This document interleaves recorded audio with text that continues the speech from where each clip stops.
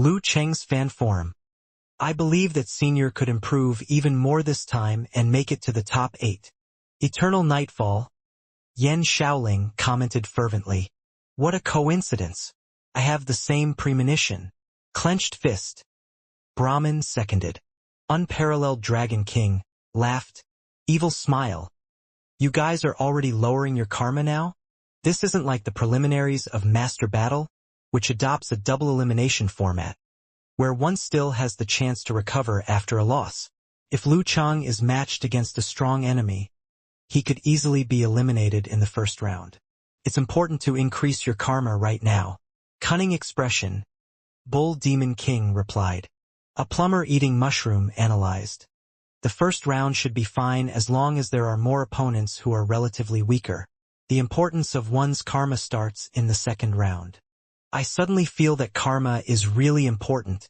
All the good names are taken by dogs replied. I'm wrong. I'll admit to it. Yan Shaoling had never paid attention to how others looked at her as she quickly changed the topic. Let's discuss Senior's future nickname. He's been saying that his path in martial arts is based on the Cosmic Universe style. How does Cosmic King sound? No, it sounds like some useless king in history. Then let's call him Star King. The king of all stars. That sounds awesome. What? It king? Listening emoji. Okamoto's fan asked, noting the similarities of the words in Chinese. Road to the arena followed. What? Soul of Cinder?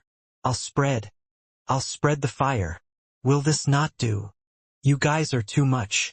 Every word has a bunch of other words that sound the same. Don't get caught up in those details. That can't be avoided. Just like Dragon King could be easily mistaken for Deaf King. Yan Shaoling said angrily. When she commented, the forum instantly went silent. For a whole minute, no one posted a reply. This made Yan Shaoling nervous and uneasy. Where are you guys? She couldn't help but ask.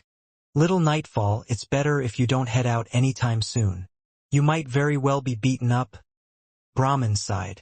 Yan Shaoling replied. Covered face emoji delete. Delete. Can I just delete? May 11th, Hushi City, on the night when the second round of matchups is determined. Lu Cheng sat with his legs crossed on his bed looking at the television in the guest room, while also chatting casually over QQ. He was matched against Go One from Xuanwu School, who had made the great leap in the same year as him in the first round. Many considered this a good draw for Lu Cheng. This didn't mean that Go One was weak. As the leader of the younger generation of Xuanwu School, she didn't just practice unique techniques of the Water Sect or the Xuanwu Divine Sword, because she was from the Miao tribe which had a talent for black magic. She practiced the incomplete chapters from Plague Sect that the Xuanwu School had kept.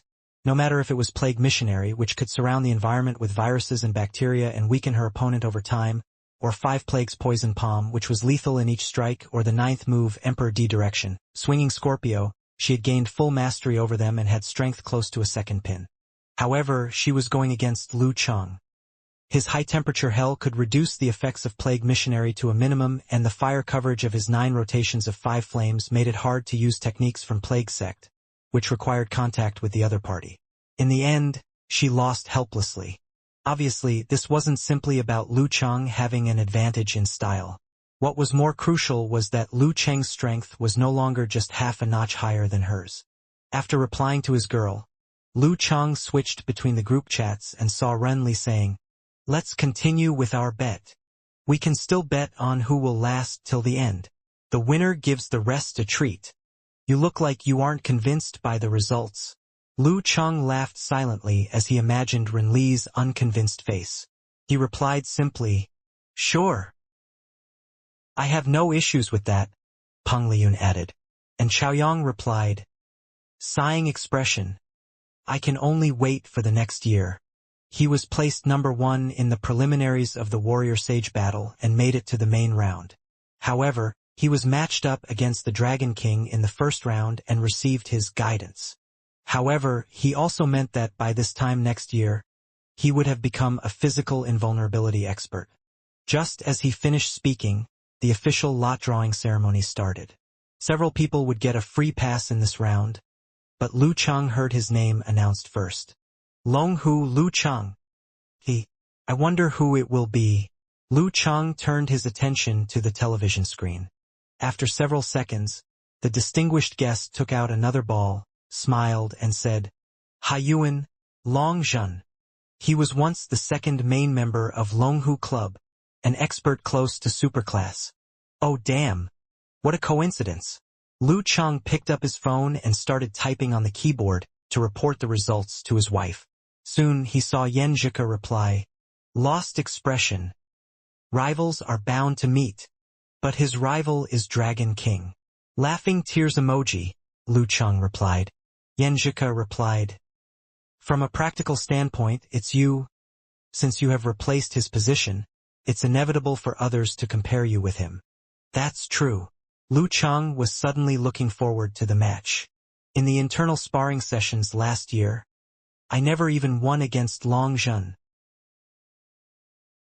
In the hotel where Haiyuan Club was staying, Long Zhen, who was over 2 meters with thick muscles, was sitting on the sofa.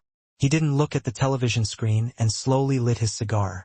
The witch, Qian Hui, was sitting beside him while Cheetah, Li Yuanqi, had his hands behind his back as he paced back and forth. Empty Nest Greybeard, Wu Molian, was casually smoking his cigar and disturbing his old friends from time to time with a call. When the first match was announced, Qian Hui, Li Yuanqi, and the others shifted their eyes to Long Zhen. However, they found that the bald, fierce-looking man looked perfectly calm as he enjoyed his cigar. They commented, What a small world. He looked around him, leaned backwards, and said, If I were to fight him around this time next year, I really can't promise you that I would win. He took another puff of the cigar before blowing out the smoke. But as for right now, ha ha ha. Yeah, you're the guy challenging the Dragon King. How could you be stopped by Lu Chang? Wu Molian laughed loudly, as though he wasn't afraid of making it seem like a smaller incident than it was. Long Zhenchang didn't speak further, just smiled while continuing to enjoy his cigar. There were several matches between strong experts subsequently. However, due to contestants being separated, there weren't any classic matchups in the meantime. When the ceremony ended, there were several contestants who got a free pass and advanced directly to round 32. Among them included Ren Li and the sect master of Shangqing sect.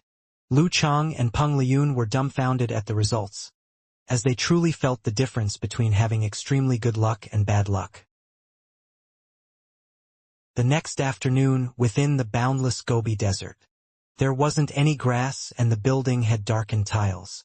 Surrounding it were stone pillars that had clearly undergone weathering.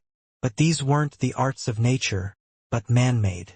This was none other than the venue and audience seating for the warrior sage battle.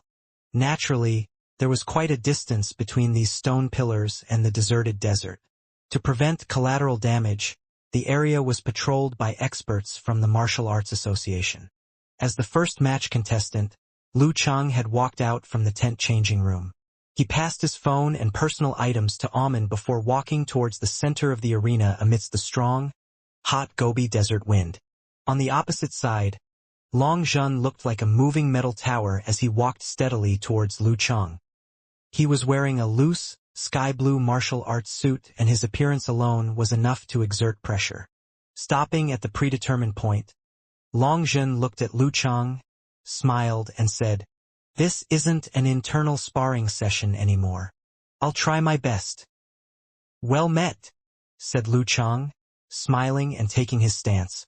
I'm looking forward to this fight because it isn't an everyday, internal sparring session. Amidst the gales and fluttering sand, the referee raised right hand and drew a breath. Conversation time begins. Ironically, Long Zhen stopped talking. He lowered his waist into a horse stance. Light gathered in his eyes, glimmering like gold as he gazed at Lu Chang. The temperature of the surrounding air rose.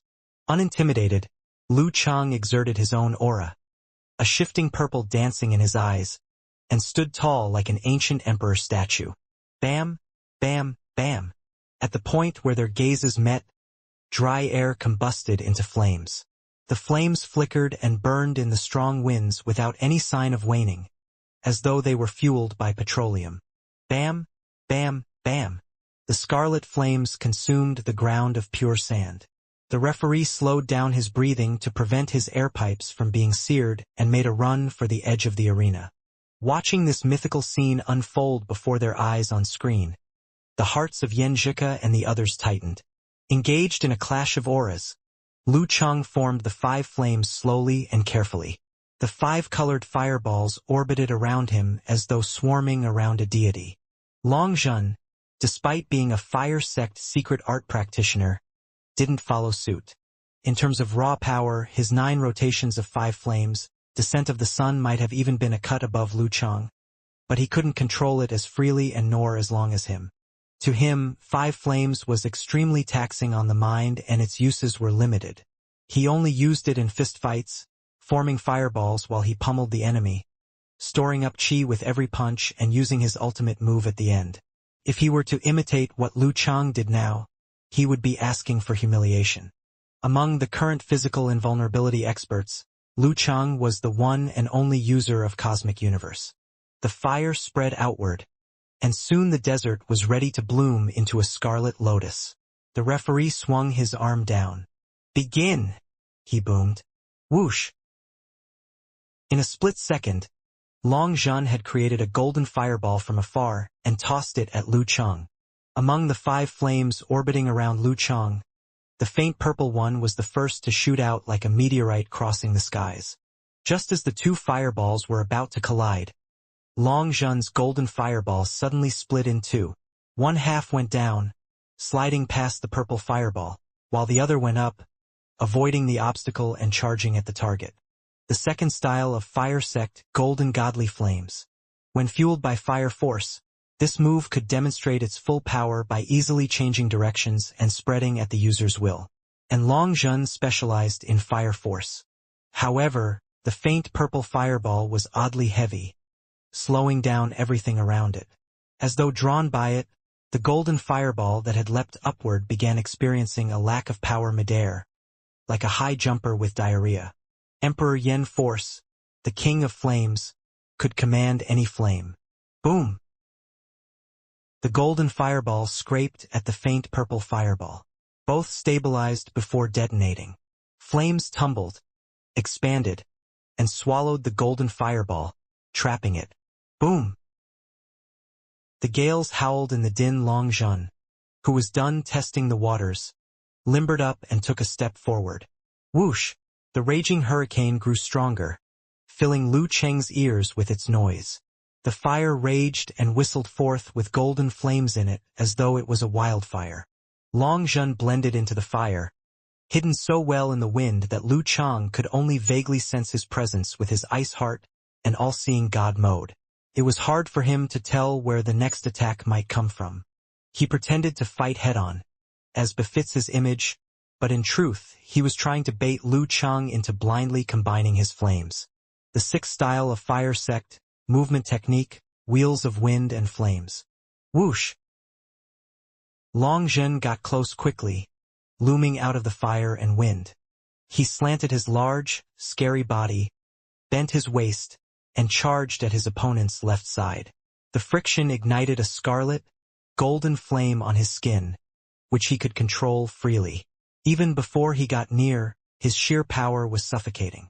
As though he had long predicted and sensed the danger, Lu Cheng half-turned at his waist, raised his left arm, and swung a hammer fist downward.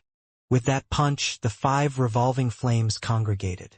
Some of the experienced audience members who watched the battle live had already shut their eyes to avoid the dazzling radiance from when the great sun would descend. Long Zhen's temples suddenly bulged. The speed of his ram increased abruptly, dragging out a faint afterimage as he neared Lu Cheng's body before his hammer fist slammed down. Simplified version of attainment formula. As a physical invulnerability expert working for the military, he had been accumulating merits in exchange for the 9 words formula ever since its collection had been completed. And since the Haiyuan mastermind had wanted to get back at Longhu Club, he had kept the matter hushed. In his recent arena battles, Long Zhen had held back the temptation to use the move so that he could surprise Dragon King during the Battle of Warrior Sage, who knew he would run into Lu Cheng first. Though he didn't say it, and though he felt like he shouldn't mind it, he was conscious of the fact that Lu Chang had taken his previous position. When they fought, there were bound to be troublemakers who compared them. He already knew what people would say if he lost or scored a Pyrrhic victory. His pride couldn't allow that. Not only did he have to win, he had to make it look easy and suave. With that mindset, he planned to use one of the aces he had reserved for the Dragon King, baiting him into congregating the 5 flames, then rushing in before it completed with the second wind from a simplified attainment formula. The instant when his opponent's fist had yet to touch him and the great sun had yet to descend gave him the opportunity to breach his defense and land a decisive blow. Plus, since the 5 flames were on the verge of congregating, Lu Chang couldn't split his attention elsewhere to detonate his fire force, change directions irregularly, use his ice spirit force, defend and counter-freeze, or even to dodge or evade. When the charge was complete, the 5 flames would lose stability and explode. At that point he would grab hold of his opponent, bend down, and use him as a shield to block off most of the damage while inflicting additional damage. From there, he would stretch out his limbs with a burst of Dan Qi and finish off his opponent while he was hurt, securing a speedy victory. Only someone who was powerful enough and had a solid grasp on 9 rotations of 5 flames could have come up with a plan like that, a plan that required seizing such a fleeting opportunity. Unfortunately, Long Zhen was one of them. One's greatest strength is often their greatest weakness. Lu Chang felt everything slow down around him. The 5 flames were about to congregate into the great sun, and Long Zhen, in slow motion, was about to reach him, undodgeable and unblockable. The inevitable ending was edging closer. In that split second, he decisively relinquished his control over the 5 flames, swinging his barred right arm in the reverse direction like a giant lance. His fingers spread apart and pressed onto Long Zhen's shoulders. The overwhelming force came crashing in. Like a robot with the finest precision, Lu Chang saw every nook and cranny of his body with his mind, immaculately wriggling his muscles, fascia, and organs. With a push of his palm, he flew backward, mitigating most of Long Zhen's godly, terrible innate strength. Bam! Like a struck baseball, he flew at the speed of both of them combined, fast enough to make his enemy miss his grab. Bwah! Midair, he spat out a mouthful of blood. The bone in his right arm had cracked. Even if he mitigated the impact, he couldn't nullify all of the damage. Rumble! The 5 flames lost control earlier than expected, shooting out in a palette of colors and rising mushroom clouds.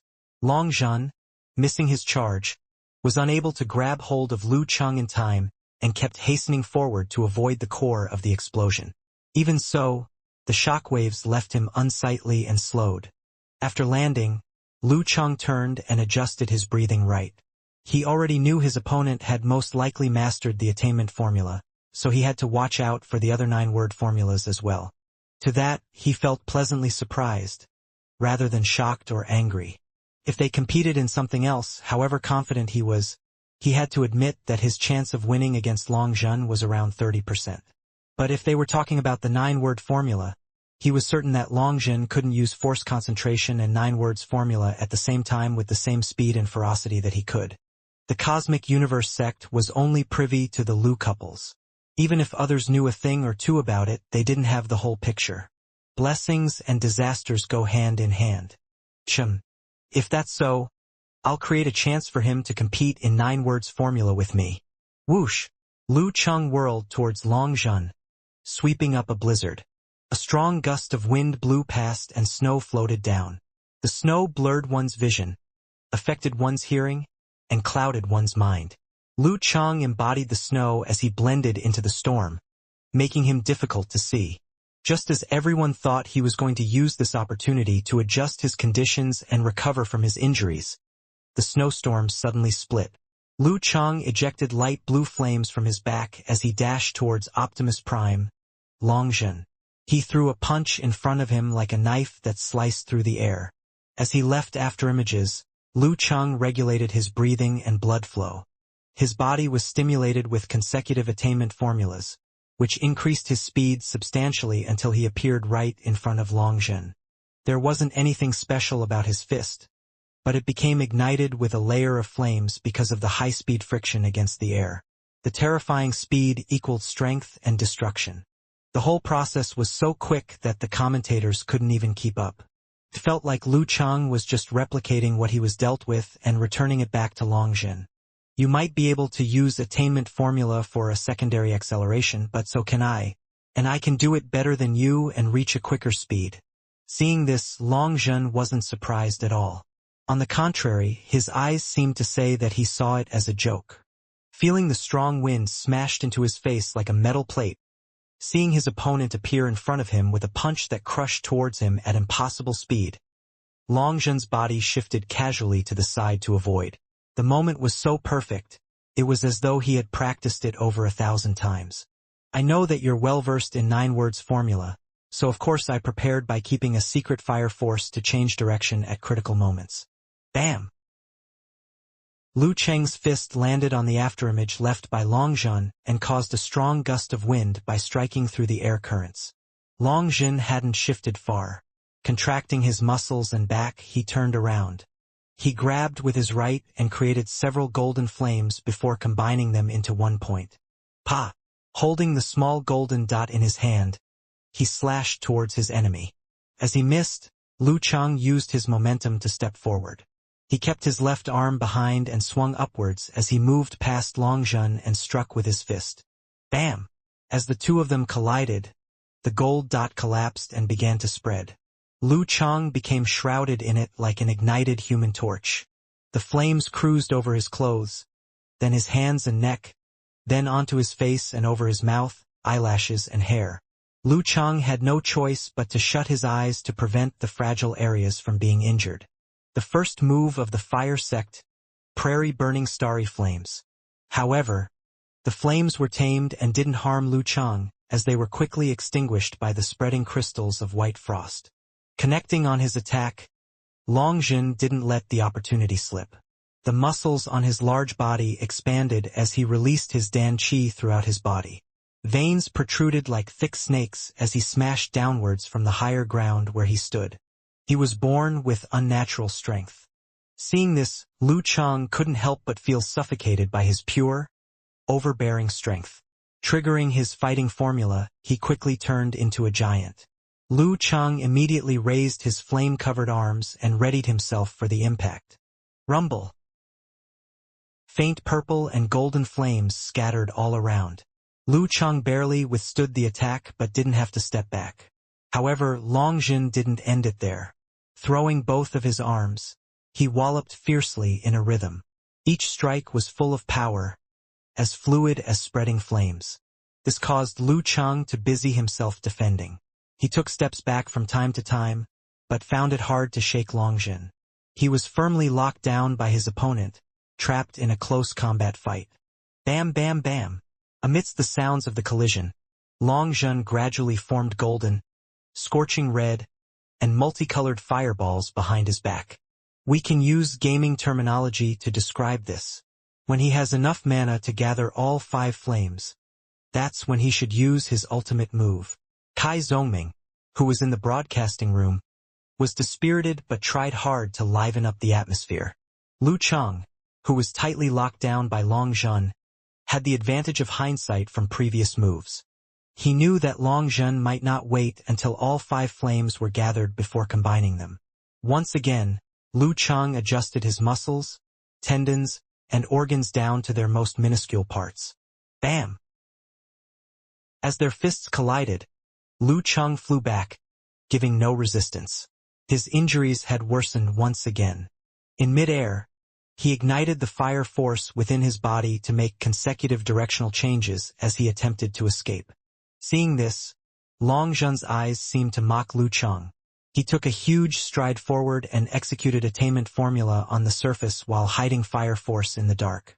He wasn't just faster than Lu Chang, but was also capable of sharper turns, without giving any signs beforehand.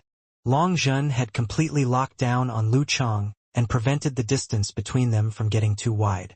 In this aspect, Emperor Yen wasn't better than Fire Force. When he finally caught him, that would be the moment to combine 5 flames into one and summon the Great Sun. Lu Chang lowered his center of gravity and stopped. He seemed to have made his preparations while escaping, or perhaps he prepared this move in a hurry. Lu Chang lifted his right arm and clenched it weakly. Star-studded darkness appeared within it. Tilting northwestern skies, sinking southeastern earth. This killer move, derived from his understanding of the restriction sect chapter, was just like Lu Yongyuan's final strike, eternal silence. It mostly affected one's senses. Long Zhen's vision was instantly shrouded in darkness. All he could see was a fair, white palm striking towards him as space collapsed and everything was destroyed. The 5 flames, which were maintained using one's mental strength, were clearly shaking and on the verge of losing control. Long Zhen had seen the Clear Jade Chapter 2 and formed his own understanding. However, he was in the middle of executing 9 rotations of 5 flames and wasn't willing to throw it aside while he adjusted. It seemed like all he could do was fire out the fireballs. With his enemy's mental disruption in place, there was a high chance that the path might be erroneous and wouldn't land on his enemy. In the past, Long Zhang would have ignited the 5 flames while there was still some distance between them, which would allow him to block the enemy's attack. That way, though he would suffer damages too, he would have the opportunity to consolidate himself again. However, he now had a better option. It was none other than the complete 9 words formula, which was capable of weakening his opponent, increasing his own physical strength, strengthening his mental strength, and breaking him free from restraints. When the thought flashed in his mind, Long Zhen quickly traced the seals of the 9 words formula and combined them into one in his mind. His hands made the complicated seals as he prepared to shout the ancient words. Once he saw Long Zhen started forming hand seals, Lu Chang retracted his breathing and blood flow, stopped his technique, and allowed his mind and force to gather in his lower abdomen. Within the miniature universe, stars moved rapidly as they traced out ancient word after ancient word.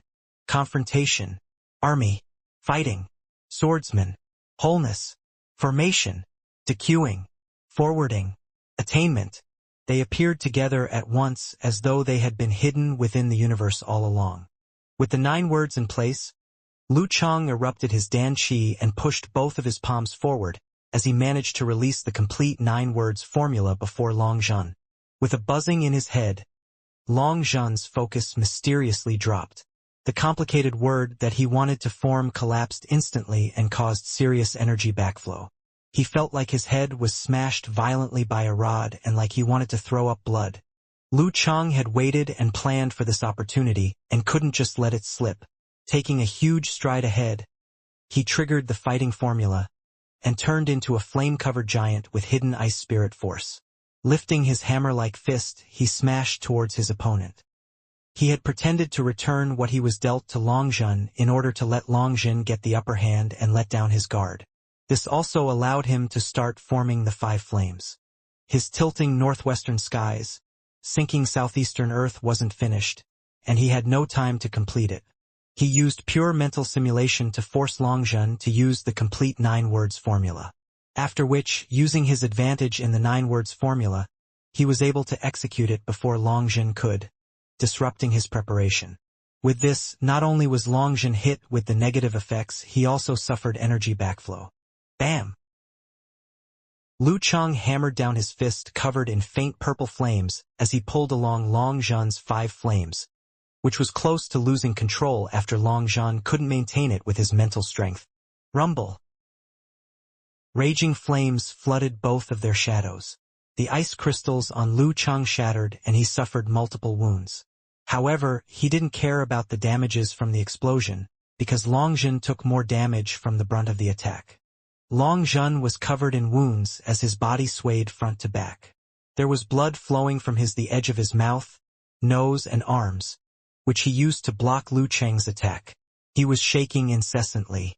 Lu Chang moved his left leg and pressed forward once again. Taking advantage of the time his opponent used to recover from the explosion, Lu Chang adjusted his body and mind. After which, he lifted his right palm with his miniature universe in his palm and executed the real tilting northwestern skies, sinking southeastern earth. Everything was instantly shrouded by darkness. Seeing that he couldn't avoid, Long Zhen triggered fighting formula and turned into a giant that went beyond the limits of human. After which, he threw his fist upwards. Bam! Amidst the horrifying commotion, turbulent air currents raged and blinded everyone's vision. Long Zhun, who wasn't in a good state, felt like his opponent's punch was capable of completely crushing him. Feeling a heavy blow, his bones cracked and he was forcefully shortened by over a meter. After the previous explosion, the area was filled with holes. The sand was loose. Long Zhun had sunk in deeply and his body was half covered in sand. His breathing and blood flow raged as he spat out a red liquid that ignited on its own. He wanted to break free and escape, but suddenly felt powerless. Pa! Lu Cheng turned around and threw a kick. He tensed his left leg and elegantly stopped beside Long Zhun's temples. The fight between the two of them hadn't even lasted a minute. The referee was silent for 2 seconds before raising his right hand and announcing, "Lu Cheng wins." "Shit! What just happened?" blurted Kai Zhongming on his stream, unable to conceal his astonishment. Right as he had been worried about whether Lu Cheng's counterattack would prove effective and whether or not he could break free from Long Zhun's suppression to regain his footing, Lu Cheng had ended the battle with 2 punches and a kick. Did I miss something? Was I watching a highlight reel instead of the live stream? A highlight reel where someone clipped the video from when Lu Cheng used tilting northwestern skies, sinking southeastern Earth to the end of the fight? This defies science and martial arts. After a moment of silence, many comments floated past, most expressing incomprehension. I'm questioning whether or not I just watched a staged match. Maybe Lu Cheng used a time-stopping ability to buy time, which helped complete the turnaround. Maybe Long Zhun zoned out there. Happens to me, too. This won't do, I have to catch a break. That was too damn amazing and too damn exciting. It didn't take Kai Zhongming long to collect his thoughts. With a faint smile, he said, "Anyways, Lu Cheng has taken the victory. As his former roommate/teammate, I won't make any further comments to preserve my neutrality." Comments floated by as he spoke. "Geez. Looks like I underestimated you. To think you could resist the temptation to praise Lu Cheng. Not gonna get carried away? No unrestrained celebration. This isn't your style." Before the audience had finished commenting, Kai Zhongming laughed softly. "I'll now hand it over to my partner. Let's welcome my partner, Talker Xiaoming." He coughed and lowered his voice. "Greetings everyone. I am Talker Xiaoming. For a battle at a physical invulnerability level, seldom has there ever been such a speedy victory between opponents of similar strength, much less the weaker one making quick work of the strong. And today, Lu Cheng changed that." Ellipses covered the screen, as the audience was rendered speechless. After some time, they began commenting again. "These city slickers are too sly. I want to go back to the countryside. You can do that? Host. I love your shamelessness. Are you going to solo the duet?" As people who believed themselves to be well-versed in martial arts and blessed with extraordinary eyes debated the key to Lu Cheng's victory, Ning Zidong stood at the entrance of the tent waiting for her match to start. She sighed. After being caught off guard and falling into a passive position, he figured out Long Zhun's trick almost instantly, laying a trap and leading him by the nose. All things considered, this brat is something else when it comes to battle talents and winging it. In a match, he uses his abilities to 120%. Out of habit, Lu Yen played the devil's advocate. It was mainly due to Long Zhun's erroneous mentality. He thought he could take down Lu Cheng in one fell swoop. Even the warrior sage himself wouldn't think that if he was in his place. When he had finished, he added a line internally. But it's no easy feat to seize the opportunity and pull a reversal on Long Zhun. Lu Cheng's getting even more skilled with his kung fu. Ning Zidong nodded gently, then chuckled. Long Zhun got played hard this time. "Any thoughts?" she said as she turned to Chun Chi-Tao, who stood with arms akimbo. Impassively, Chun Chi-Tao said, "Bad mentality. Low IQ." If Long Zhun heard that, he would faint from rage. Ning Zidong nearly let out a laugh. When it comes to commenting on foes, Dragon King always had quite a vicious tongue. But he would never elaborate too much since that might affect his dignified image. Then again, his latter comment did make a lot of sense. Did it not occur to Long Zhen where the 9 words formula came from, and who brought all the words back? Shouldn't he have been more wary and suspicious when Lu Cheng was completely passive and backing off at every turn? Just who gave him the courage to challenge Lu Cheng in 9 words formula? Did he not consider the possibility of being countered? Then again, a bad mentality indeed leads to erroneous judgment, especially if one is too focused on winning and overlooks details. Despite the Dragon King's extreme competitiveness, which sometimes causes him to forget his manners, he never lets his emotions get the better of him and cloud his judgment on the battlefield. The fiercer the flames, the calmer his heart. The one in question, Long Zhen, was standing in the desert giddily, though half of his body was still in the sand, but it didn't even cross his mind to vault out of it. In his ears, the announcement Lu Cheng wins resounded. His mind was blank and full of icy snowflakes. I lost to Lu Cheng? And I lost so easily and weakly? How is that possible? How did this happen? Actually, he was well aware of the cause of his loss. However, he couldn't fathom how he had made such a mistake. He didn't want to think about the imminent derision from the public. That was when he saw Lu Cheng withdrawing his leg and straightening up. You were too rash, said Lu Cheng calmly. Too rash. As Long Zhen chewed on these words, Lu Cheng turned and walked to the edge of the arena, his right hand swollen and throbbing. Right when the match commenced, the bones in his right hand had been cracked thanks to Long Zhen's surprise. Though he had tended to it, he couldn't completely prevent the injuries from deteriorating given the intensity of the match. Worse still, he had forcefully used tilting northwestern skies, sinking southeastern earth near the end of the match by enduring the pain and ignoring everything. Luckily, an injury of this level would only take him 2 or 3 days to recover from. It wouldn't affect the 3rd round, which would thin the 32 contestants to 16. On the other side of the tent, Empty Nest Greybeard, Wu Malian peered into the distance with his hands crossed. He shook his head and sighed. Long Zhen setting his eyes on Dragon King or Warrior Sage is ambitious, but his eyes were so full of them that he underestimated the other mighty ones and gave them an opening. From this day onward, the public will agree Lu Cheng replacing Long Zhen was a fortuitous event for the Longhu Club. It hasn't even been that long, and he has already taken his first win. Plus, Lu Cheng has only recently advanced, and much of his potential has not yet been converted into strength. On the other hand, Long Zhen has been renowned for years and has pretty much realized his potential.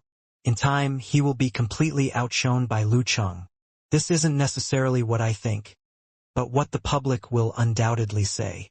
This loss could make or break Long Zhen's future, depending on whether or not he can recover from this trauma and adjust his mentality. At first pin, one's state of mind directly affects their potential. If he succeeds, he will preserve his hope of catching up to the Dragon King and Warrior Sage. If not, he will be stuck where he's at, choked at the bottleneck, and it will cost him a lot more to make the breakthrough. Cheetah, Li Yuanqi and the witch, Qian Hui listened silently. The ambience in the tent was oddly tense. After a long while, Qian Hui said, half questioningly and half to herself, Elder Wu seems to know very well. With his back facing her, Wu Malian tensed, a bitter smile spreading across his face. Ha ha ha, not sure how we won, but no complaints. Bellows with hands on waist, wrote Yan Shaoling in the Lu Cheng fan forum. Unparalleled Dragon King replied with a wiping sweat emoji. Ever since Long Zhen became first pin, no one has ever made such quick work of him, not even Dragon King or Warrior Sage. Is Lu Cheng on steroids today? My idol can do miracles. Rolling around, wrote Brahmin. Amidst the commotion, Yan Shaoling expressed her joy unreservedly as she posted links to Weibo headlines and internet news. An upset or a sign? Is Lu Cheng's speedy victory against Long Zhen the greatest upset in the Battle of Warrior Sage, or a sign that he has what it takes to make it to the top 8? The wolf is coming. The heavenly son of China that has created miracles at every stage is coming. Top 8 or top 4? Long Zhen's departure from Long, who might have been his only option. If he had stayed any longer, his position as the second powerhouse would have soon been taken over by Lu Cheng. Right as Lu Cheng finished bandaging his right arm and informing his girl of the good news, he saw a text from Amen. Mr. Lu, post-match interview. The screen locked as Lu Cheng strode out of the tent. He saw a lady with slanted eyes. Hello. What are your thoughts on your speedy victory against Long Zhan? Blurted the reporter, who had been waiting for some time. Lu Cheng considered his words. I won mainly because of his erroneous mentality. Plus, I happened to be familiar with his new move, and I was able to seize the fleeting opportunity. New move? Is it the 9 words formula? The reporter had done her homework. Yes, said Lu Cheng curtly. The reporter paused for a second, then beamed. May I know what your goals are for this battle of warrior sage? She asked. Lu Cheng chuckled. I know you guys too well.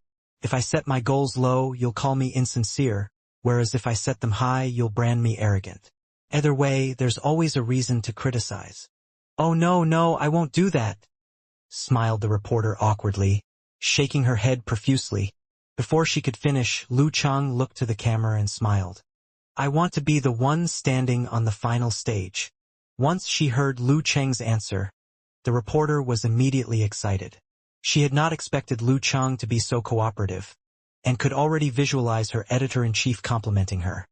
How sensational her interview would be, and her new salary and promotion. In just a few seconds, she had already planned her opening speech for when she became editor-in-chief.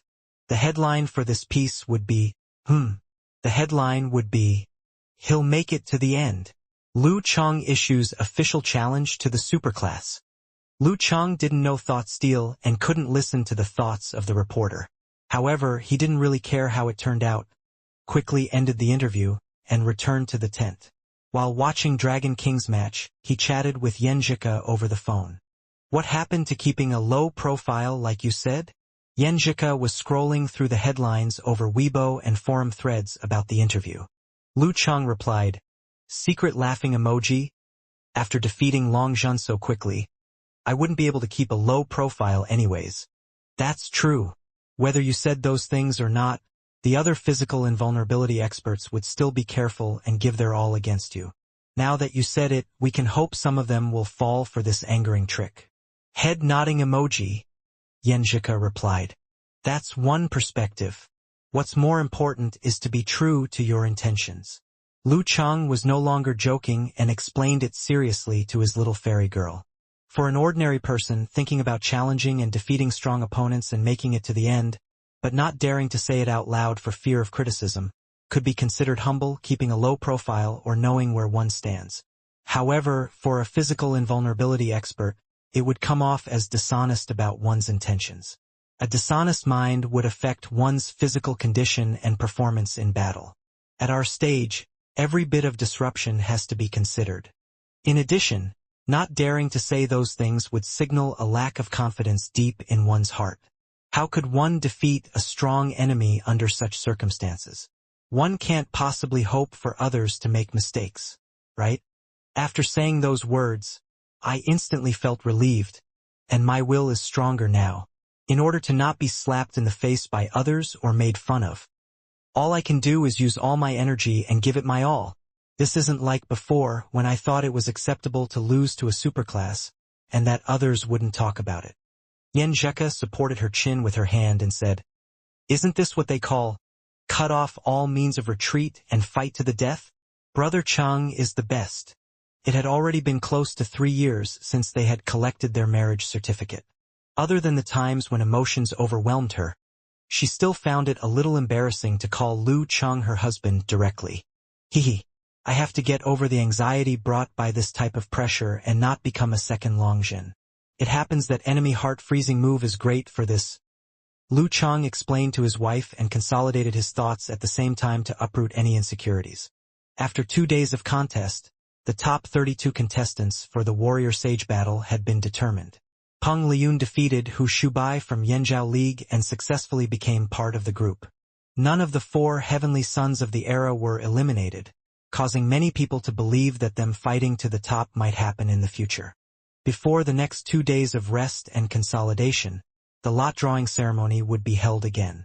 Contrary to how casual the previous round was, the organizing committee invited all 32 contestants to a small banquet hall for this ceremony. After some lively and awesome performances, the reigning warrior sage, Qian Donglu, went on stage. Cooperating with the host, he drew out the lineup for the first match.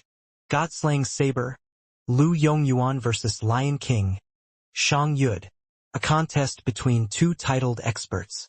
From the beginning of the rounds for the remaining 32, every match will be intense, said a board and Xiaoyang in the group chat, as he could only watch the live broadcast from his hotel room.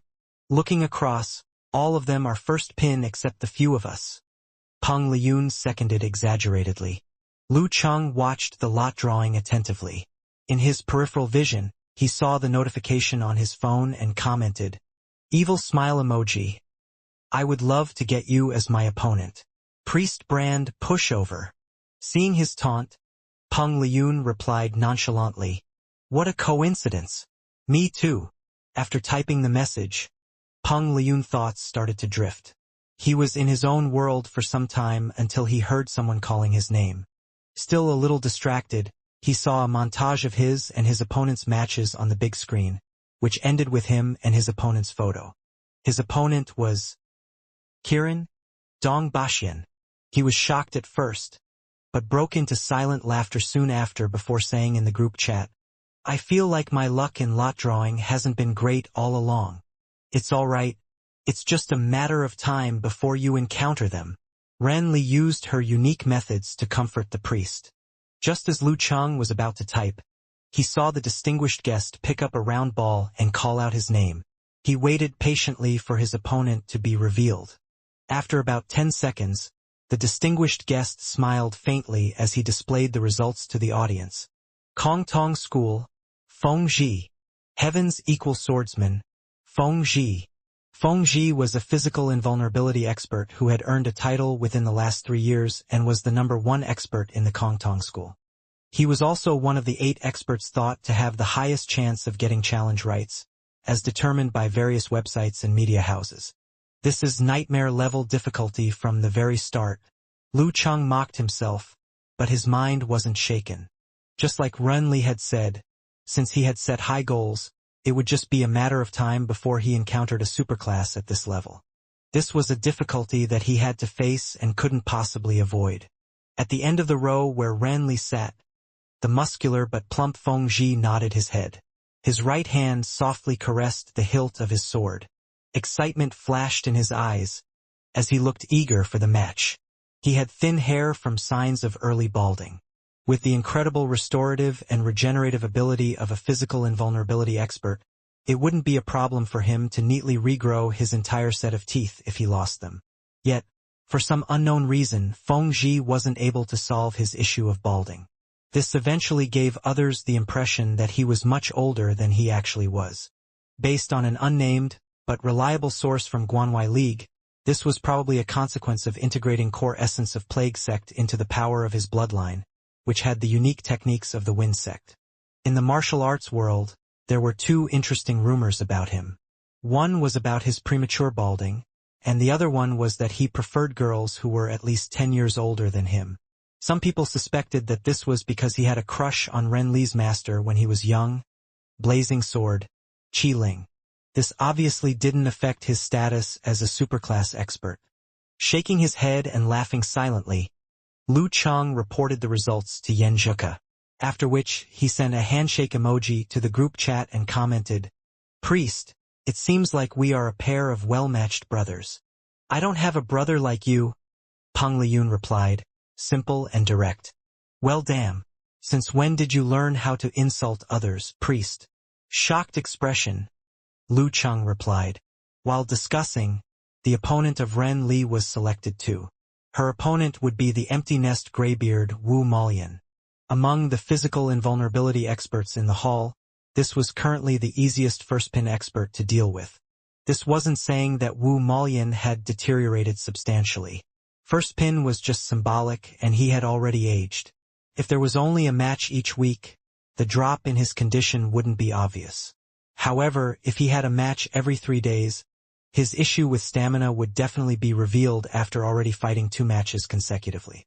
No matter how famous one was, time did not spare anyone. Obviously, experts in the restricted regions could maintain their level until the day they died. Renly, you actually have the supernatural ability of luck, right? Dazed emoji. Peng Liyun seconded Lu Cheng. I felt that way for a long time. I will prove myself. Renly had always been overly confident with her martial arts level and ability to recognize the right path. Following which, she paused for a few seconds before reminding, Marshal Senior Feng is really strong. He's good in everything that I'm not. Then she felt that she was making Feng Ji look too strong while belittling herself and quickly added, but he might not be as good as me in some things. Although her reminder wasn't exactly helpful, Chihuahua was still being a great friend. Lu Cheng smiled and thanked her as the lot-drawing ceremony approached its end. For the last match, the new distinguished guest drew out Dragon King, Chun Chi-Tao. The host giggled and said, there's only one contestant left, leaving no uncertainty as to who is Dragon King's opponent. Not breaking the process, he put his hand into the box and searched excitedly for the ball. After searching a few times, his face turned pale. Why isn't there any ball left?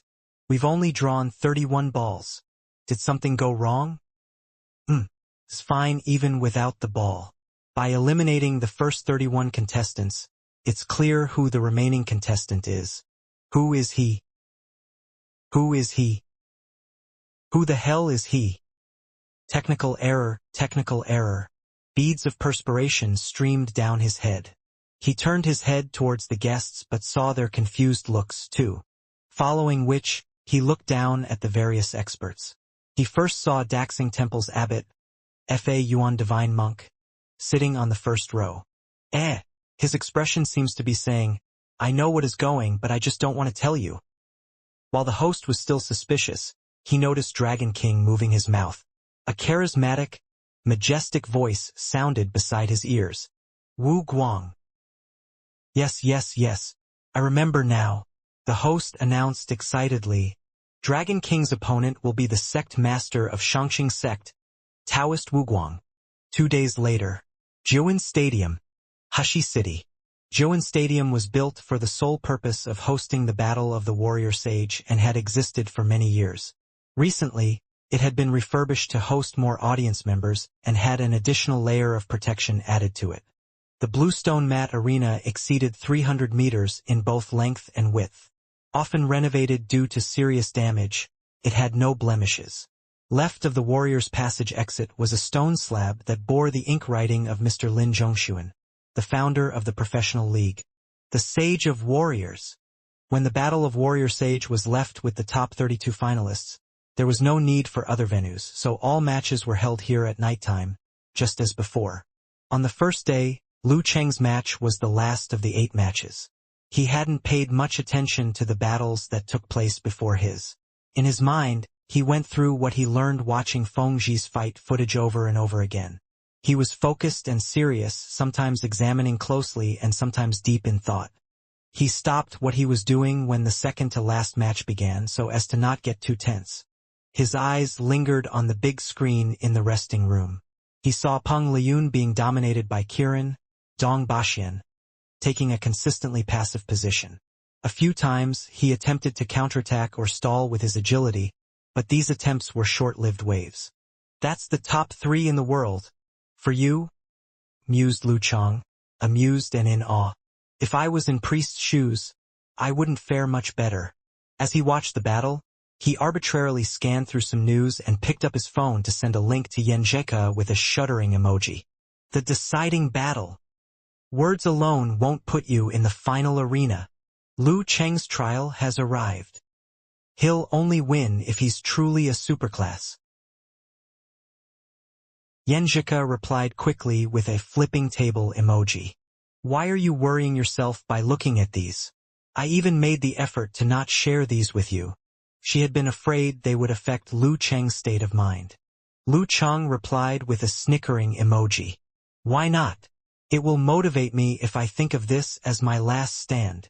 If you say so, Stunned dog emoji, she wrote. She thought about the combining of heart and will into one and roughly understood his rationale, so she left it at that. She then said, "You shouldn't just think of this as your last stand. You need to look down on him tactically, hold him in contempt, and tell yourself you're going to win for sure. Other than having hair, I can't think of anything I can do better than him," jested Lu Cheng.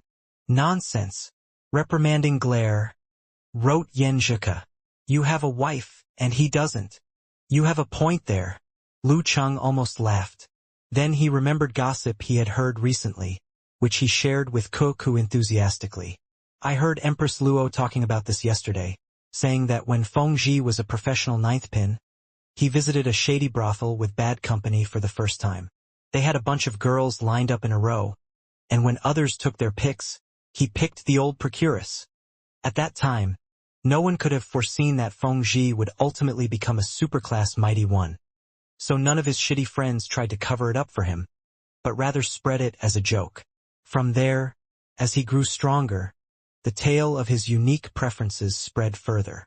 It's hard to tell just by looking at him. You really can't judge a book by its cover." Sweating emoji, wrote Yen Zhika. Feng Zhi looked like an honest, down-to-earth guy with an innocent air, and his early balding made him look like one of those old farmers on MT Kong Tong. As they chatted idly, the match between Peng Liyun and Dong Baxian was coming to an end. The former had managed to impress the audience by struggling back from the edge of defeat time and time again. But in the end, he couldn't make the miracle happen. "Poor priest," thought Lu Cheng. Then, to Yen Zhika, he said, "I'll go get ready with some final preparations." "Do your best," she replied at once. Then, chewing her lips, she added, "If you win this fight, I will listen to, everything you say for one day." When Lu Cheng imagined his girl's expression as she typed those words, the corner of his mouth curved into a smile. Half-jokingly, he replied, "If I end up losing, it's definitely because I couldn't calm down after looking at your message." "So it's my fault now?" she replied, amused and peevish. The couple didn't continue their conversation. Lu Cheng laid down his phone and shut his eyes. His mind formed into an ice heart duly reflected the condition of his body. In one of the resting rooms at the other end, Feng Zhi was standing before mirror rubbing hair gel onto his scarce hair, arranging it into the appropriate style. His eyes were focused and his countenance solemn, like how a swordsman of olden times would pray, go vegan, bathe, and change into a new set of clothes before going into a duel. True to the sword, respectful to the enemy. When all that was done, Feng Zhi brushed the dust off of his white martial arts suit. Straightening up, he slowly walked towards the table where the heaven's equal sword laid. His right hand reached out to grab the hilt of the sword. He solemnly lifted it up and a gentle breeze immediately surrounded him. He turned, gazed at the door, and walked towards it. 15 minutes later, the curtains were lifted for the 8th match of the top 32. At one end of the well-lit road, Lu Cheng, clad in navy blue, and Feng Zhi, donning a white robe, appeared simultaneously. They each converged their auras, their eye contact peaceful as they walked on the recently repaired bluestone venue. They came to their designated spots at the referee's two ends. Without delay, the conversation time commenced. Feng Zhi raised his left hand, hilt in hand, and bowed. His movements were flawless, as though the match was sacred to him. He said nothing as Lu Cheng returned the bow, standing dully as though he lacked eloquence. But Lu Cheng knew Feng Zhi was quirky and conversational in public. He did not speak only because it was an insult to the sword. Any sort of psychological warfare or trash talk was disrespectful to the sword. Neither did Lu Cheng have any plans to provoke his enemy with the dirt he had on him. Who knows, maybe Feng Zhi was even proud of it. Therefore Lu Cheng kept his silence, hiding his aura as he formed the 5 colored flames which orbited around him. 3 minutes passed. The referee, who had retreated to the edge of the arena, raised his right hand and swung it down. Begin! Xing! The tinkle of the metal rang in the air as Feng Zhi drew his sword, a long sword reminiscent of autumn. He slashed forward twice, as though drawing a cross on an imaginary sheet. Swish, swish. The blade, thin as a cicada's wing, tore through the air and drew two brilliant blue crescents. Lu Cheng didn't avoid. The golden fireball behind him swirled and blasted forward. The crescent-like sword light approached, cutting the fireball into 4 equal pieces like a real weapon, passing through it without losing much momentum. That was when the golden fireball suddenly lost stability and exploded on the spot. The shock waves swallowed the sword's light, as though it was still under control.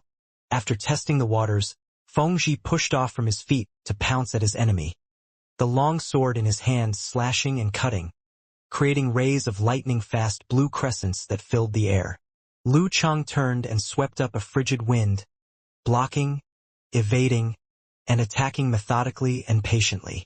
Amidst the blue crescents, there was a sudden flare, followed by a quick thrust of Feng Zhi's long sword. In its wake was a dirt-filled hurricane shaped like a dragon and a sound that lagged behind. As though he had predicted it, Lu Cheng had already swung out his arm, thrashing diagonally at the heaven's equal sword.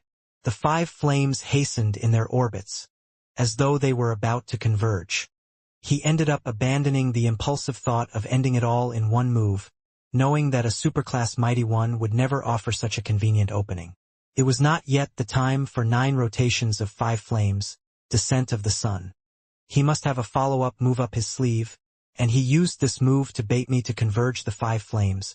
As the thought flitted across, Lu Cheng steadied himself, channeling all the ice force permeating in his body into his fist, planning to block the long sword with Lament of the Ice Queen. Right as they were about to clash, the sword light suddenly spread apart into raging gales. Feng Zhi hid himself in it, making it hard to spot him. The third style of the wind sect, Wolfia.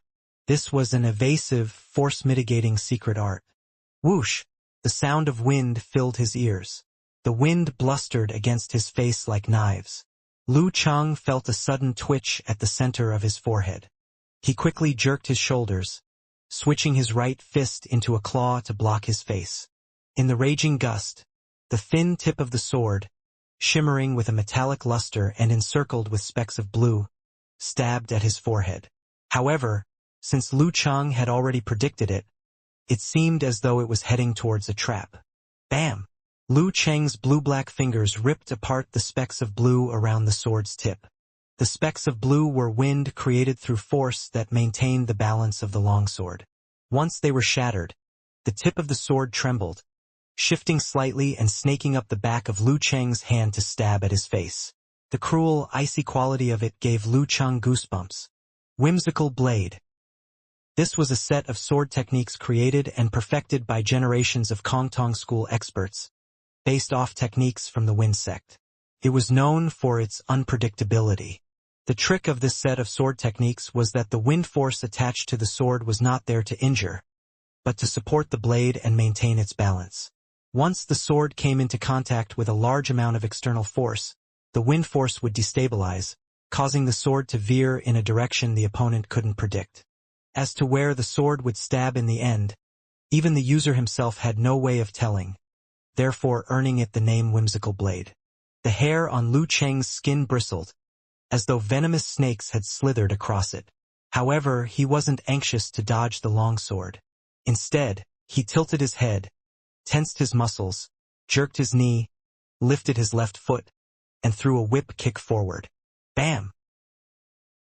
His kick landed on the scabbard of the sword that had been secretly making its way to Lu Cheng's lower abdomen. This was Feng Zhi's real killer move. On the upper body, he used Whimsical Blade to cause his opponents to panic, and at the lower body, he dealt his deadly blow with the scabbard. If the opponent had prior knowledge of his moves and made preparations in advance, he would use Whimsical Blade as the main attack instead. Of course, there's no such thing as a perfect move.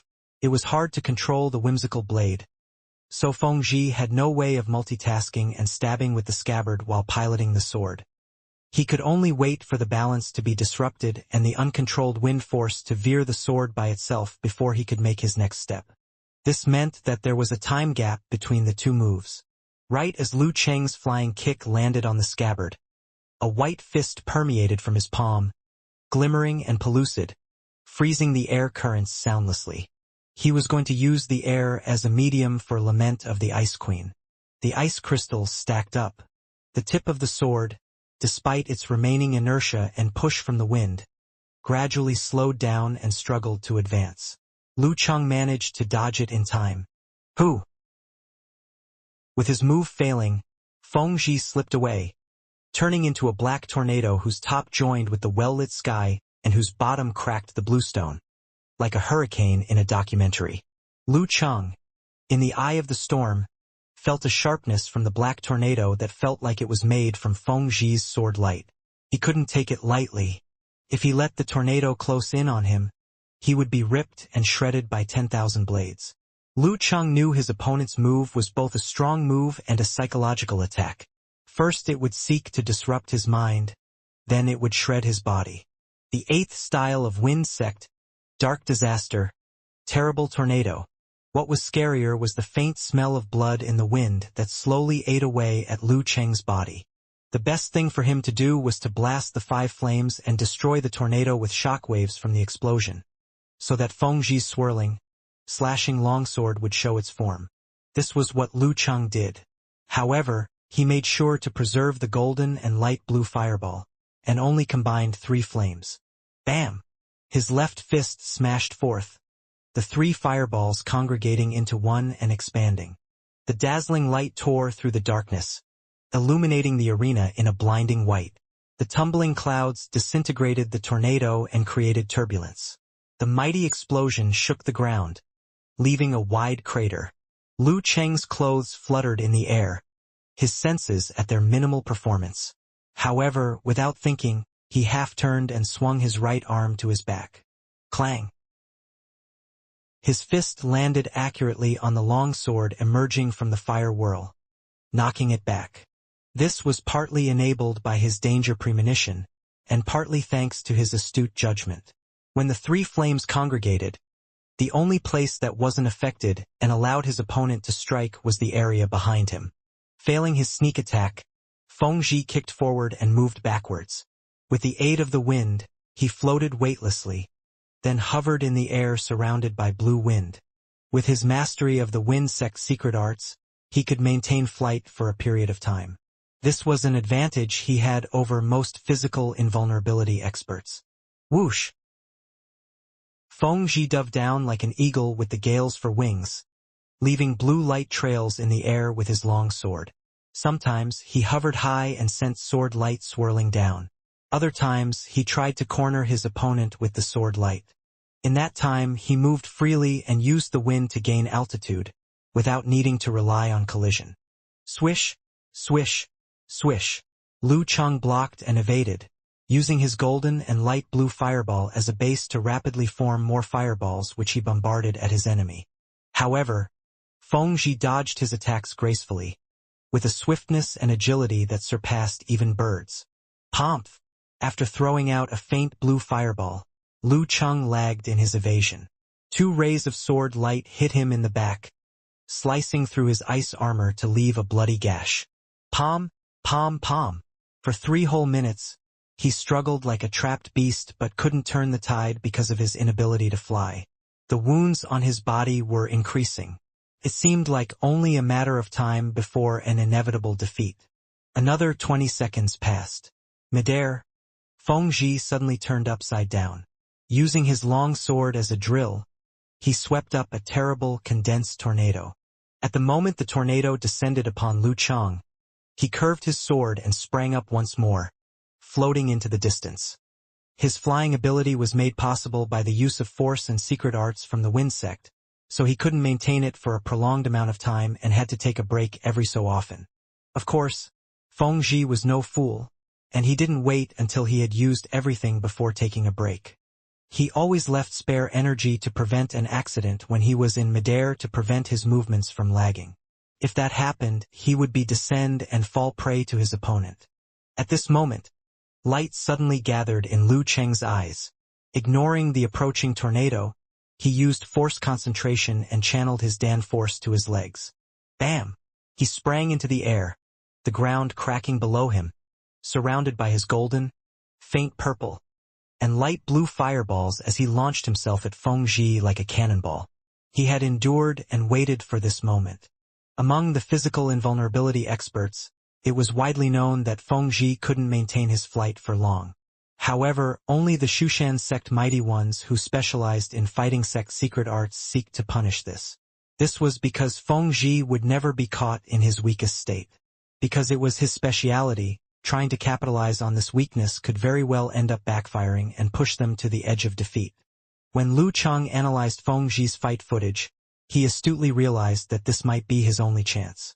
Otherwise, he had no way to fight this opponent who had a gross advantage and was in his prime. He wasn't counting on Feng Zhi to be careless or overconfident.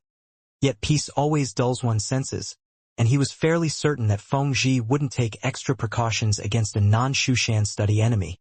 After all, no one has ever attempted it, right? This is my chance. If we're talking about a short-duration flight, I can do it too. It's do or die. Like a rocket blasting off, Lu Cheng whistled toward his opponent at great speed. Seeing this, Feng Zhi's eyes gleamed. The gales around him raged, letting him drift in the air. The sword in his hand went up, slashing at the enemy flying towards him. Bam! Detonating the Emperor Yen force within his body, Lu Cheng veered midair to avoid the blue sword light. Whoosh! Impassive, Feng Zhi kept turning and slashing. Bam! Bam! Lu Cheng veered once more, closing in further. The whistling of the wind became a howl as Feng Zhi flew up, as though he was supported by wires. The heaven's equal sword in his hand shimmered, chasing at his enemy who was at the end of his momentum and about to fall. At that moment, faint blue flames shot out of Lu Cheng's feet, incinerating his shoes and propelling him higher. Counter jet spray. Blast off. Feng Zhi's eyes gleamed. Half of the wind around him died. He whistled down. Boom! There was a sudden explosion. The golden fireball that Lu Cheng had been saving up earlier exploded and turned into raging shockwaves, wounding his back but pushing him forward at the same time. Feng Zhi's pupils shrunk, disintegrating all of the remaining blue wind as he moved horizontally and slashed out sword light. Boom! Boom! Light blue and faint purple exploded in succession, one to block the sword light and one to aid his veering. The tumbling clouds split apart as Lu Cheng emerged from them, finally getting closer to Feng Zhi. At this crucial moment, Feng Zhi's martial arts suit bloated, as though he had generated a gale from the inside of his body. In an instant, he rose even higher. Right as the audience felt sorry for Lu Cheng's futile struggle, Lu Cheng's body suddenly floated as though he was weightless. The flames below his feet burned madly, causing hot air to rise and cold air to sink. The ice spirit dark void in his body symbolized the coldness of space, a silence without matter. With a light tap of his feet, Lu Cheng sprang up and threw a left punch at Feng Zhi. This time, Feng Zhi didn't veer or maneuver. The long sword in hands gleamed and sliced down savagely. His flight had reached its limit. Lu Cheng snapped open his fist, knuckles cracking, as he grabbed at the blade and infused his ice spirit force into it. A layer of frost formed and extended towards Feng Zhi.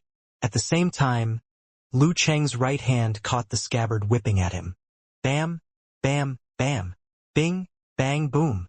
Their legs went out in kicks, whips, punts, and taps, ceaselessly colliding at the same time.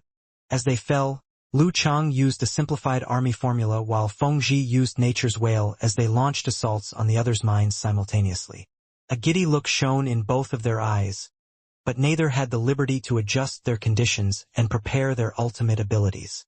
But for Lu Cheng, it was the best he could hope for. That's because the ice spirit force he was injecting into Feng Zhi was affecting his movements, nullifying the wind force within his body. On the other hand, due to the equilibrium between ice and fire, the fire force within Lu Cheng's body had been gradually building up. Bam, bam, bam.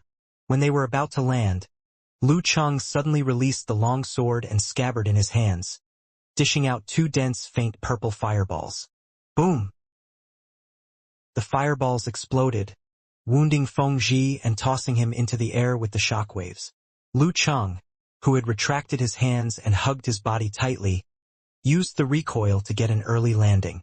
Without adjusting, he formed a hand seal and uttered, "Formation!" The air current contracted and shackled Feng Zhi, who could no longer fly. He was at the end of his momentum, failing to free himself in time. Bam! Concentrating his chi and blood, Lu Cheng took the air once more, grabbing onto Feng Zhi, who just broke free from confinement. Boom! As the dust settled, a crater could be seen, inside which laid Feng Zhi, barely conscious. With his last ounce of strength, Lu Cheng dropped onto him and put his elbow against his throat. Clang! His heavens equal sword fell at the edge of the crater with tinkling noise. The referee raised his right hand. Lu Cheng wins. Wah! On Lu Cheng's fan forum, Yan Shaoling let out a surprised shriek as she fell into a state of daze, following which many people shouted out the same conclusion at the same time. Superclass! Superclass! Superclass! Xu Rui was following Queen of Thought, Fei Dan, for her show on physical invulnerability experts' everyday lives, and accompanied her to finish watching the match. Listening to the cheers and watching the replays, she suddenly felt a little lost. Did he just defeat the heavens equal swordsman, Feng Zhi, and make his way into superclass? As a reporter who had been in this line of work for some time, she knew that headlines like "Touchstone Battle," "If he is really a superclass, charge through it," and other similar headlines were just the media sensationalizing the event. The truth was that no one had actually expected Lu Cheng to win. Disregarding the issue of superclass, just Feng Zhi's ability to fly alone made one feel like Lu Cheng had no hope of winning. The media had just wanted to increase the level of attention on Lu Cheng and praise him a little higher. Even if he lost, the media could easily follow up by creating a contrasting depiction with eye-catching criticisms. But in the end, Lu Cheng went against all expectations and won. More importantly, he defeated Feng Zhi in air battle, which was supposed to be Feng Zhi's strength. This easily surpassed everyone's expectations. Naturally, Xu Rui knew that her reporter colleagues would recover quickly. Miracle had always been the best gimmick material, better and more effective than all kinds of standard tricks. Phew, what did this guy grow up on? It hasn't even been a year since he advanced to the physical invulnerability stage. Xu Rui was awestruck and felt a little like she no longer recognized the young man on the screen. She lowered her head and searched for a TV program she made at an early stage of her career on her phone. She went through a certain segment in detail and couldn't believe that the silly-looking passerby would grow to the level where everyone cheered for him as the latest superclass expert. If Lu Cheng beat Lu Yongyuan, Feng Zhi, or Longjin once by chance, it didn't prove much.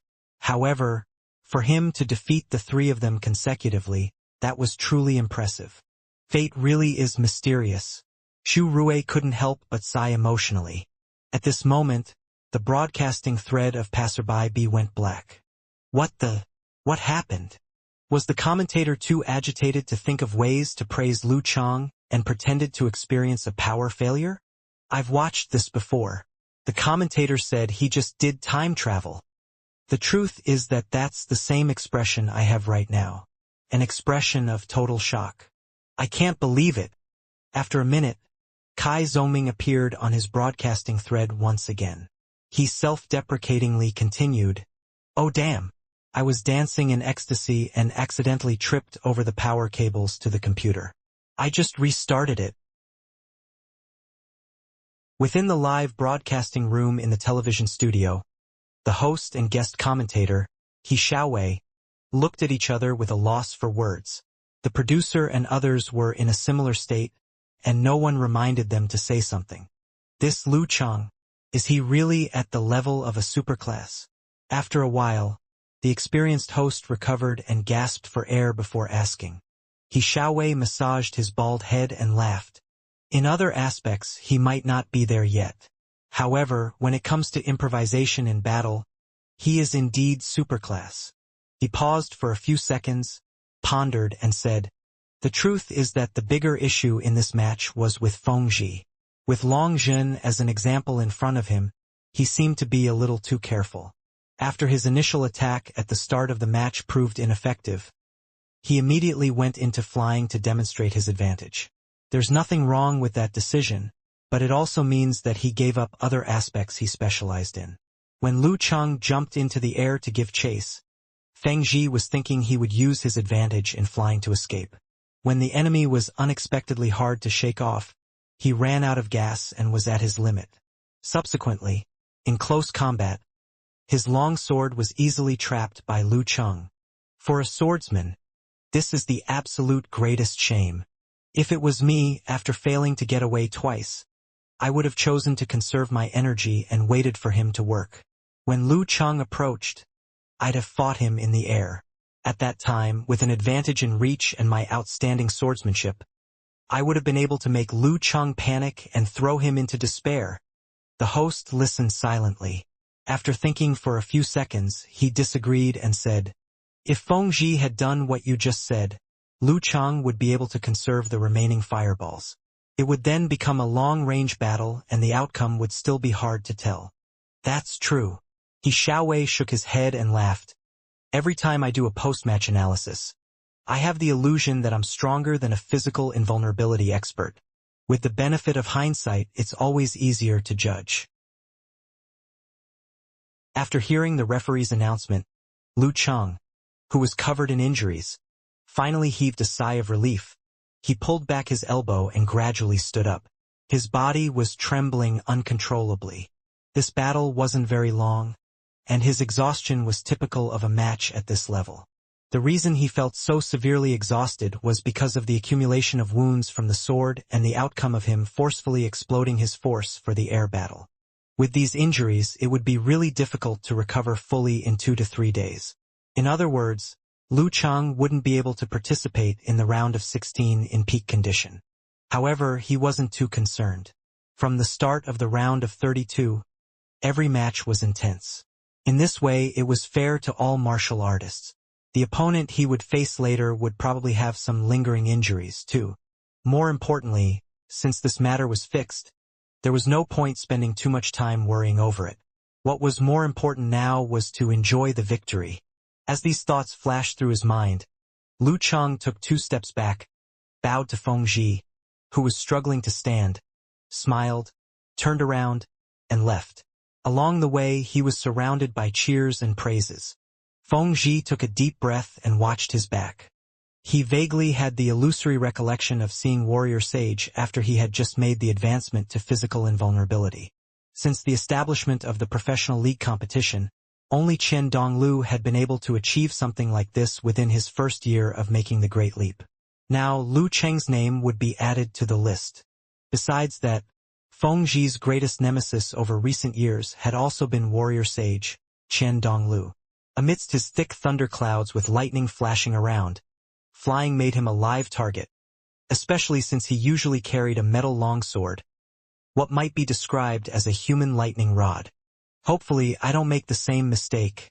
Feng Zhi retracted his gaze and walked to the edge of the pothole to pick up his heaven's equal sword.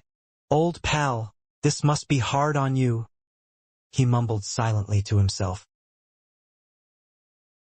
When Lu Cheng returned to the resting room, his assistant and doctor were already waiting for him by the door.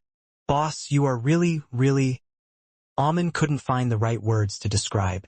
All she could do was smile radiantly and gave him a thumbs up. "It's actually pretty perilous." Lu Cheng collected his phone, pushed open the door, and entered. The doctor followed closely behind while Amen waited outside. After removing the torn, tattered martial arts suit, he had a quick shower. Enduring the pain, he allowed the doctor to bandage him up. At the same time, he unlocked his phone and saw Yenjika's message. "Eating potato chips in a daze emoji." That felt unreal. "Brother Cheng is truly unbelievable." Lu Cheng replied joyously, "I can't really believe it myself too. Although I won in the same manner I imagined before the match. It went smoothly according to plan until the end without any hiccups. It felt so unreal." Yenjika replied, covered secret smile emoji. "I recovered and accepted this fact earlier than you. Hello, ultimate boss." She added, face full of tears emoji. When you won just now, I let out a scream in the classroom. Luckily, class hadn't started then. But people still looked at me weirdly. So cute. It's a shame that I'm not there to capture that moment. Lu Chang consoled sincerely but received his girl's disdainful look. After chatting for some time, Lu Chang put down his phone as the doctor examined him with concerned eyes. He extended both of his hands to be bandaged before the doctor saw him off.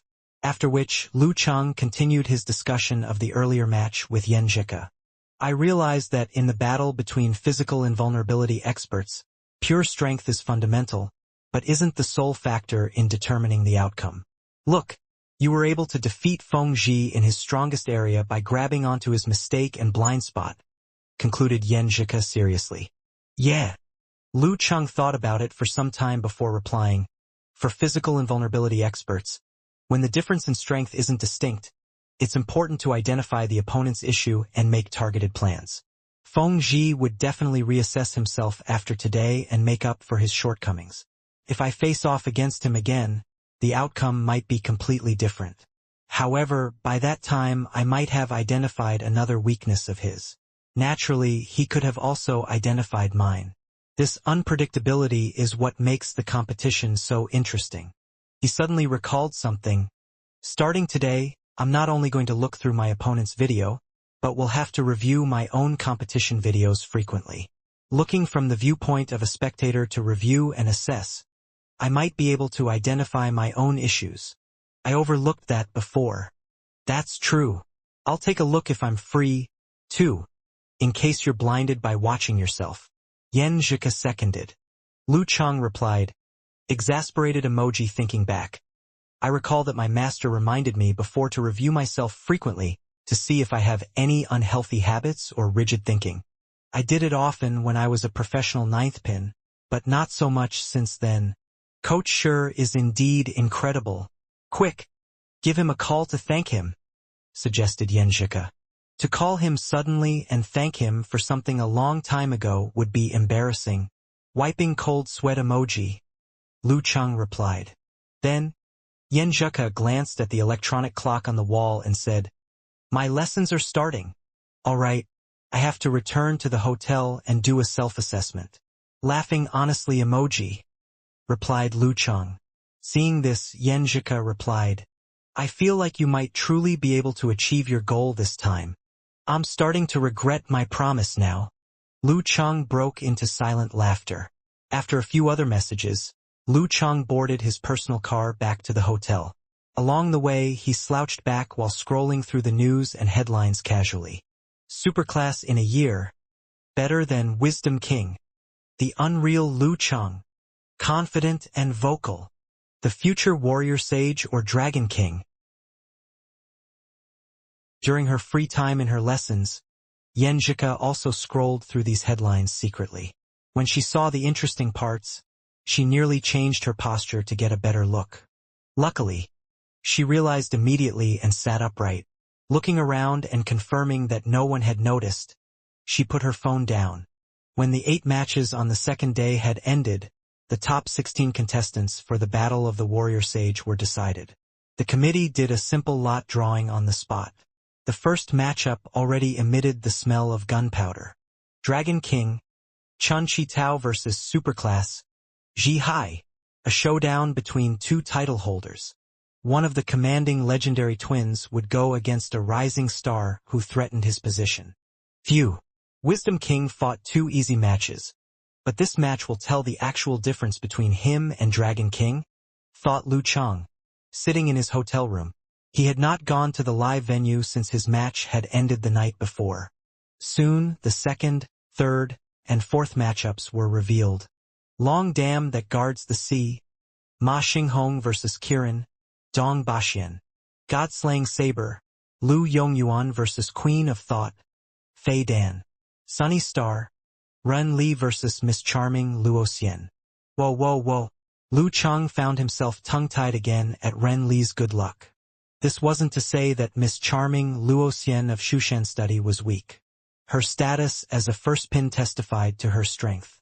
But among the top 16, there were only 2 physical invulnerability experts who weren't superclass, and she somehow managed to get both. Still, even so, Lu Chang wouldn't put his money on Ren Li, who was clearly a cut below. As these thoughts passed, he heard his own name, followed by his opponent's. Wuyue Club, Huang Ku. Spear King, Huang Ku. This has to be intentional. First it was Longjin, now it's Spear King. Is the committee trying to pull a publicity stunt? Lu Chang complained internally. These type of matchups gave the media too much to work on.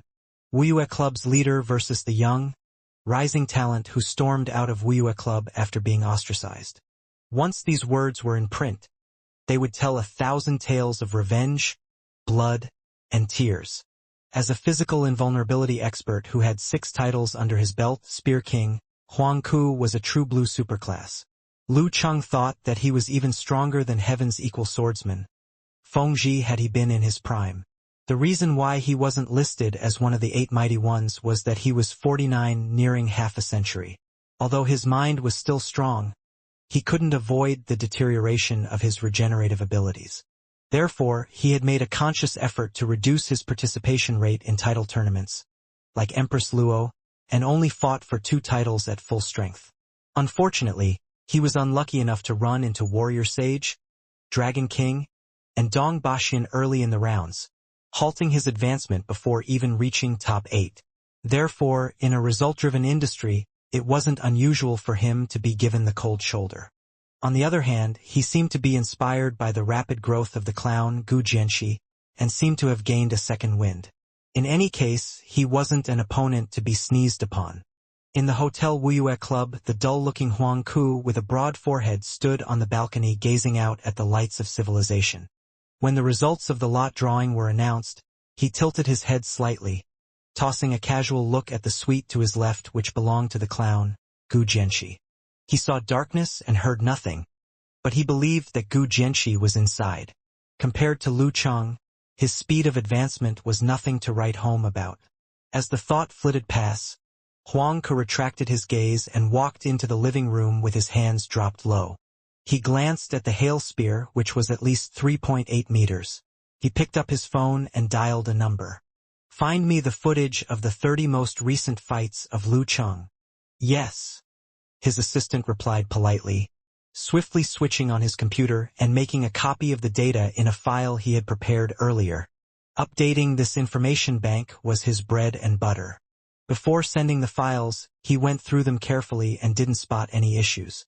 However, he had the strange feeling that he had left out one match that he couldn't quite put his finger on.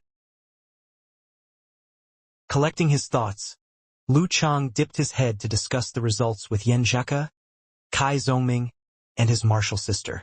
Distractedly, he listened to the 3 remaining matchups being announced. Sword King, Wu Qiao versus Taoist Yunhe. Empress Luo, Ning Zitong versus Late Bloomer, Liang Yifan. The Clown, Gu Jianxi versus Living Buddha, Shirshan. When the lot drawing ended, Kuka shifted her focus back on schoolwork. Lu Chang rubbed his stomach and noticed he was hungry. After grabbing his phone and cashless wallet, he went on the hunt for supper. After sating his appetite and bragging about his meal, he strolled back leisurely. In the hotel lobby, he saw Empress Luo stirring the contents of her cup with a silver spoon at the open-style cafe. Come, I'll buy you a drink. She smiled prettily as she spotted him. Though they were far apart and her volume was soft, Lu Chang heard her words clearly. Let me have the honor, else my master would reprimand me for my lack of manners, said Lu Chang, using Geezer Sure as an excuse. Ning Zitong giggled. Him reprimanding you for a lack of manners? Damn, it's awkward to run into someone who knows master well. Lu Chang laughed drily and sat down across her. Before he could say anything, Ning Zitong added with a smile. This is to celebrate your win against Feng Zhi. Let me. Sister Ning, I know about your long-standing feud with Ren Li's sister, but you don't have to take it out on the whole on Kong Tong School. Heaven's equal swordman is innocent. Women's feelings are complicated, thought Lu Chang. He nodded his head in amusement.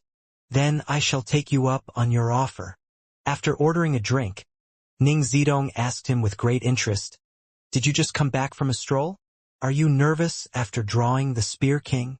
Don't be so gossipy, thought Lu Chang, shaking his head. No, I got hungry, that's all. To me, even the Ice God sect feels rather distant, much less Wuyue Club. I'm not interested in their internal politics. But I'm quite happy to have drawn the Spear King. He's been specializing in the Ice Sect's secret arts for 20 to 30 years, so it's a good time for me to find out what I'm lacking. Ning Zitong sighed, visibly disappointed. Boring. Wiping the disappointment off her face, she asked, what have you been doing since last night? All cooped up and not going out at all. Smiling, Lu Chang said, I was closely examining the footage of my past 30 to 40 matches and looking for potential weaknesses. Ning Zitong was a little stunned. Then, she nodded slowly. It's a good habit. She sighed. Ever since I received my title, I felt like my control over my body reached its finest form, and I began to neglect self-examination. She laughed as though mocking herself. And there's one other problem. If I look at my fight footage from the past, I'll probably think things like, oh, how beautiful and youthful I once was. How did I perform so well? The embodiment of grace. How did I do it back then? Comparing that to the current me is too much for the heart to take. To think that you are this narcissistic, thought Lu Chang in amusement, not quite certain of HPWTP respond. Fortunately, Ning Zitong was only taken by a moment of reminiscence and soon returned to the main subject. I expected the win against Feng Ji to get to your head, but it seems like I was wrong. Sister Ning, I am fully aware of where I stand. At best, I'm at the level of a new first pin, and not a superclass as the media claims. What right do I have to not take Spear King seriously? Smiled Lu Chang. Due to the uniqueness of his fusion of cultivation and martial arts, he was already at the level of a low-tier second pin after fortifying his physical invulnerability experiences and learning many secret arts. Then, with his Mortal Kombat experiences and aid from laboratory training, he had improved his mastery of the Cosmic Universe sect and mastered many physical invulnerability techniques. Afterwards, with his understanding of the Forbidden Sect divine arts, his mind strengthened, bringing about a definite change in his overall strength which finally brought him to the threshold of first pin. Ning Zitong shook her head, smiling. Don't underestimate yourself too much. At the physical invulnerability stage, improving one's strength is directly related to refining one's mind. In this aspect, you've combined and cultivation and the 9 words formula, so you are pretty much in a league of your own. Compared to us, you only lack experience and mastery, and all you have left to do is to blend your unique understandings into your moves. That's how I see it. By refining the mind, martial artists gradually advance closer to the mysterious, dangerous cranial region, until it goes through a qualitative change. That's when they enter the forbidden region. The peril and difficulty of this process could not be expressed in words. I see. Does Sister Ning have any tips? Asked Lu Chang out of curiosity. Tips? Try converting your knowledge, experiences, and feelings into an intent. You have to, express it with your mind. That's my take on it. You can try asking your master too, said Ning Zitong frankly. Lu Chang recalled his battle with Lu Yongyuan and Living Buddha's Holy Land illusion. He vaguely understood something. Thoughtfully, he said, in other words, I have to fuse my understanding of nature with the feelings closest to my heart and my own will, and express them through my mind to affect the opponent? Like a more advanced application of psychological warfare and contest of wills. Ning Zitong pondered. Something like that. One important part is that you have to explore your inner self and find the strength that has supported you along your journey till now. I'm good at that. Lu Chang started to recall his experiences, and everything felt like it was yesterday, especially the times when he hit rock bottom and the period when the strength was vivid and surging. It's for love and for myself. It's to protect my relationship, my family, and myself. This thought brought an odd expression to his face. If I put all of these feelings into my moves and express them with my mind, wouldn't my move be? What's wrong? Asked Ning Zitong, puzzled. Nothing, said Lu Chang. I just happened to remember an ultimate move I read from a comic. I super duper love you, punch. After a day, the Warrior Sage matches. Juin Stadium was hosting the quarterfinals. In the first match, Dragon King and Jihai had an intense fight. Without any serious injury to himself, Dragon King demonstrated horrifying dominance, as he proved to the world that the era of the legendary twins had not ended. However, as someone who had earned 2 titles within 5 years of reaching the physical invulnerability stage, Jihai wasn't an easy victim. Using the strength of his unshaken body of the Wisdom King and the resilience of a monk, he made the Dragon King pay a certain price. The audience was greatly satisfied by the match and Lu Cheng was totally awestruck. For the following 3 matches, Kirin, Dong Baxian didn't allow Dragon King to be the only one in the limelight.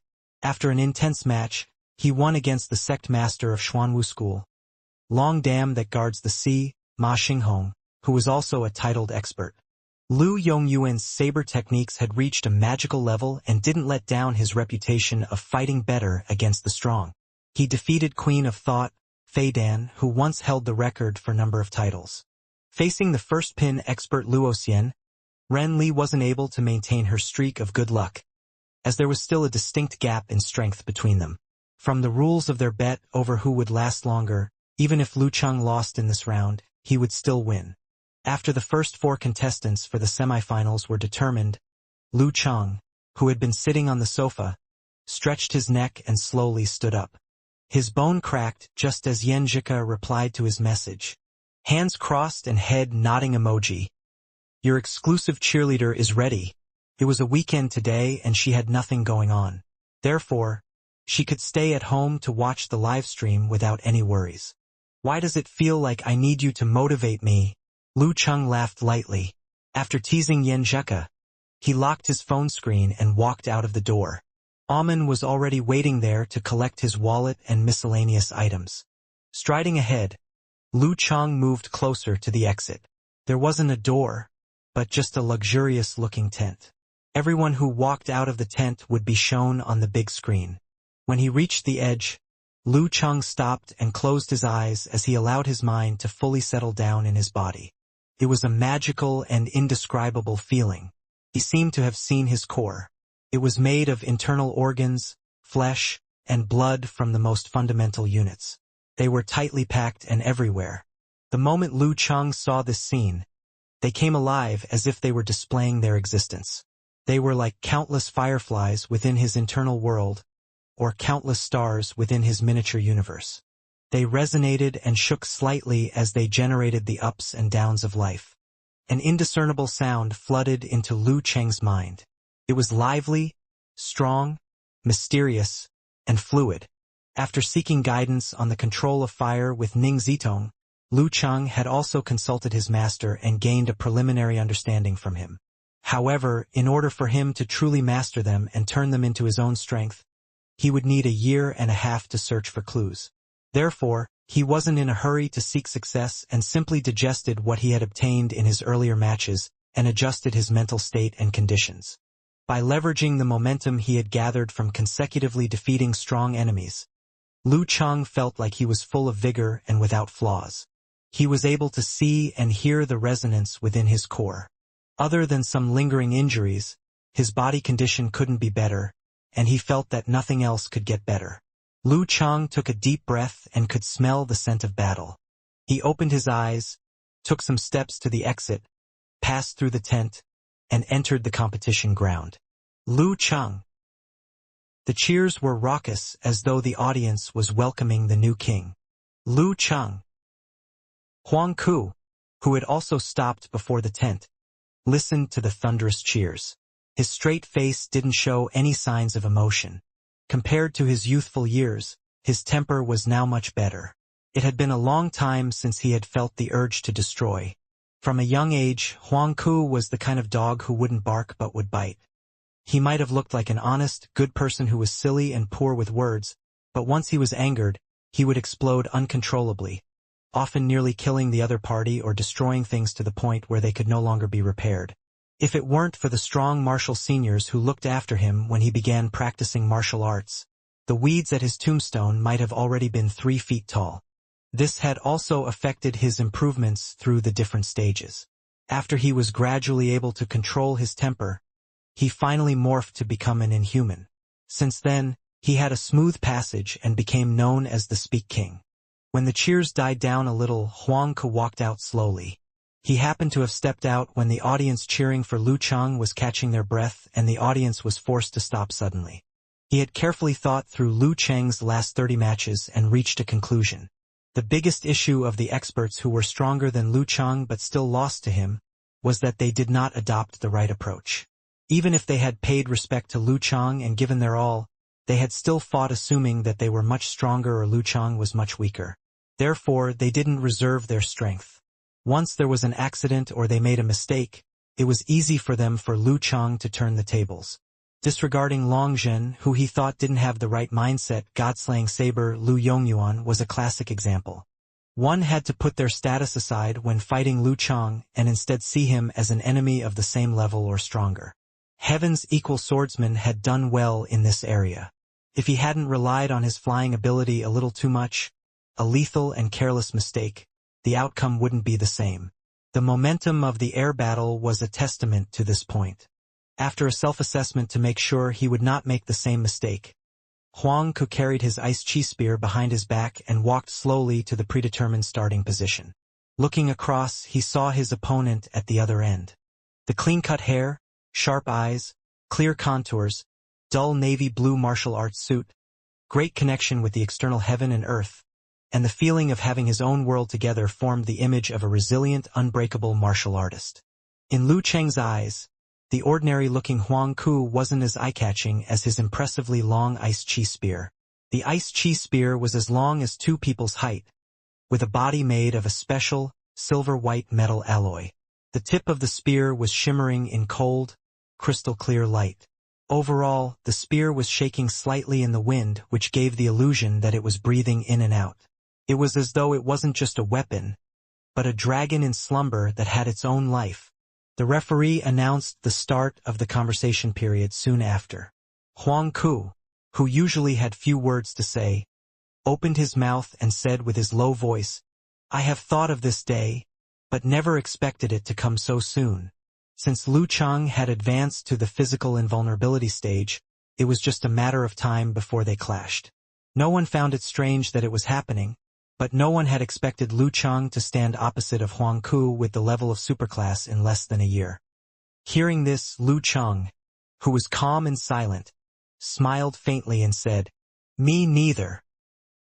Huang Ke didn't speak further and looked as though he had become an ice statue. The surrounding temperature was dropping quickly, and thin fog gathered as snow started falling. Despite being in the early days of May, the solemn, chilling sensation could be felt in the atmosphere. If it had been someone with weaker strength, he would have started shivering in the cold and lost all will to battle. Lu Chang's surroundings suddenly dimmed as his vision blurred, following which, he started hearing less and sensed fewer changes around him. Soon, cold wind formed a small vortex that resonated in with the chilling atmosphere. The referee, who was about to leave, could only sense that there were sharp edges hidden within the snow that could pierce his body at any time. This was a contest of chilling between the hail and universe. Facing Huang Ke's domineering aura, Lu Chang didn't respond with the techniques of fire sect. He didn't form the 5 flames or create a flame state. This was because after a self-assessment of his recent matches, he realized that whenever he faced off against a strong enemy, he habitually formed the 5 flames in the beginning and relied on the uniqueness of cosmic universe style to maintain it. This was an advantage unique to him, and it was natural for him to use it to the fullest. However, the problem was that if this had become a habitual starting move that he stuck with, he would be easily targeted by his opponent.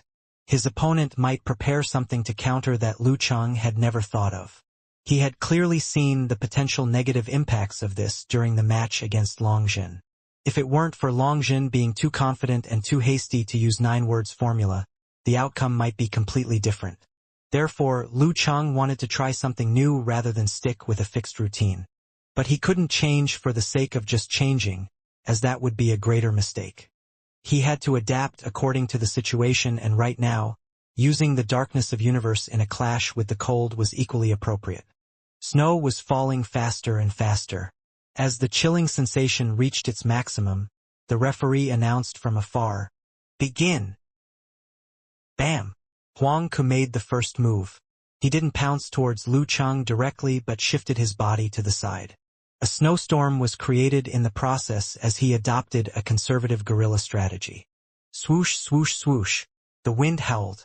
In the snow-white environment, Lu Chang turned his back and executed his movement technique. He didn't want to wait on his spot, but wanted to take the initiative. Bam, bam, bam. The gale was chilling. Huang Ke and Lu Chang were just like the Marines in a battleship area as they constantly changed their position while looking for the best angle and opportunity to attack.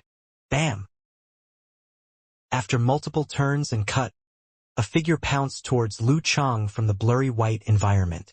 As he approached, an aurora shot out from the middle of the figure. Quick, accurate, and ruthless. Light, cold, and illusionary. The tip of the light raced towards Lu Chang's throat, its sinewy body behind it sparkly and pellucid. It seemed both hard and soft, as though it could veer at any moment. Lu Chang lowered his center of gravity and stopped in his tracks. Aligning his feet, he swung his right fist at the tip of the spear, covering its surface in a thick layer of ice. Clang! The spear shaft tightened. Energy flowed through it and the coldness came alive, sharp and solemn, as though it could pierce through anything. It stabbed Lu Chang's fist, shattering the layer of ice and entering it, which made it seem unstoppable. Snap! Snap! The shattering sound came simultaneously as the spear tip was slowed down by thick layers of ice. Strangely, the closer it was to Lu Chang's fist, the thinner the ice. The spear seemed to travel through a cold, empty void. At the end of the void were tumbling flames like a liquid similar to lava that burned the spear tip red and dissipated the ice force. Within the punch, the universe shrunk, and ice and fire came hand in hand. Such was Lu Chang's universe sect. After 6 months of refining, he had further improved his mastery in this area. He was now even with Spear King Huang Ke. Huang Ke had a dull expression, per usual, but his eyes reflected daylight like an ice spirit, giving off a strange gleam. With a press and swing of his hands, still holding the shaft, the ice chi leapt up away from his touch, unusually agile.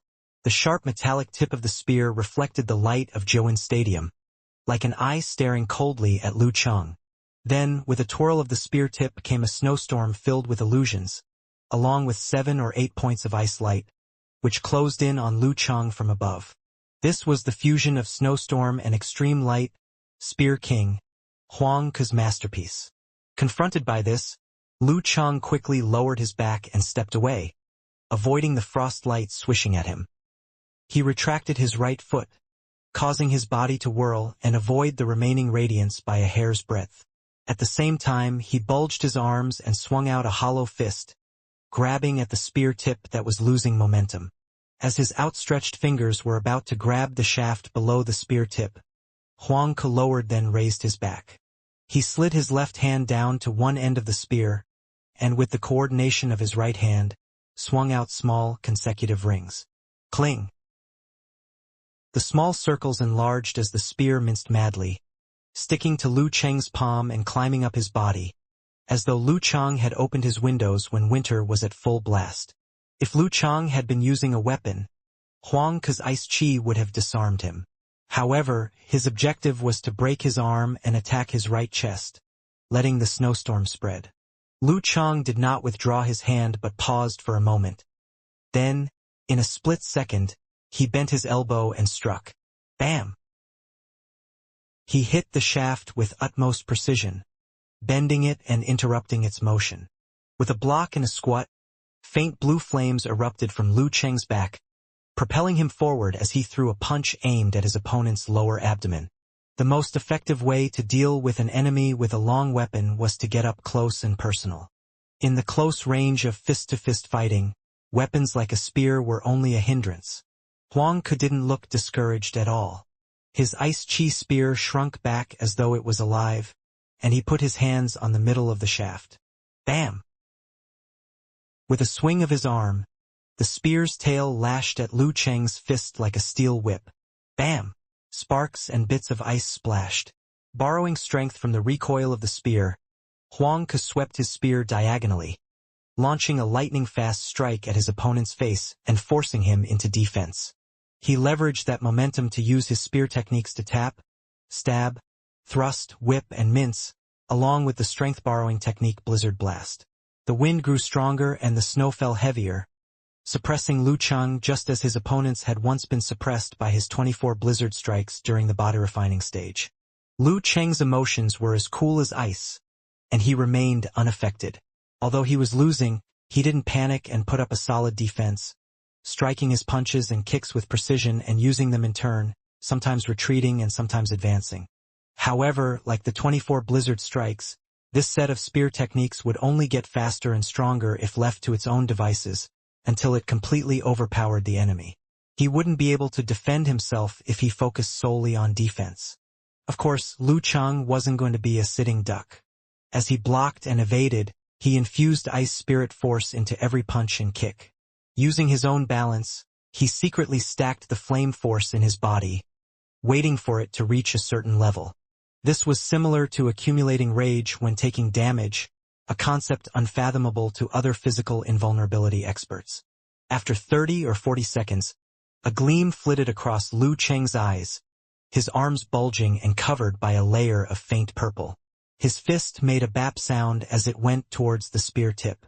He was ready to release his stored fire force. Just as the two of them were about to collide, Huang Ke pressed down on one end of his spear, causing the sharp end to rise and Lu Cheng's punch to miss. A bluff? A way to reserve energy? Is he, the mighty Spear King, holding back on me? Retracting his gaze, he could no longer stop his punch and it landed on air. Boom! A sea of flames came to life and sent fiery waves tumbling. With 4 meters between them, Huang Ke calmly turned at his waist to avoid direct impact. Then, with mesmerizing steps, he skirted Lu Cheng and unleashed his spear techniques once more, whipping out hundreds of afterimages, each harboring a sharp snowflake. Bam, bam, bam. Huang Ke went from soft techniques to a hard style using brute force, covering the sky with shadows from his spear and forcing Lu Cheng into defense. A certain unknown commentator felt a chill as he watched. When a titled Mighty One plays dirty, things get messy. Don't fear a mighty one that fights clean. Fear the one that fights like a hooligan. If Cheng's punch had hit, he would have had a good chance of ending it in a series of blows. Even if he couldn't have ended it, he could have at least turned the tide and gained an advantage. However, his opponent always had a contingency plan, causing his counterattack to earn him a greater disadvantage. Prepare yourselves, guys. This might become a drawn-out seesaw battle.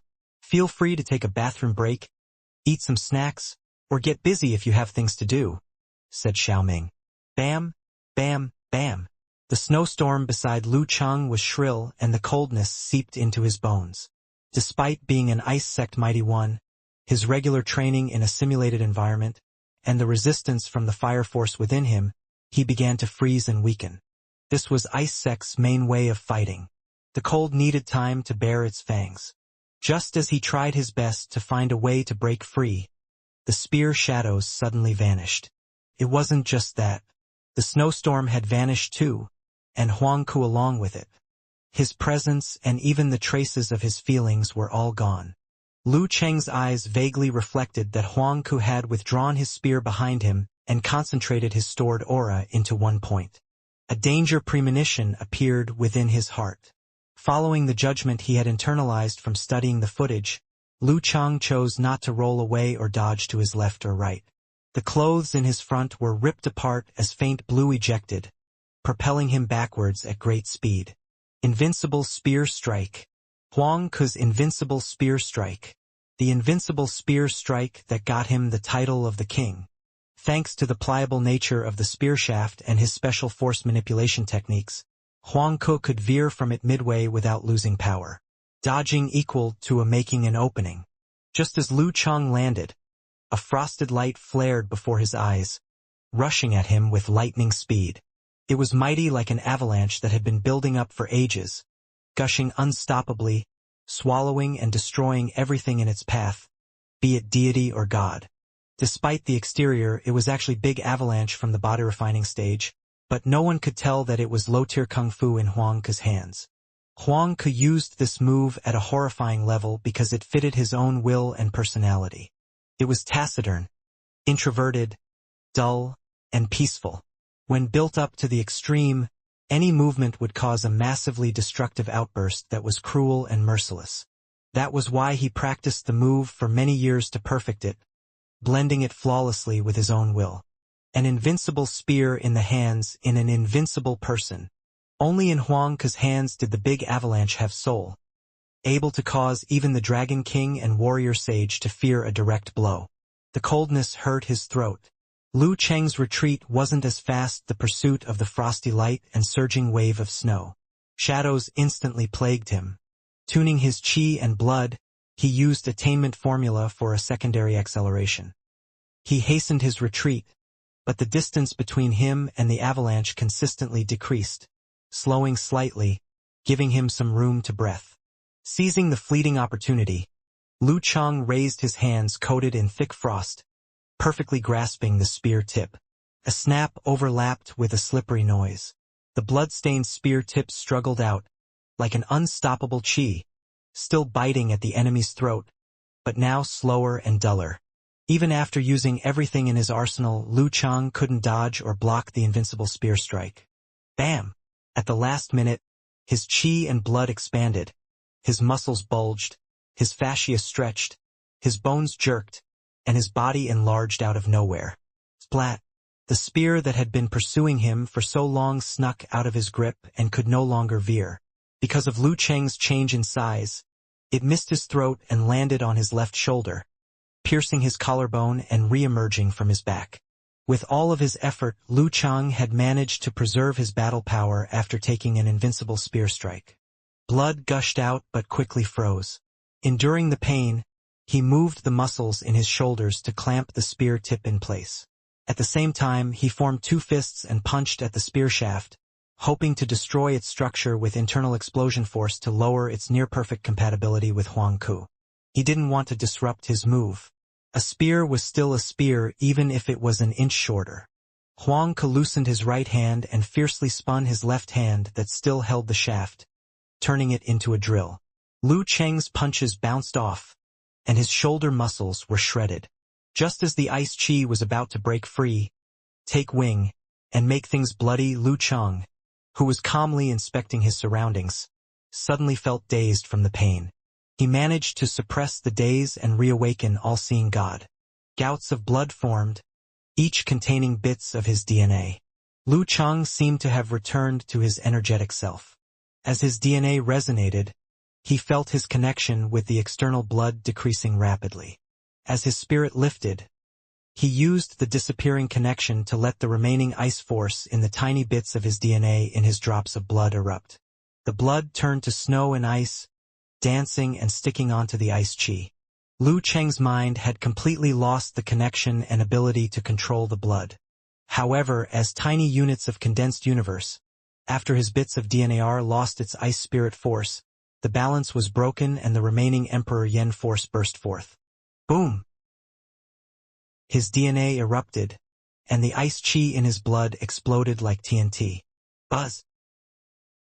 The front part of the spear trembled violently, giving off a pained wail. The shockwave extended towards Huang Ke's palms, tearing his finger webbings. With an attainment formula, Lu Cheng raced forward, closing the distance and firing his right punch like a lightning-fast cannonball. The decisive moment! Shouted Kai Zhongming anxiously. At that moment, Huang Ke couldn't control his ice qi spear so effortlessly. As everyone held their breath, Huang Ke unexpectedly released his hands, allowing the spear to fall. He punched forward viciously with both arms, his fists savage and powerful. Spear King's hand-to-hand combat skills weren't any weaker than the average physical invulnerability expert. Bam, bam, bam. Lu Cheng felt as though he had crashed into the blizzard. Because of the injury in his left shoulder, his movements lagged, and he couldn't suppress his enemy's attack or use a combo attack. He could only back off and seal his wounds with ice spirit force, using the manipulation technique he had learned back when he was injured to the point of immobility. Huang Ke kicked the falling ice qi into the air only to grab hold of it once again. reverting the situation to its previous state. "Wow, so this is what a titled mighty one is capable of," said Xiaoming, a hint of disappointment in his voice.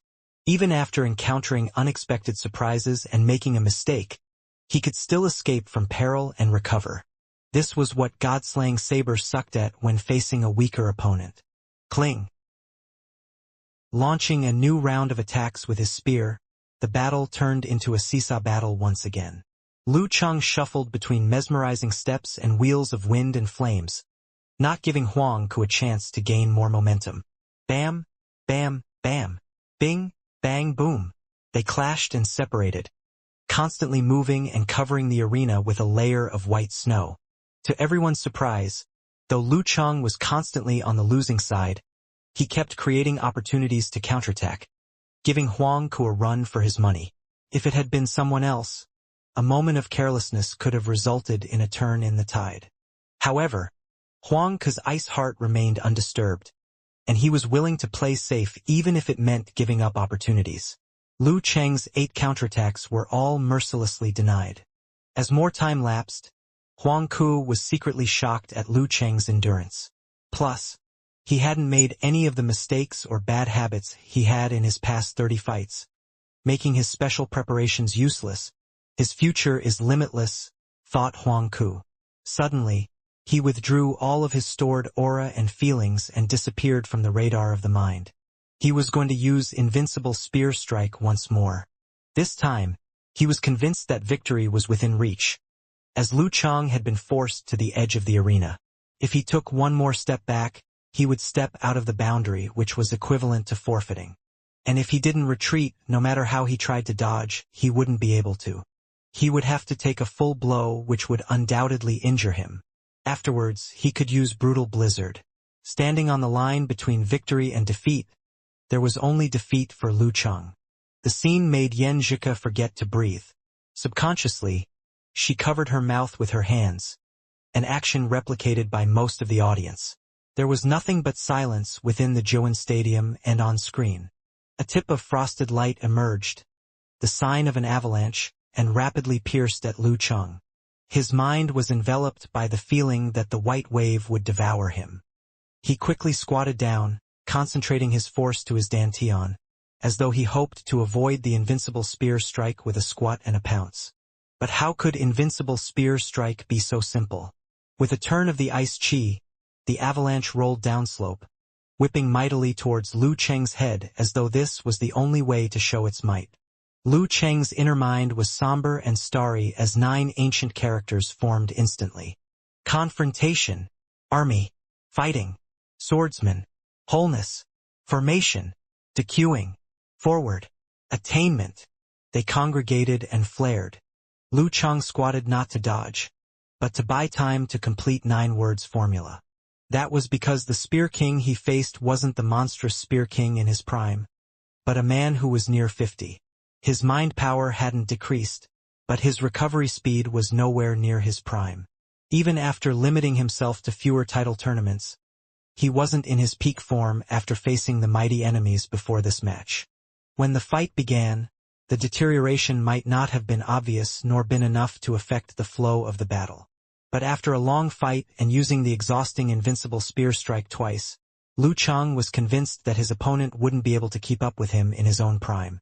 Under these circumstances, using the self-empowering and enemy-weakening complete 9-word formulas would be extremely effective. Bam! He stretched his body, his left shoulder muscles bulging. He dealt a backhand move at the incoming ice chi, pushing both palms forward. Without warning, Huang Ku felt a buzz in his head, but he brushed it off as an error in controlling the invincible spear strike. Normally, he would have gotten over this quickly, but right now his head hurt and his mind was feeble. He couldn't escape the predicament. Snap! The spear pierced through the ice on Lu Cheng's left shoulder, shattering bones. If not for Huang Ku losing control of the invincible spear strike at the last second, his shoulder would have been completely shattered, inflicting severe injuries, and he would most likely have stepped out of the arena with unsteadily. Bam! Lu Cheng turned at his waist before Huang Ku could recover from the effects of 9 words formula. His right fist went out in a blow, catching the spear by the shaft and infusing his Emperor Yen force into it, exploding it apart. Boom! The ice chi bounced away wailing. Lu Chang took a step forward and punched at Huang Ke's face. In a daze, Huang Ke abandoned his spear and raised his arms in defense.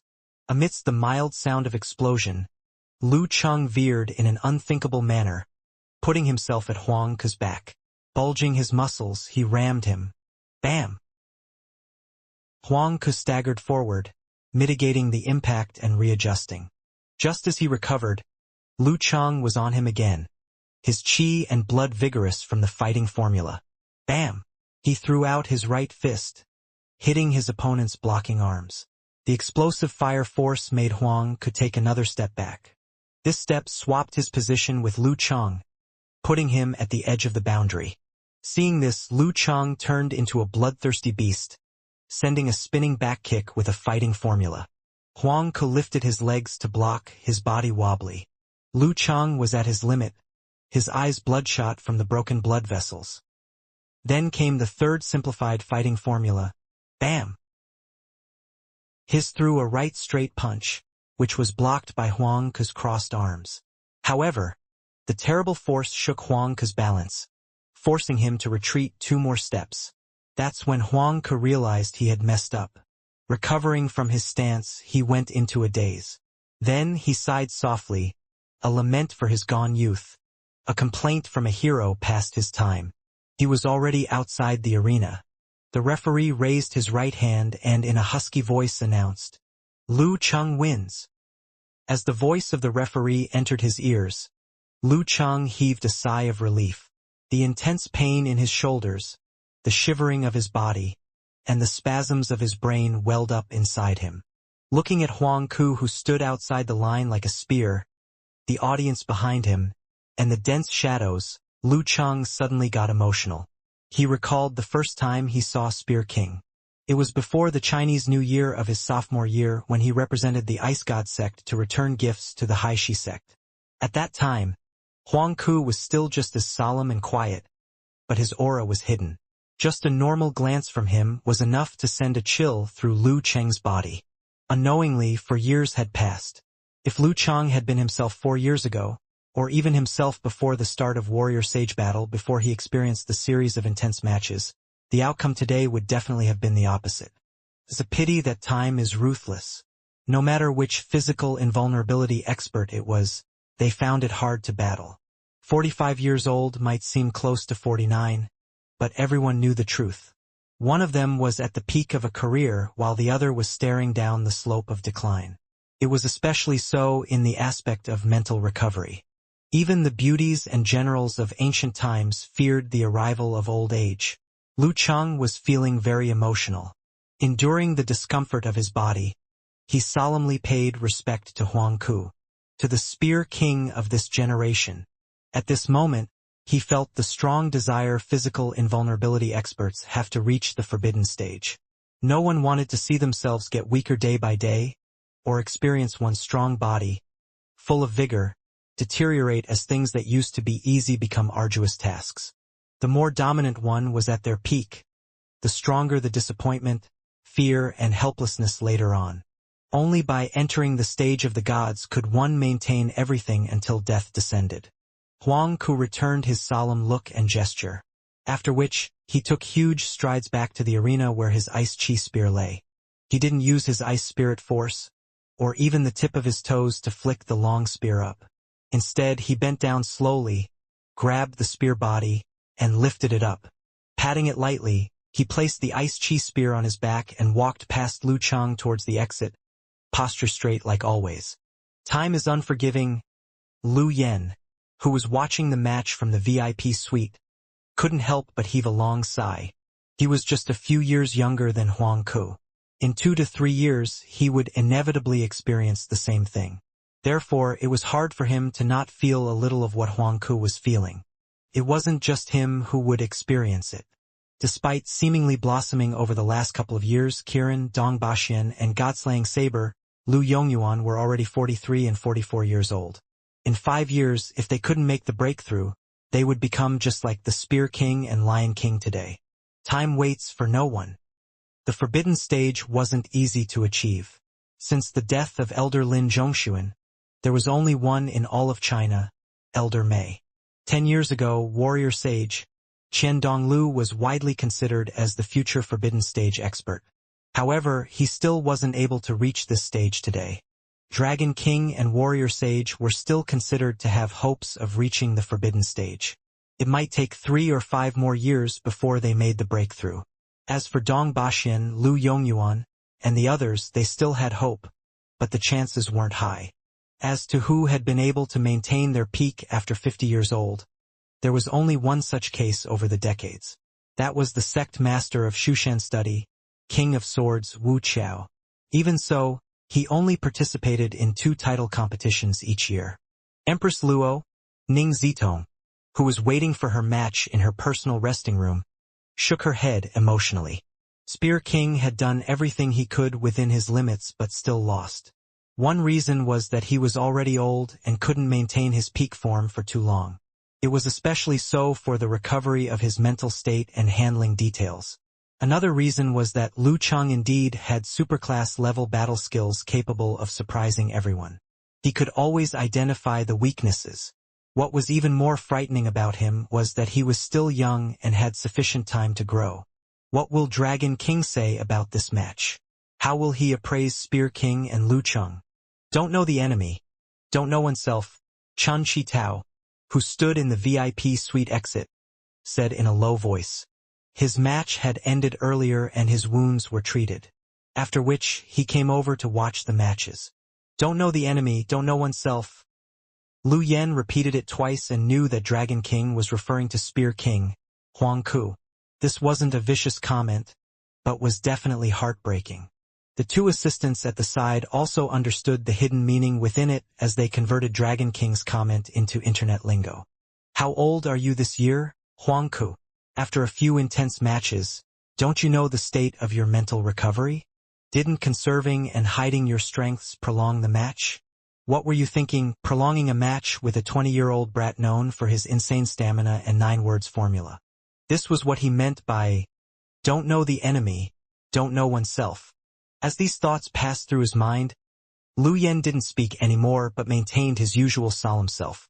However, he knew why Huang Ku had done so in his heart. Who is willing to admit their own old age? However, to not conserve strength against Lu Cheng would surely lead to problems. Guijie, who was at his side, thought for a long time before asking. Chun Chi Tao looked at the arena and said plainly, when it's time to conserve your strength, conserve it. When it's time to advance, push ahead. Hearing these words, Guijie understood and nodded his head.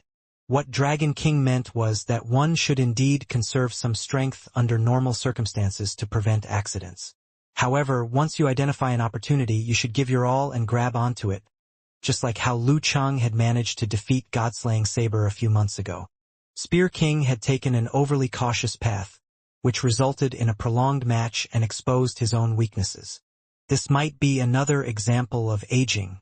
In the other VIP suites, the tall, burly Dong Baxian was playing with 4 walnuts casually as he listened to Wang Ke, Lin Shuyao, and the others discuss the prior battle. After some time, he smiled and sighed. Dragon ahead, tiger behind. He had Dragon King ahead of him to chase after, while Lu Cheng pursued him from behind at high speed. This.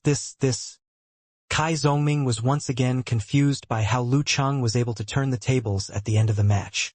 After stammering for some time, he continued, your commentator can't find words adequate to praise Lu Cheng anymore.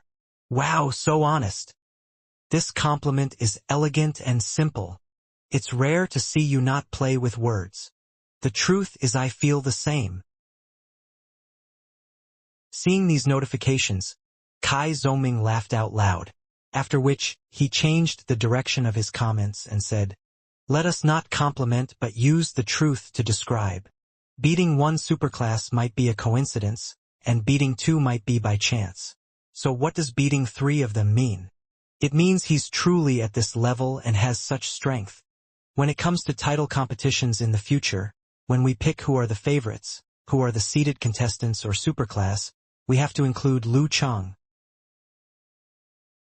The audience was dumbfounded by what they heard. After some time, notifications flooded in. Is this what you meant by no words to describe? If you have no better words and yet can say so much so passionately, won't he be praised to the skies when you have words to say?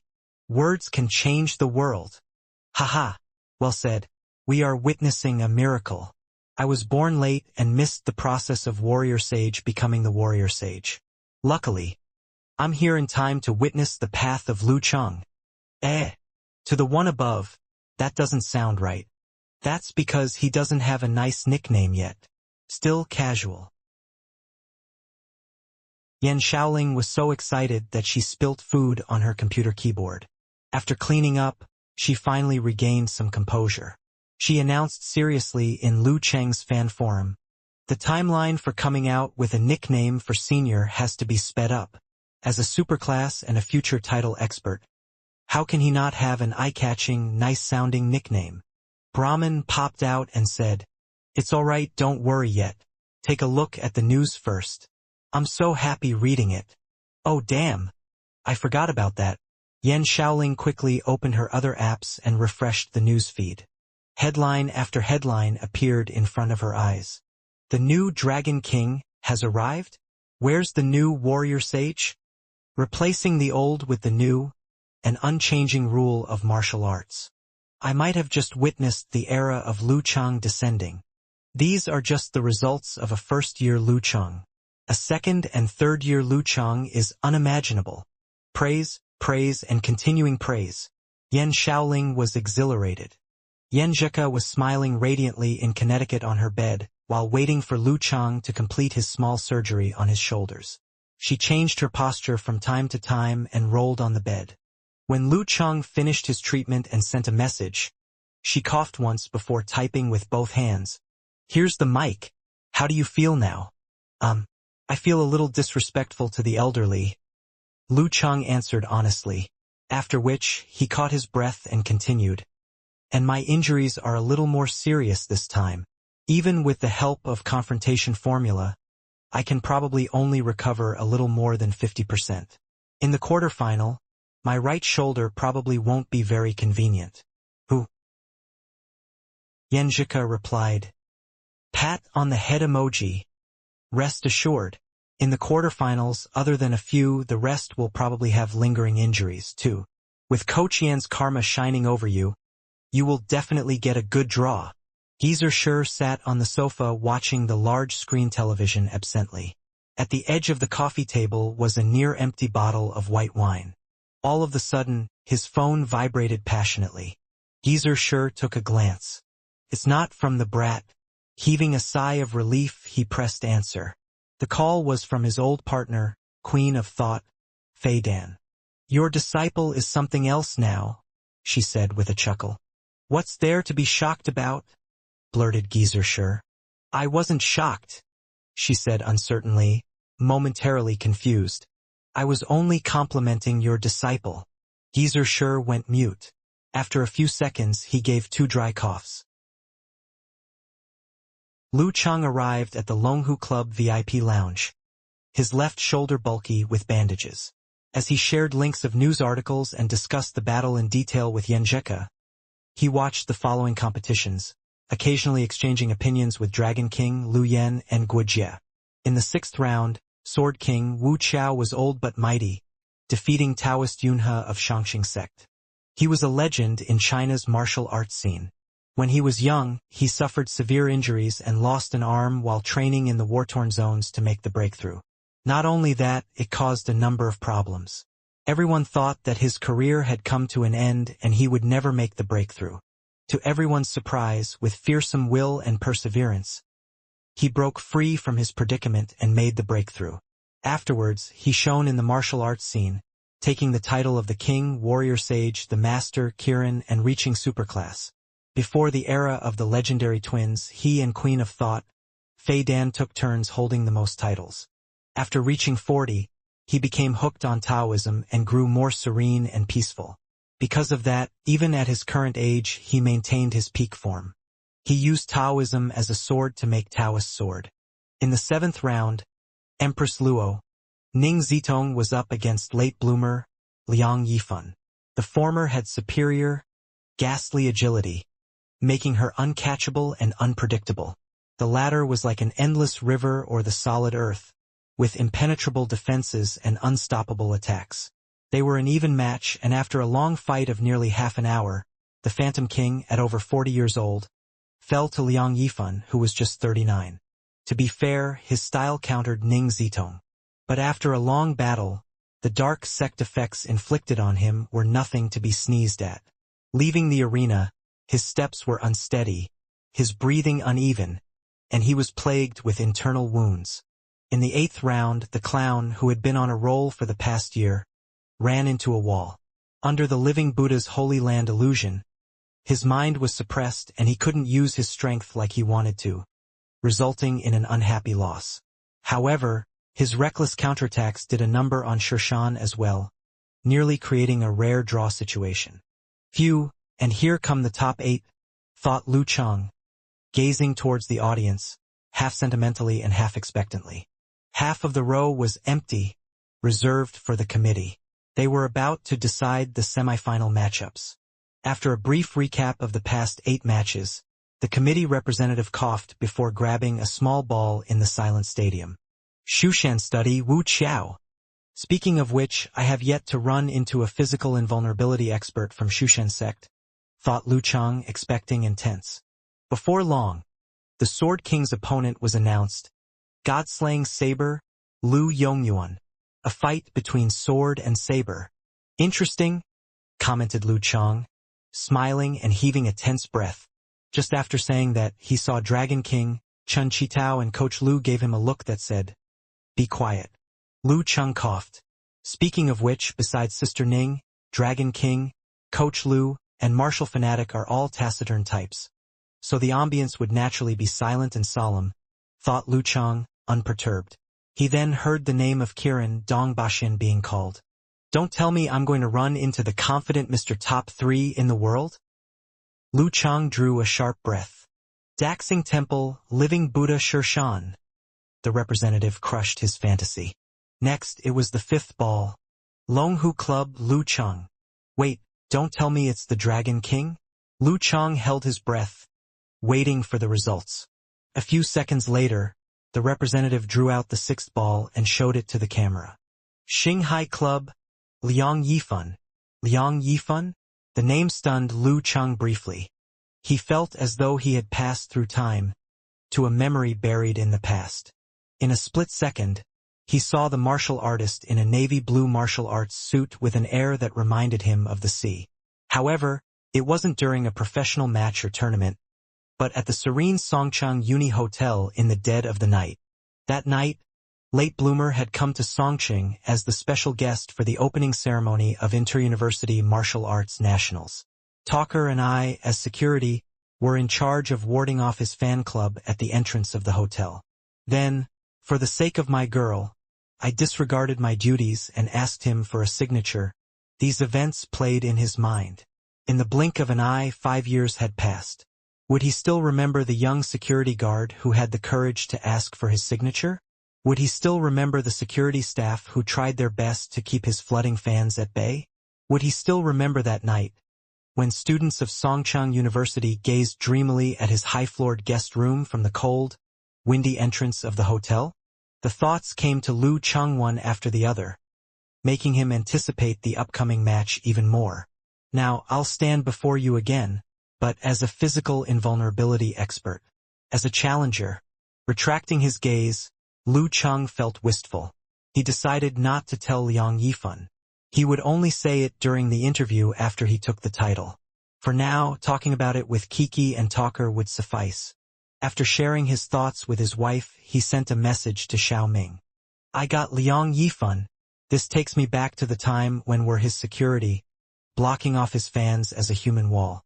That was a magical feeling. Fucking hell, wrote Xiaoming. A little stunned, Lu Chang asked in amusement, is that your low self-esteem talking? Screw off. Remembering that makes me feel like a middle-aged man.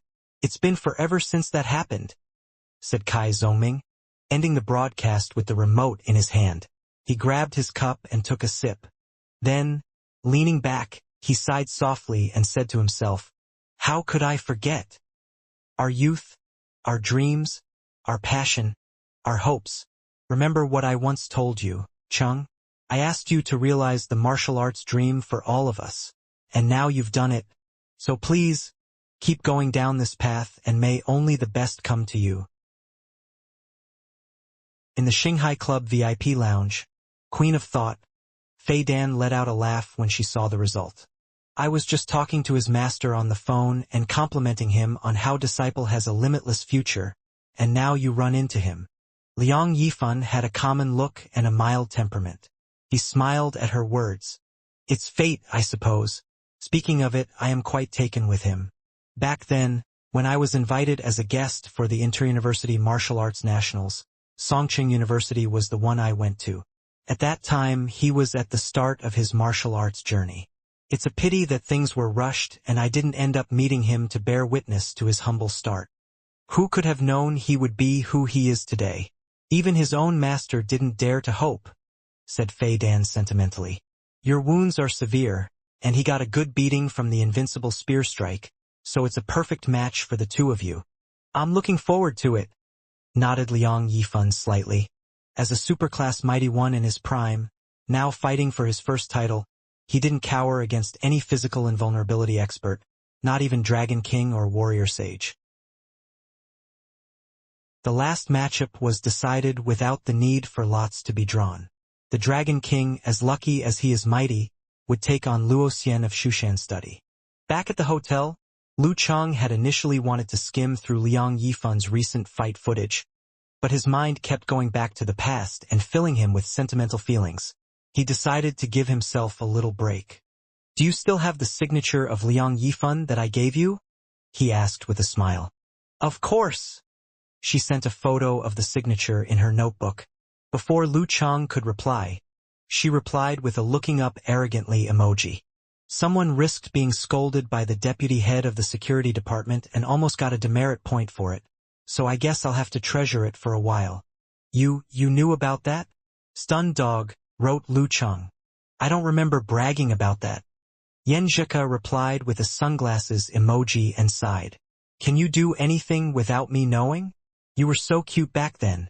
Nowadays all you do is bully me." "That's not what you said last time. You said I'm more manly and mature," protested Lu Cheng, chuckling. "Nonsense," denied the girl without hesitation. "Touch your heart and tell me again. Have I ever said those words?" "Certainly not." "Solemn face," replied Lu Cheng. "That's better." Yen Zhika shifted the subject. "If I recall, your goal was to reach the semifinals?" She paused and pursed her lips, her eyes smiling. Grabbing her long pillow, she rolled around the bed, and it felt like even the way she typed the words was gentle, as though she was gently whispering, "It's only one step away." At 10 p.m., Liang Yifan woke from his deep sleep. He could feel that his weakness and exhaustion had substantially weakened. The effects of Empress Luo last long and are hard to eradicate. He shook his head and forced a smile. Touching his stomach, he could hear it growling. In an instant, his appetite welled up. In his mind, one thing after another appeared. Fresh scallop fried rice, pan-fried squid, rosemary lamb chop, Hashi specialty barbecue, assorted vegetable soup, large chicken plate with special sauce. These weren't things he conjured up himself but were from the suite menu that was available throughout the day. On the very first day he checked into the suite, Liang Yifan had already gone through the menu several times enthusiastically. His saliva was secreting at a frantic pace, and he had completely forgotten the discomfort he felt. He got out of bed, took out the menu, and studied it for 2 minutes before calling for room service. Afterwards, he unlocked his phone and gave a call to his wife. Before he could start the conversation, he heard a young, blurry voice. "Do you miss Daddy?" The edge of his eyes arced as his voice turned gentle and relaxed. Soon, the phone call turned into a video conference filled with fun and laughter. If it wasn't because of the room attendant knocking on the door to deliver the food, Liang Yifan might have very well forgotten about his hunger. After reluctantly ending the conversation, he put down his phone and walked to the side of the table. He switched between his utensils from time to time as he finished the entire table of food. This lamb chop is so tender and juicy, the onion in the seafood fried rice has just the right taste. It's definitely one of the best. Liang Yifan rubbed his stomach and leaned back as he reminisced on the tastes contentedly. After resting for a while, he got up slowly and walked to the window. He looked down on the brightly lit buildings. With a smile on his face, he started thinking about the life of each family behind each lit unit. That family there probably has several people sitting around the television. There might be fruits or snacks that the children like placed in the middle. The husband doesn't really like the show but still sits there to play on his phone, adding a few comments from time to time and laughing with them. There seems to be music coming from there. Sounds like someone who likes rock music. On this side, the curtains are drawn and only a dim light is left on. Is he going to sleep now? A martial artist like us? While various thoughts popped into his mind, Liang Yifan had a great time entertaining himself while staying relaxed and content.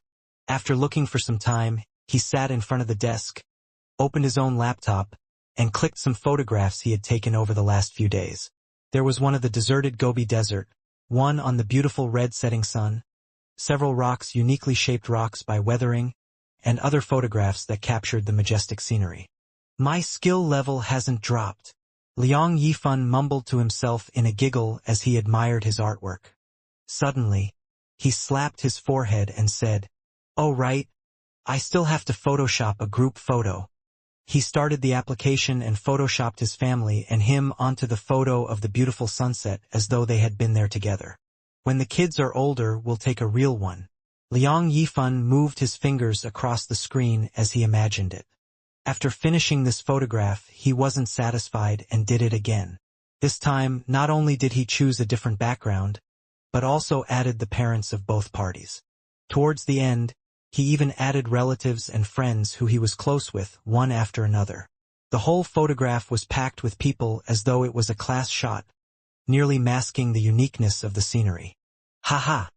Liang Yifan laughed to himself and felt joyous. It was as though he wasn't even concerned about the quarterfinals match 2 days later. After completing these, he was about to switch off his laptop when he saw an email from Shanghai Club's information collation team. The videos of Liu Cheng's 30 latest battles. So punctual. Liang Yifan clicked and downloaded the files before reading the detailed analyses by various consultants. Doing this, he was still just as enthusiastic as before. Liang Yifan was a gentle, easygoing, optimistic, and reliable person. He also had a passion for life. The next afternoon, Liu Cheng was back to busily preparing for his match after completing his morning practice. His main preparations had been to look through information and videos, and he would do a targeted examination later in the afternoon. He would save a practical battle simulation for the next day to assess if he had missed out on anything. After looking through the comments and critiques from various martial artist powers, media, and fans, he had a deeper understanding of this late bloomer expert that was no longer limited to a surface understanding. Perhaps it was because of his passionate love for his family and life that he was not defeated by setbacks or disheartened by the gloomy road ahead and had not given up. Perhaps it was because he had continued practicing martial arts diligently after reaching 30 years old, eventually breaking the long-held rule that limited becoming a physical invulnerability expert. This was partly because of his mental gift and attitude towards life. His case had further encouraged batches of martial artists after him. If it weren't for him, Xian Xiaoye and others like her might never have reached their level today. As Liu Cheng went through the data, he was more and more impressed by Liang Yifan. After all, he was once his role model. Another day passed, and it was 7:30 p.m. At Hashi Jiuan Stadium, the quarterfinals of the Warrior Sage battle were about to start. The first match was an intense contest of sword and saber. God-slaying saber Liu Yongyuan fully demonstrated his passive talent of being stronger against strong opponents. He pushed his saber techniques to a level that Liu Cheng was deeply impressed by, and he almost thought that Dragon King or Warrior Sage had possessed him. During several critical junctures, he was able to turn the tables each time. Eventually, he defeated King of Swords, Wu Chao by a strike and was the first to make it to the semifinals. Since he had mastered his saber techniques and opened up a new path for himself, his strength had been witnessed by everyone. However, his habit of losing when no one expected him to still remained. Rumor had it that, in a poll among Inhumans, Lu Yongyuan was the consensus pick as the superclass expert that they would most prefer to go against. In the second match, Living Buddha, Shirshan and Kirin, Dong Baxian, showed everyone a battle of lights. One of them illuminated Buddha's light while the other used Donghuang brilliance. As their match was even more captivating than the current special effects in movies. The audience was prepared for this and took out their sunglasses to prevent their vision from being damaged by the light. In the aspect of mind, Shirshan didn't have a clear advantage over Dong Baxian. He was pinned down by Dong Baxian in the Battle of the Fists, affected by the injuries that Clown had inflicted upon him previously. Eventually, Shirshan was defeated as Dong Baxian advanced to the next stage. Dong Baxian and Lu Yongyuan had some tensions between them, and it was rare for these two titled experts to advance to the semifinals at the same time. Most of the audience couldn't help but sigh. This was because, including the match between Dragon King and Luoxian, which was widely regarded as having no suspense, there were at least 3 old powerhouse experts who had been famous for the last 10 years.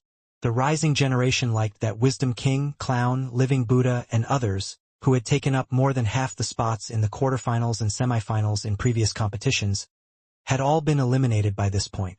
Next would be late bloomer Liang Yifan, who had been a physical invulnerability expert for 7 years, against sky-shaking roar Lu Chang, who had been a physical invulnerability expert for less than a year. Confrontation, confrontation, confrontation. In the resting room, a solemn, low voice resounded. Lu Chang sat down with his legs crossed on the sofa as he tried to make use of the last remaining time to further accelerate the recovery of his injuries through confrontation formula. He was calm and settled as he looked down to observe every detail of his body. When the match between Dong Baxian and Living Buddha, Shirshan, began, he restrained himself from trying further. Instead, he regulated his breathing and entered a temporary deep sleep state to recover his mind. Knock, knock, knock. As instructed, Amen knocked on the door to remind Lu Chang of the time. Lu Chang opened up his eyes sharply, feeling refreshed and rejuvenated. His body moved freely, and he once again felt the wonderful sensation of resonance within his core that he had had before his match against Spear King. He lifted his phone and sent Yenjika a message with a faint smile. Just one more step before someone has to fulfill her promise. Pui, better be humble and gain some good karma. Yenjika replied, jokingly angry. Lu Chang locked the phone screen, walked out of the room, and handed his personal belongings to Amen. Then he walked towards the exit and approached the arena. With each step, his momentum gathered a little more.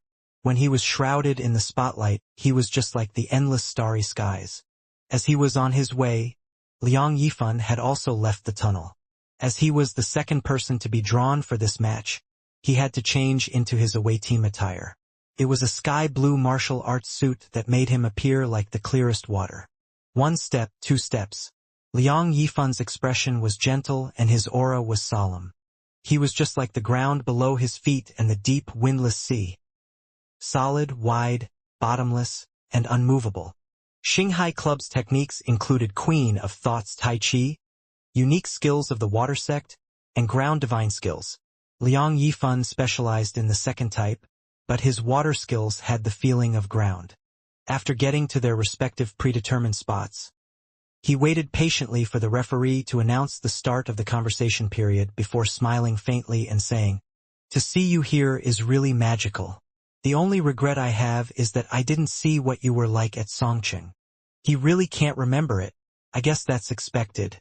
With fans surrounding him in a chaotic place late at night with dim lighting, I wouldn't be able to recognize a security guard that jumped out and asked for an autograph. Lu Chang laughed softly and answered without reminding him. For me, it's an equally magical moment.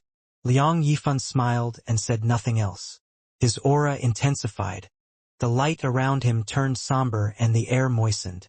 Everything was covered by a mantle of gloominess. Whoosh! A gust of wind came sweeping into the arena from every direction, the foreboding of an imminent storm. For some reason, Lu Chang felt impatient, irritated by everything like a beast trapped in a cage. The seventh style of the water sect, incoming mountain rain. Impending events cast their shadows before. This was a mental aura secret art that could effectively affect the enemy's status, like how weather can affect the mood of ordinary people. However, it wasn't simply an offensive aura, since it could merge with its surroundings and create an environment suitable for water sect physical invulnerability experts to battle in. Lu Chang drew a breath and secretly used forwarding formula to smother his anxiety and impatience. He focused his mind and a layer of ice formed on the waters as his heart slowly contracted and expanded, as though breathing crystals were socketed in it. Thump, thump, thump. His emotions weren't swaying anymore. The weather could no longer affect him. The fifth style of the ice sect, enemy heart-freezing move. This was the counter to incoming mountain rain. Of course, that was only relative. If Liang Yifan's mind overpowered Lu Chang by too much, his ice heart would be shattered, leaving him nervous and impatient. However, at the level of physical invulnerability, it was impossible for him to overpower Lu Chang completely. It wasn't possible even for the wise living Buddha. As for warrior sage who could do what others couldn't, Lu Chang wasn't completely sure since they had never fought fair and square. The warrior sage was someone who was at the doorsteps of the forbidden sect, so it was best to not measure him by common standards. Whoosh! The wind was cold and humid. Around Liang Yifan, droplets of water condensed. The air was moist around Lu Chang as though it was the wet season, making his skin uncomfortable and his clothes heavy from the water they absorbed. Lu Chang wasn't bothered by these effects, but he had to retaliate against the pressurizing aura. It wouldn't do to lose from the get-go by falling into a passive position. Whoosh! The wind grew shriller, blustering at their faces like blades. The water around Lu Chang turned into white mist and fluttering snow, and the water on his skin evaporated and turned to steam. His body was like a furnace, while the cold manifested around him. The perfect harmony between the two was what defined the cosmic universe sect. The frigid northern winds blew towards Liang Yifan and disrupted the wet environment, causing ice crystals to form in the lake that had formed from droplets and giving off a white light. Closer to his environment, the flowing water was blue and clear, endless and heavy. "This is the perfect time to play Set Fire to the Rain," said a certain streamer, as though he had predicted it. He played the music, and the tense, exciting ambience immediately turned wistful and emotional. "Damn, you're good. I'm impressed. You really are knowledgeable when it comes to martial arts. Give me back my tense anticipation. Ugh. That can't be unheard." In a commentator box at the TV station, guest commentator He Xiaowei chuckled as he watched the aura contest in the arena. Liang Yifan is slightly stronger, but ice sect moves do counter water sect moves, so it's hard to say who will win. "I agree," nodded the host, looking towards his partner with gleaming eyes. "Say, who would you put your money on? TSK, you're trying to help one of them. Huh? Or are you just waiting to see my guess be wrong?" He Xiaowei had been in the business for years, and he could read these people like a book. With a Buddha-like smile, he said, "It could go either way."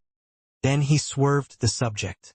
Though Lu Chang announced his intention to stand on the final stage, no one will mock him or make light of him even if he gets eliminated today.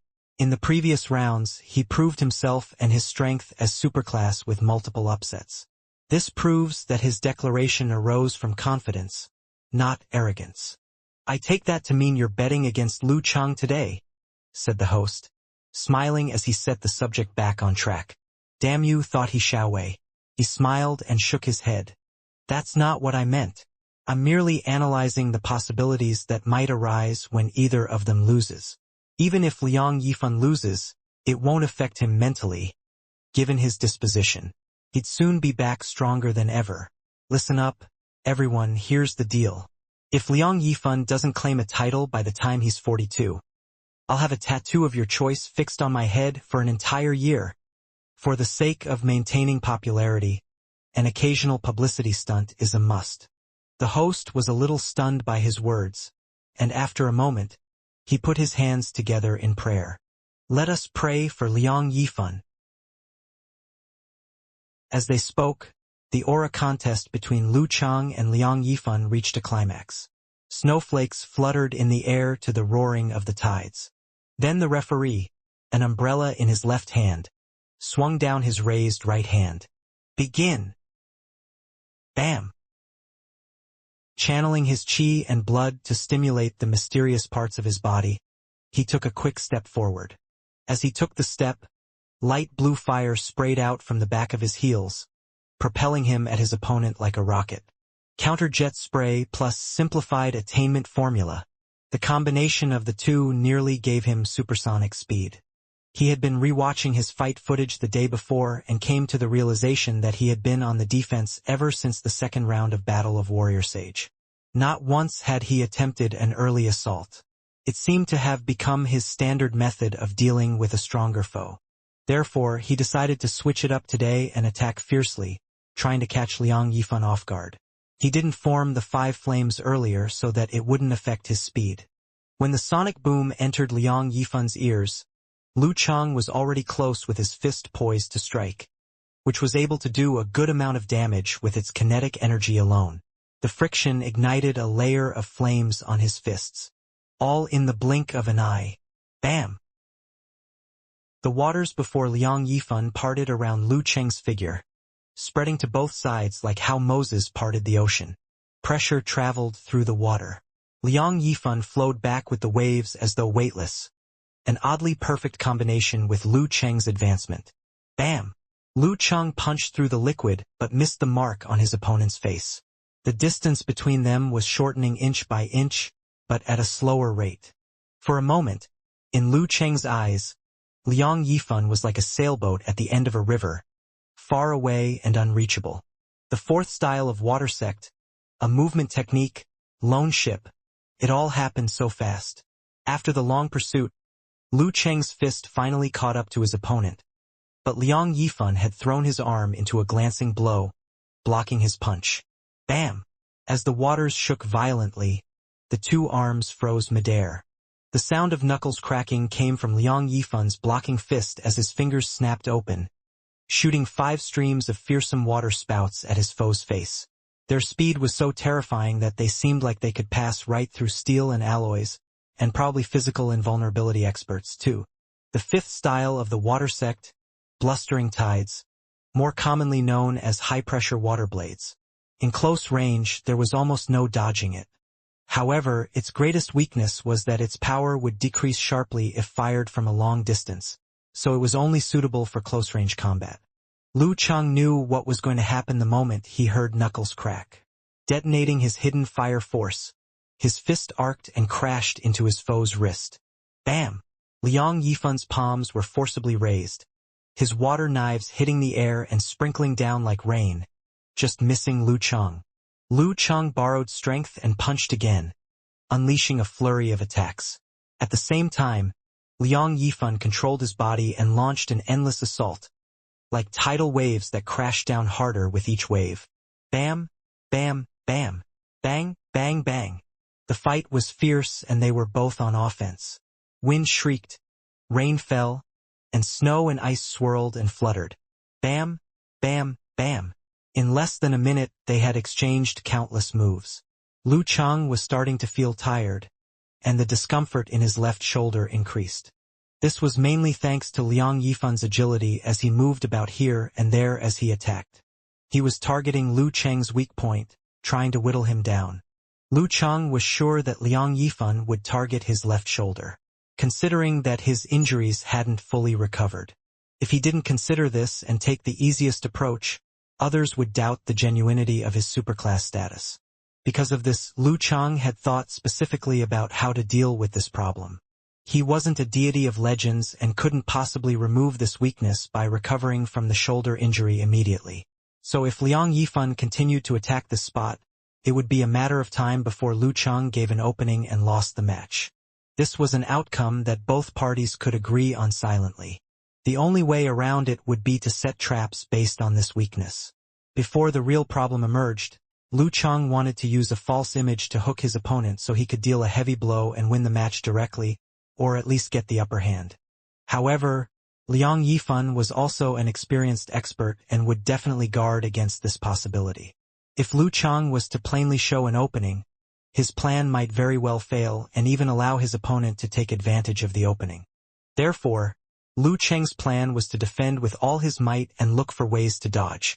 When he failed time after time before the real risks truly set in, he would then make use of a moment to lure and misdirect his opponent.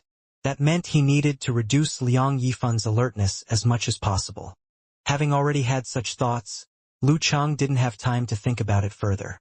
He pulled his left shoulder back and followed through the momentum, twisting his waist to throw a kick covered in purple flames towards his opponent's knee. Liang Yifan's footwork might have seemed ordinary, but he was extremely fluid and allowed him to move as he wished. Facing Lu Chang's whipping kick, it was as though he was engulfed by the waves, as he shifted away to avoid the attack before making a detour to the left side of Lu Chang, after which, he threw his right punch directly towards Lu Chang's shoulders. Pa pa pa. Bam bam bam. Lu Chang attacked furiously as he attempted to push back his opponent or slow down Liang Yifan's attack on his left shoulder. However, Liang Yifan was always able to dodge before attacking back incessantly, as he fully demonstrated the saying, "Constant effort brings success." He had long gained full mastery of the seventh move of Water Sect, Lake and Mirror-like Wisdom. Although it might have been as good as enemy heart-freezing move for stabilizing one's emotions and reflecting the surroundings, it was better for improvisation and accurate judgment. Bam bam bam. Fists and forearms clashed incessantly, and Lu Chang could feel his left shoulder start to ache. He acted accordingly and jumped a small step back as he lifted his right forearm to guard and covered his left arm in ice frost before punching out. When Liang Yifan defended, Lu Chang made use of the recoil to open up some distance by jumping back again. While he was suspended in the air, he exploded his fire force to shift sideways and avoid the relentless attacks. Shifting his waist slightly, Liang Yifan made a turn and chased ahead. However, the moment Lu Chang landed on his toes, he exploded fire force once again and drifted diagonally away. Bam! While moving in the air, he didn't continue to use the last directional change propelled by Emperor Yen force. Instead, he lifted both of his hands and pushed forward. Faint blue flames spewed from his palm as he accelerated and broke away from his opponent like a phantom.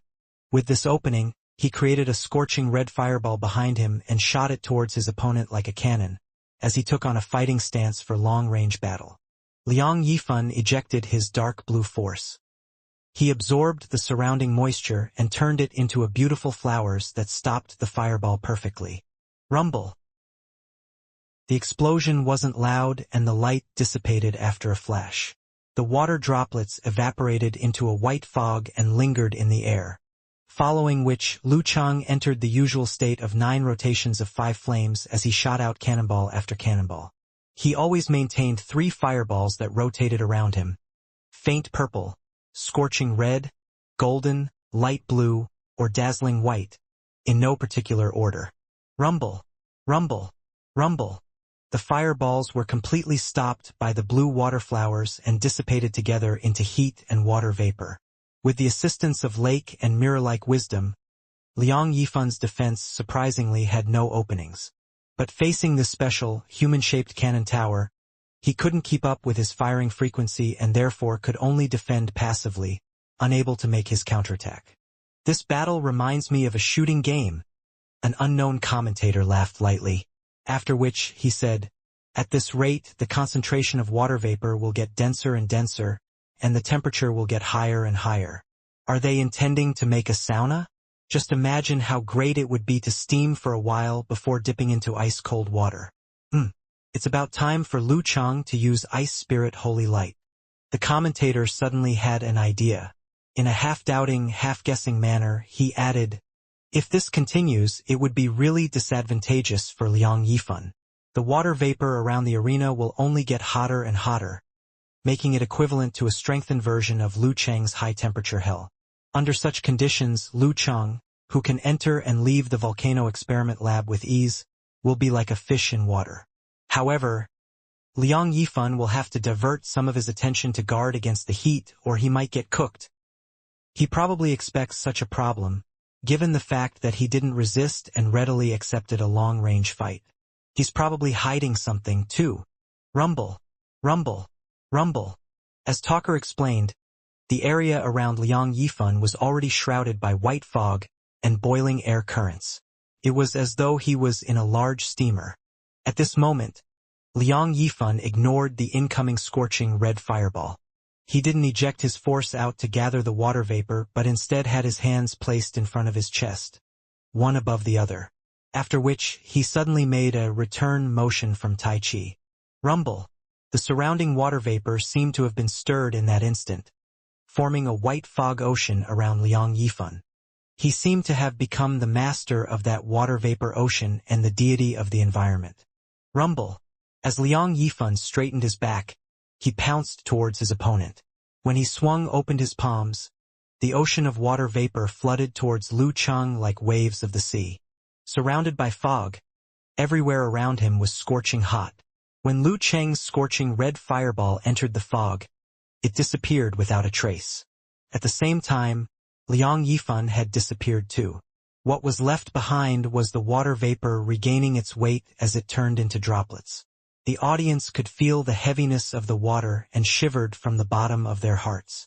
The ninth move of Water Sect, Bipolar Fusion, Inundated Nation. This was a version unique to Liang Yifan. He had intentionally endured so as to allow Lu Cheng to help him finish his preparation. This move was a combination of mind and reality. Rumble. Lu Cheng lost sight of his opponent, as all that was left was the white fog ocean that surrounded everything like a tsunami. He understood that this was probably his mind being affected, but he didn't dare execute a force concentration or the complete 9 words formula to resist. This was because Liang Yifan was hiding within, and he didn't know when he would ambush him. Therefore, Lu Cheng didn't want to give Liang Yifan an opening to take advantage of. Changing his mind, Lu Cheng lowered his stance, tensed his arms, clenched his fist, and smashed diagonally across. The surrounding faint purple, light blue, and dazzling white shot out accordingly and merged into one. He wanted to use the might of 3 flames to withstand the tsunami, create a temporary safety zone, and force Liang Yifan to continue to wait. The moment his opponent paused, that's when he would execute the complete 9 words formula. This was what one would call relentless defense, paying no mind to exhaustion. Rumble. The white fog ocean couldn't mask the brilliance of the light, and it swallowed the thunderous explosion. The raging air current forced the ocean into the sky or the surroundings like a giant fountain. When he struck out his fist, Lu Cheng immediately retracted his breathing and blood flow and balanced them in his lower abdomen. At the same time, he allowed the brilliant stars to trace out the 9 words formula. Confrontation, army, fighting, swordsman, wholeness, formation, decueing, forwarding, attainment. He pushed his palms out suddenly and his vision immediately cleared. The water vapor lost its weight and no longer felt like a tsunami. As for Liang Yifan, he had made his way in front of Lu Cheng amidst the weakened shockwaves. His fist was covered in heavy, blue, fluid momentum as it shot towards Lu Cheng. Woo! Following the shockwaves, Lu Cheng drifted back at high speed. In his mind, he quickly traced out complicated visualization while making the respective reactions with his body. Bam! When Liang Yifan's fist was about to hit him, he finished his preparations. Lifting his right arm and clenching this fist slightly, he threw a palm strike out. The hidden stars within disintegrated in the process. Tilting northwestern skies, sinking southeastern earth. Rumble. Shockwaves stopped and the water vapor solidified. Other than the headache-inducing explosion, everything seemed to be engulfed by destruction and no longer existed. After a momentarily vision blackout, the audience noticed that the white fog had disappeared with the shockwaves. There was a huge pothole in the arena, as though a small pond had appeared out of nowhere. Lu Cheng and Liang Yifan both took several steps back. However, Liang Yifan was just like moving water as he rapidly adjusted himself and grabbed onto his opponent at the edge of the pond. He immediately launched a series of close combat attacks focused on Lu Cheng's left body. Bam bam bam. Lu Cheng defended himself constantly. With his fire force not ready, it was hard for him to break off. The pain in his left shoulder intensified as he showed that he was clearly uncomfortable. Pa! His left shoulder and arm were slightly slower.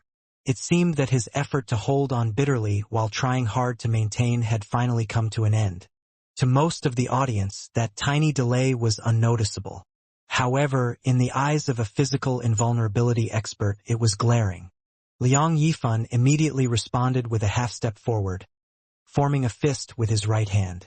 He punched at Lu Cheng's left shoulder before he could raise his arm to defend himself. The simple move exposed his foe's raw, bare weakness and sent chills down the watchers' backs. It seemed impossible for Lu Cheng to dodge, or even come up with a response. However, around his shoulders, Emperor Yen Force and Ice Spirit Force actively clashed, as did the white-hot stars and freezing darkness in his mind. Simplified physical invulnerability move, self-created secret art, mutated version of severe warning. This was on a completely new level in the current Lu Cheng's hands. His goal was to block Liang Yifan's punch head-on, accepting another injury in his left shoulder for a chance to take down his foe. How could he have gone in without a plan, knowing that his foe would target his left shoulder? The dodging, running, and defending earlier were all for the sake of lowering his foe's guard. Ice and fire intertwined as yin and yang reversed. Lu Cheng's left shoulder suddenly darkened, like an endless vortex or an evil beast lurking in the dark waiting for its prey. Once his opponent's attack connected, his shoulder would suck the strength from it and spit it back at him. That was when Liang Yifan's knuckles moved and his fist snapped open, revealing a deep blue ball. Palm! The deep blue ball landed on Lu Cheng's shoulder, vanishing instantly as though it had been absorbed. His left shoulder immediately caved in and released a black-blue stream from its origin. Liang Yifan had already used the recoil from the blue to forcibly turn at his waist and dodge to the side. Bam! He raised his arms and sliced his right palm down, hitting Lu Cheng's shoulders right after the black-blue was fired. Lake and mirror-like wisdom. He had studied many highlights of Lu Cheng's matches and knew that his opponent was good at winging it. Even if there wasn't a trap, he knew he couldn't assume that his opponent was out of solutions. He played along and pretended not to notice, when in reality he had already planned out his next steps. You might have a good scheme, but I have just the right counter for it. I'll play along and use your own scheme against you. Bam! Liang Yifan curved the fingers on his right hand and grasped Lu Cheng's shoulder. He tore, trying to paralyze his foe's upper left body. At the crucial moment, Lu Cheng's body suddenly expanded as his muscles bulged and his fascia turned to dragons. With Liang Yifan's fingers still on his shoulders, he shot upwards, nearly shaking him off. In that split second, Lu Cheng had used a simplified fighting formula without thinking. Bam! Failing his Qina, Liang Yifan drew back his left arm and punched at his foe's waist, hoping to distract him so that he could complete his grab. Snap! His left fist cracked the ice armor, but was soon enveloped by a fist enwreathed in frost. Before he realized it, Lu Cheng had extended his right hand. Bam! With a spring of his fingers, he grabbed Liang Yifan's left fist. After all those arena matches, mortal combats, and self-reflection, Lu Cheng never underestimated his opponents, especially not a superclass mighty one. Therefore, the first stage of his scheme was to numb Liang Yifan's senses, tricking him into believing that he was truly in a pinch. I'll use your scheme to use my scheme against me against you. Seeing that Lu Cheng was about to grab him with his Qina techniques, Liang Yifan remained passive. His left shoulder suddenly softened and his arm lost its tension, like a snake with its bones removed, drooping down and bringing his fist back. Water can curve when it's soft and pierce rocks when it's hard. However, a surprise appeared in Liang Yifan's eyes when he realized that Lu Cheng's right hand Qina was merely a decoy. His real counterattack was in his left shoulder. At his shoulder, specks of faint purple flame had already gathered and condensed, so dense that Liang Yifan couldn't retract his hand that was stuck to it. Using a feature of Emperor Force, Lu Chang managed to prolong the duration of their contact. His ice spirit force went out fiercely and recklessly, flowing into Liang Yifan's body through his right hand. In that split second, Lu Chang didn't have any time to use secret arts, so he deployed the most primitive method. Since his opponent used water force, he could effectively use his Emperor Yen force and mitigate the damage. He created an icy flow to freeze the flowing waters. The ice spirit force gushed fiercely, and a layer of frost quickly formed at Liang Yifan's fingertips. It froze him to the spot, prolonging their contact a bit longer. His expression was grave, his eyes blue and flowing. He shook his muscles, fascia, and force at the same time, then proceeded to move them. Lu Chang immediately lost the feeling of his ice spirit force working, as though it wouldn't affect Liang Yifan no matter how much he injected. The first style of the water sect, Pebble in the Ocean, a defensive secret art. Snap! Liang Yifan broke free from the stickiness and leapt backwards. Not disheartened in the least, Lu Chang raised his left hand and pushed out with his right, fire gathering before him as countless faint purple flames surged out from his body and formed an energy ball. When a large amount of ice spirit flowed out of him, the law of equilibrium caused the Emperor Yen force to gather naturally. This trap had many layers to it, but wasn't especially delicate, relying mostly on his own abilities. The more delicate the setup, the easier it was to break and lose effectiveness. The flames flared in Liang Yifan's eyes. He turned at his waist, shifted his center of balance, and dodged to the side. He was convinced that he would complete his dodge by the time his foe's fireball released, and he would only take damage from the shockwaves. However, Lu Chang didn't shoot out the fireball. While they were still close to each other, less than 5 meters apart, he detonated the energy ball made from Emperor Yen force. "Is he out of his mind?" blurted he Xiaowei. An attack like that would also damage Lu Chang himself. Boom! The whiteness flared, engulfing Lu Chang and Liang Yifan. Flames and smoke rose along with a huge boom that tumbled upwards in the shape of a mushroom. As the ground trembled violently, 2 figures flew out. Liang Yifan's hair was unkempt, his face was charred, and his body was covered in wounds. It was a hideous sight. However, as he recovered, his breathing grew steady, and his battle power didn't seem to have decreased. Flames trickled down Lu Cheng's body, but his skin was unharmed, besides some tears and dents. Compared to his opponent, he was doing a lot better. When caught in an explosion, a mighty one pyro expert who sustained similar damage often would obviously be at an advantage. When Lu Chang was overcompressing Emperor Yen force, it destabilized ice spirit force and gave his body a natural defense. These 2 advantages were the reason why he was willing to trade injury for injury, trading a serious injury for a mild one. For Liang Yifan, a serious injury could, worst-case scenario, aggravate the old wounds left by Empress Luo and make it impossible to suppress the weakness that stemmed from his DNA. That was Lu Cheng's actual goal. If he had not gone this far, he would have had a slim chance of winning despite his schemes. Bam!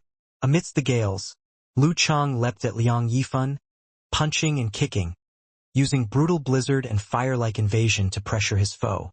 During that time, he wasn't the least bit impatient, despite the deteriorating wound in his left shoulder. Rather, he gave up some risky opportunities and chose to fight patiently, whittling down his opponent and waiting for exhaustion to kick in. To a water sect physical invulnerability expert, such cases were rare, but everything was made possible by the lingering dark force and his serious injuries. Plus, Lu Chang was known for his absurd mental power and stamina, and had wholeness formula to reset his fatigue. Bam, bam, bam, bang, bang, bang. The ice heart in Lu Chang reflected his surroundings. Relying on his terrifying control over his body, he turned his left arm into a weapon of defense, and his right fist and feet into spearheads that attacked. The snowstorm howled, the flames flared, and the deep blue flowed. They fought fiercely, almost glued to each other. Lu Chang wants to make this into a battle of attrition, said he Xiaowei, nodding. The host pondered. That's what he excels at. Along with Liang Yifan's lingering injury and current state, what you suggested is very possible, he agreed. Bam! As they were discussing, Lu Chang had reached his opponent's back and thrown a punch at his foe's neck. Under the illumination of the faint purple flames, Liang Yifan raised his left arm to block while throwing out a right punch to counterattack. Based on Lu Cheng's intent and earlier fighting style, he would definitely try to avoid direct confrontation and dodge, rather than dive into a brutal fistfight that would exhaust them both. That was what Liang Yifan thought. Compared to earlier, his fatigue was starting to show. Bam! At the places where his right fist landed, air gushed out, but Lu Chang merely slanted his body and did not move his feet. His punch, which was about to be blocked by Liang Yifan's barred left arm, suddenly veered with a dull boom and shot up at Liang Yifan's face. Liang Yifan was surprised but did not panic. He bent his back violently, causing his left arm to move up. A first veer would obviously lead to a second veer, and this was something Liang Yifan had been guarding against. Therefore, as he blocked with his arm, he gathered his force internally to squat and use force concentration, which would allow him to dodge Lu Cheng's punch and set up a counterattack. That was when Lu Cheng suddenly retracted his fist without using a second or third veer. Instead, he used force concentration before his opponent. In that condensed universe, stars moved to form the word fighting. Lu Cheng never intended to fight a battle of attrition. Earlier, he was only putting up a performance to lead Liang Yifan into thinking he was trying to do so, fooling him once again.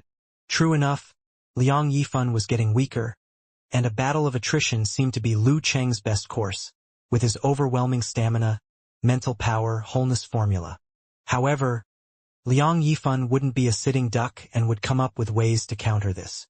At that time, the situation was still subject to change, and it was hard to say who would come out on top. More importantly, if Xinghai's Queen of Thought knows the 9 words formula, God knows if Liang Yifan knew it as well. If he also had the wholeness formula, then things would become troublesome. Therefore, Lu Cheng only had one goal from the start. He would numb his opponent, find chances to attack madly, and punish his opponent's latent fatigue. Under those circumstances, his foe might be overtaken by a moment of fatigue at any time. Bam! Lu Cheng's body enlarged to at least 2 meters, and faint purple and crystals appeared faintly on his body like carved patterns. Bam! He stepped forward, raised his arm, and smashed his hammer-like fist at his opponent viciously. After being stunned, Liang Yifan couldn't get away in time, and could only erupt his Dan force, push his feet, and go from squatting to leaping as he used both arms to block. Bam! He tottered under the immense pressure, legs wobbly. Not even pebble in the ocean could completely mitigate the impact. Bam! With a contract and release, Lu Cheng used the fighting formula once more. Bam! Bam! After 2 continuous strikes, Liang Yifan relinquished his balance and flew back. Lu Cheng chased after him with light blue flames spouting from his back. Bam! Bam! Bam! Bing! Bang! Boom! He launched an endless flurry of attacks, forcing his opponent to stagger and retreat. However, water-sect physical invulnerability experts were full of tenacity, and he managed to pull himself back from the brink of defeat several times. Bam! Lu Cheng's punch was blocked again. His spirits had slid from their peak, and his body was starting to lag and weaken. Shit, I couldn't take down the opponent in one fell swoop, and my own body isn't at its peak either. As these thoughts passed, Lu Cheng decided to go into defense. However, his foe didn't answer his weight with a counterattack. Why would Liang Yifan give up on a chance like this? Only because his fatigue was at its peak. As the thought flitted across his mind, Lu Cheng's qi and blood surged to stimulate his body as he used a simplified wholeness formula. He hurried so that Liang Yifan wouldn't have the chance to use a similar secret art. Spirits rising, Lu Cheng launched another flurry of attacks while his foe was taking a breath. Bam! Bam! Bam! Bang! Bang! Bang! As he rained down kicks and punches, he nearly didn't evade at all, merely making sure that his vitals were protected. He had to seize the fleeting opportunity. Bam! At last, he broke Liang Yifan's stance with a burst punch. Dropping his shoulders, he rammed forward and sent his foe into the air. Then, grabbing his foe, he slammed him to the ground. Bam!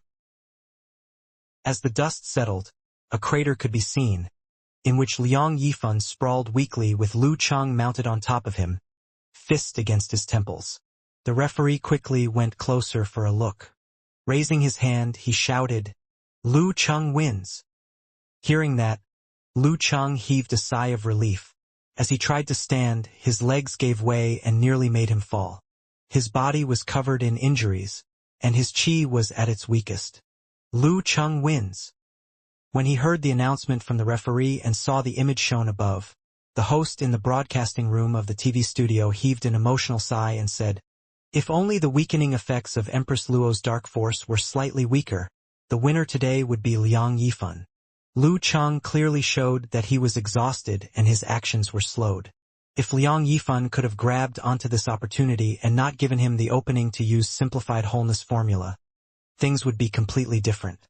It's a shame that Liang Yifan was at his limits, too. Busy with a counterattack, he wasn't even able to execute a forced concentration. He had to first catch his breath and regulate himself. Seeing that the host didn't try to mask his inclination, the guest commentator, He Xiaowei, shook his head and said, "There's indeed the luck factor." Lu Cheng's injuries were limited to his left shoulder, while the weakening effects from the dark force on Liang Yifan spread throughout his entire body. You couldn't rely on this match to determine anything. Once a problem arose, there was still a problem remaining. However, there's that saying, "The strong have better luck." The match today was the best proof of it. This isn't to say that experts are treated better by the gods, unless they have a similar supernatural ability. Rather, it's about grabbing onto the opportune moment when it arises. If Lu Cheng hadn't attacked frantically without regard for himself in order to pin down Liang Yifan, so he couldn't catch his breath, how was he able to force the problems of his opponent to be revealed first? How was he able to come back from the edge of defeat and turn the tables? Let's not forget that he intentionally revealed his intention to go for a prolonged battle. This greatly misguided Liang Yifan, and misguided me. In front of everyone, the host didn't try to retort but simply sighed. It's no wonder that physical invulnerability experts all believe that, although Lu Cheng's strength isn't quite there yet, his practical fighting ability is truly superclass. However, considering his battle style, lingering injuries will eventually accumulate and have strong negative impacts on his body. He will, at most, be able to take part in 2 titled competitions a year. There's no way around it since he's challenging those stronger than him.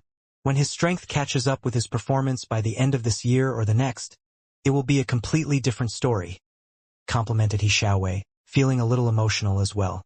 The host nodded his head before laughing. "Oh Xiaowei, why are you so happy that Liang Yifan lost? Didn't you bet that if he didn't win a title in 3 years, you'd tattoo a tortoise on your head?" "When did I say that I'd tattoo a tortoise?" He Xiaowei rubbed his bald head and returned the question jokingly. After which, he continued, "I said I had high hopes of him winning a title in the next 3 years. Not that he'd be successful in this year's Warrior Sage battle. Just take a look at Godslaying Saber, who's in peak condition and doing extremely well. Take a look at the Kirin, who hasn't suffered any grave injuries and has the strength to be right behind the legendary twins. Take a look again at Dragon King, who's had an easy lineup. Even if Liang Yifan was to make it to the top 4, he'd only be playing fiddle for the rest." "That's true." The host nodded his head slightly before continuing. "One can expect the semi-finals and finals to be really intense. Both sides will likely be severely injured. Luckily, the winner won't challenge Warrior Sage directly, but will have 2 months to recover and recuperate. Otherwise, it would be too unfair." The elimination rounds of the 5 Supreme National Title competitions and the final challenge round were conducted separately to ensure that the title winner truly deserved it. Just like the Battle of the Kings, the preliminaries were held from late August to early September. The elimination rounds to decide the challenger would be held in the first 2 weeks of December, and the final challenge round was a best out of 3 series held at the end of March and beginning of April the following year. Each year, the Inter-University Martial Arts Nationals started after the new Battle King was determined. The inhuman preliminaries for Warrior Sage Battle were held in late January this year. The elimination rounds were now through the first 2 weeks of May. The final challenge round would be held in the middle of July. In this process, there was the elimination round of Kirin Battle towards the end of June to the beginning of July. In order to be in tip-top condition for the Warrior Sage Battle, the 2 contestants for the final challenge round often chose to give up this Kirin title, unless either of them already held the title of Kirin. This caused the Kirin Battle to be less interesting. As for the remaining titled matches, the preliminaries for Master Battle were in late June, the elimination round was in late October to early November, and the final challenge round was during the Chinese New Year. The preliminaries for the Supreme Class Battle were in November, the elimination round was in January, and the final round-robin match between the top 4 started before the Professional League after the Chinese New Year to determine the Supreme Class.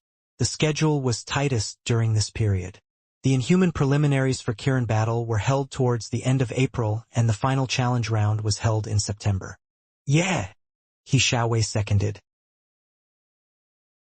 Lu Cheng's fan forum. After getting wildly excited for a while, Eternal Nightfall, Yan Xiaoling said, "Clenched fist. The final stretch of my time at university is truly satisfying and will be worth remembering. It's truly, truly, truly amazing. Not only did she pass her internship, she also received a job offer."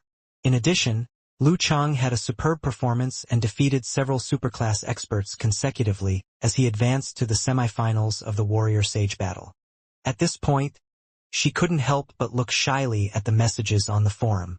She knew that the reason she got a great job weren't just because of Miss Xu Rui's recommendation. It was also because she was the forum starter of Lu Cheng's fan forum. It was now totally different from before, when there was only Brahmin and her in this forum. Now it was one of the few major forums with immense traffic flow. Seeing her satisfied sigh, Unparalleled Dragon King teased. "Nicely said. However, I have a question to ask. It's already more than halfway into May. Your final year report, or should I say your key to graduation, is it ready? I'm not too sure what it's called in your major. To sum up, have you completed all your assignments? Don't ask about that." Yan Xiaoling was wordless for some time before replying. "Let me finish watching the Warrior Sage Battle happily before thinking about that. Let me enjoy this day. Haha, senior could be considered 5th in the nation, right? 5th among all these experts." As she spoke, she got excited once again. "He might not just be 5th. Brahmin shook her head and emphasized. "It's all right to say that now." Road to the Arena appeared out of nowhere and answered. Unparalleled Dragon King said, "Next year this time, he might very well deserve the name." Others seconded this idea and discussed the topic fervently. The thread instantly had several tens of additional pages. Lu Cheng caught his breath and extended his hand over to Liang Yifan to help him up. Liang Yifan didn't reject the offer and grabbed onto Lu Cheng's hand. After standing up, he was disappointed and disheartened, but not gloomy and emotional. He gave Lu Cheng a thumbs up and said, "You are indeed the better one today."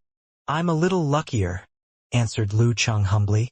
Liang Yifan shook his head with a smile, staggered out of the pothole and left the arena for his personal resting room. At the door he saw Queen of Thought, Fei Dan, waiting. "I got you some medicine to treat burns and frost," the alluring Queen of Thought said with a faint smile. "I'm actually fine." Liang Yifan caught his breath before pushing open the door to his room. Fei Dan followed behind and casually asked, "How are you feeling now?" "A little disappointed. If I was able to determine his motive accurately and use wholeness formula in advance, I wouldn't have been disrupted and lost my chance of using it again. If that had happened, my chances of winning wouldn't have been so low. But there are no ifs in martial arts." Liang Yifan answered honestly and emotionally. Queen of Thought pondered for some time before smiling as she answered, "From my perspective, it was because you are too honest and not as cunning as him. Nothing is too deceitful for a soldier. This should be the norm for battle." Liang Yifan shook his head with a faint smile before adding emotionally, "Give him a year and a half more, and he would be even more horrifying." Within the resting room, Lu Chang cooperated with the doctor for treatment of his injuries after washing up.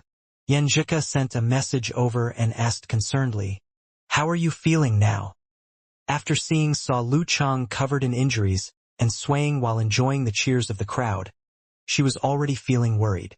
Lu Chang thought about it for a while before replying, "The injuries aren't too serious, but there are quite a number of them.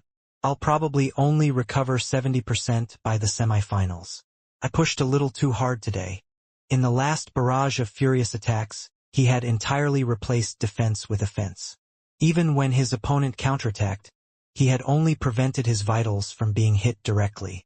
However, injuries from abrasion and contact with Liang Yifan's force were inevitable and numerous.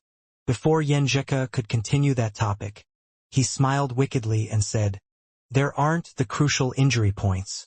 The ecstasy and excitement from winning against Liang Yifan is incomparable.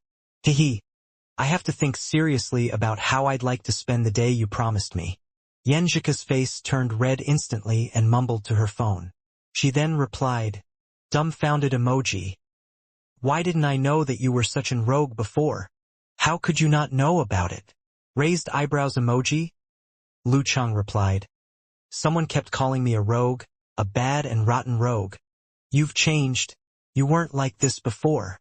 Desperate expression, Yan Zhika replied. While they were flirting, Dragon King took 5 minutes to defeat Luo Xian from Shushan Study without sustaining many injuries.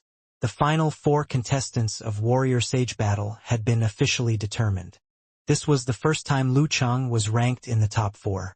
As there were only 4 experts left, the lot drawing ceremony was held immediately after. Lu Chang, who got the notification in the last minute, tidied his clothing quickly, grabbed his phone, and left the resting room to headed towards the stand where the organizing committee was. On his way, Yan Zhika asked curiously, "Chang, who would you like to go against next?" God-slaying saber.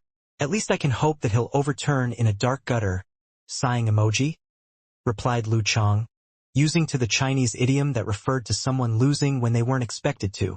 This was just a beautiful dream, as Lu Yongyuan had lost to him previously, and would definitely expend additional efforts to prove himself. Hee, Yan Zhika added, covered mouth laughing emoji. "That's the first time I heard someone describe himself as a gutter." Lu Chang shook his head and laughed silently. When he reached the spacious spectator stand, the burly Dong Baxian, who had his hair neatly combed and looked just like an ancient martial artist, was standing close to him. God-slaying Saber had his hair combed back and was holding onto his saber while watching Lu Chang from afar. In less than a minute, Dragon King, Chan Chitao, arrived in a navy blue martial arts suit. As he walked, he gave off a majestic feeling that made it hard for others to look at him directly. The man in charge of the organizing committee was holding onto a miniature microphone as he announced loudly, "The semi-finalists of this year's Warrior Sage Battle have been determined. They are the most recent and strongest 4 martial artists. They are Dragon King." He elevated his pitch suddenly and the surrounding responded with earth-shaking screams, "Chun Chi Tao." After reciting each name, the man of the organizing committee took out a ball from a black base, golden edge box and showed it to the surrounding cameras. "Long Hu Club Lu Chang. Who will I meet?" Lu Chang straightened his back immediately. Yan Zhika and the rest who were sitting afar also straightened up as they held their breath. The man in charge of the organizing committee took out another ball, looked at it, and showed it to the cameras again with a smile. "Long Hu Club, Dragon King, Chan Chi Tao." Dragon King. When he heard the 2 words, Lu Chang suddenly recalled a line that his master said when he just started practicing martial arts. "Admiration? When you can completely defeat a martial artist you admire, that's the greatest respect you could show to him. And the martial artist that I admire the most is none other than Dragon King. One of my martial arts dreams is to challenge him in an important competition." Lu Chang turned his head to look to the side. He happened to see the Dragon King, Chun Chitao, looking right back at him. He's so suave, tall, majestic, solemn, mature, that he has a devilish charm. As the light shone down, everything felt like a dream. His initial dream was within reach. The lake glimmered gently in the serene night that was as calm as the water. Lu Chang sat in the deck chair, blending into the darkness without a sound. For a while he zoned out, his eyes distant and wistful. It had been almost a year since he made it into the semifinals of the Battle of Warrior Sage and suffered defeat under the Dragon King. Since then, he had followed what Empress Luo and his master had taught him, exploring the inner strength within him, fusing his most tender emotions into his body's will, expressing that through his mind, and blending it into his moves. This wasn't simple and it took him a good 8 or 9 months to just barely get the hang of it. Part of this was enabled by his unique, rough experience making the Great Leap, part by the aging of his parents and master, part by being apart from the girl he would spend the rest of his life with, part by the scarcity of gatherings with his friends who were busy all over the country. Now, Yen Zheka was nearing graduation, and her schoolwork burdened her more every day. In the past, they had been able to talk a little during her lessons, but that had been taken away. Even when she was back home, she'd had too much on her hands. They had to make time for small talk, which was limited to short windows. Lu Chang had already gone to America once during the new year and now could only helplessly wait for the end of June to arrive. It truly gave him a taste of the helplessness and torment of a long-distance relationships. At first, he tried smothering these emotions. Whenever he felt a yearning or a wave of melancholy, he tried his best to get rid of it by distracting himself or making his girl smile with his silliness, for he knew she had the same emotions as himself. However, while exploring his inner strength, he also had to let his emotions run loose while he quietly tasted the loneliness, the yearning, and the pain of not being able to see someone he was dying to see. The ambience brewed mysteriously, and a faint but strong feeling slowly rose to dance in the gloom of the bedroom as the gentle veil of moonlight enveloped it. "So much to do. Uni's killing me," wrote Yen Zheka during her bathroom break. The phone screen lit up. Lu Chang read the message, amused and feeling sorry for her. His emotions broke the previous silence. Smiling, he replied, "I wanted to help you, but then I remembered the last time when I skimmed through your books, and even though I found every word understandable, their meanings were completely beyond me when strung together. I felt so illiterate." His self-deprecating humor made her chuckle, and some of her weariness and tenseness melted away. She sent a thinking emoji. "As your life mentor, I think I need to give you classes when I'm back in China. I can't let you be illiterate." After chatting for a bit, she once again threw herself into mental labor. Lu Cheng's mood lightened as well. Yes, there are still many wonderful things in life. For example, no matter how busy Cuckoo was, she wouldn't sacrifice their quality time. Like when she made that long, bumpy journey home during her March holiday to be with him for less than 2 days, despite the short duration and the many things she was juggling. For example, his dad was practically worshipped by his boss for his skills, and his career had been smooth sailing. For example, his mother had become fashionable, often dragging his dad or aunt to go travel, even without his encouragement. For example, his grandparents were still healthy despite reaching old age. For example, his master's old wounds were getting under control through his diligent practice of the 9 words formula which nourished his body. It seemed like living 20 to 30 more years would be no problem. For example, his cousin-in-law had found what he sought after 8 months of training in the war-torn zones. Before the start of the year, he had made the Great Leap and attained physical invulnerability. For example, Hipster had progressed slowly but steadily and attained physical invulnerability 2 months before his cousin-in-law. For example, Talker had made a name for himself in the martial arts commentary scene with his refreshing humor and eloquence. Now, he was finished with tending his dad's company and was on his way to Daidu by flight to reunite with his girlfriend. For example, Zhang Pang had gone on blind dates and finally secured a girlfriend through hard work and determination. Business at his restaurant had also been flourishing. For example, Qin Rue vaguely grasped the concept of withdrawing after a year as a backpacker. For example, Priest and Chihuahua got their second pin certificates, with enough ability to make it to first pin. For example, he was able to proudly say, "My strength is around the superclass level." After the Battle of Kings a year ago, Lu Chang had stepped up his game and registered for the Battle of Kirin Elimination Tournament at the end of June. However, being the center of attraction, he received fierce retaliation from the superclasses. Coupled with his atrocious luck at lot drawing, he didn't even make it past the double elimination segment. He wasn't discouraged, but gave up on the Battle of Masters main tournament in late October to save up his energy for the Battle of Kings in December. This time, he had made it through multiple stages, despite unlucky lots, and ended the run in top 8. Following that, he shone in the Battle of Superclass and made it to top 4 once again. Unfortunately, he was a step away from entering the top 4 round robin when he lost first to Warrior Sage and then to Dong Bashin. However, he had established himself as a superclass in that tournament, and no one doubted his abilities from then on. All 5 title tournaments had concluded the week before, and he was about to enter a new cycle. In the previous cycle, the Dragon King successfully defeated Chen Donglu and took his Warrior Sage title. However, during the new year, he had lost the King title to his arch-nemesis. On the other hand, Chen Donglu had successfully defended the Master title while Dragon King took back the title of Superclass.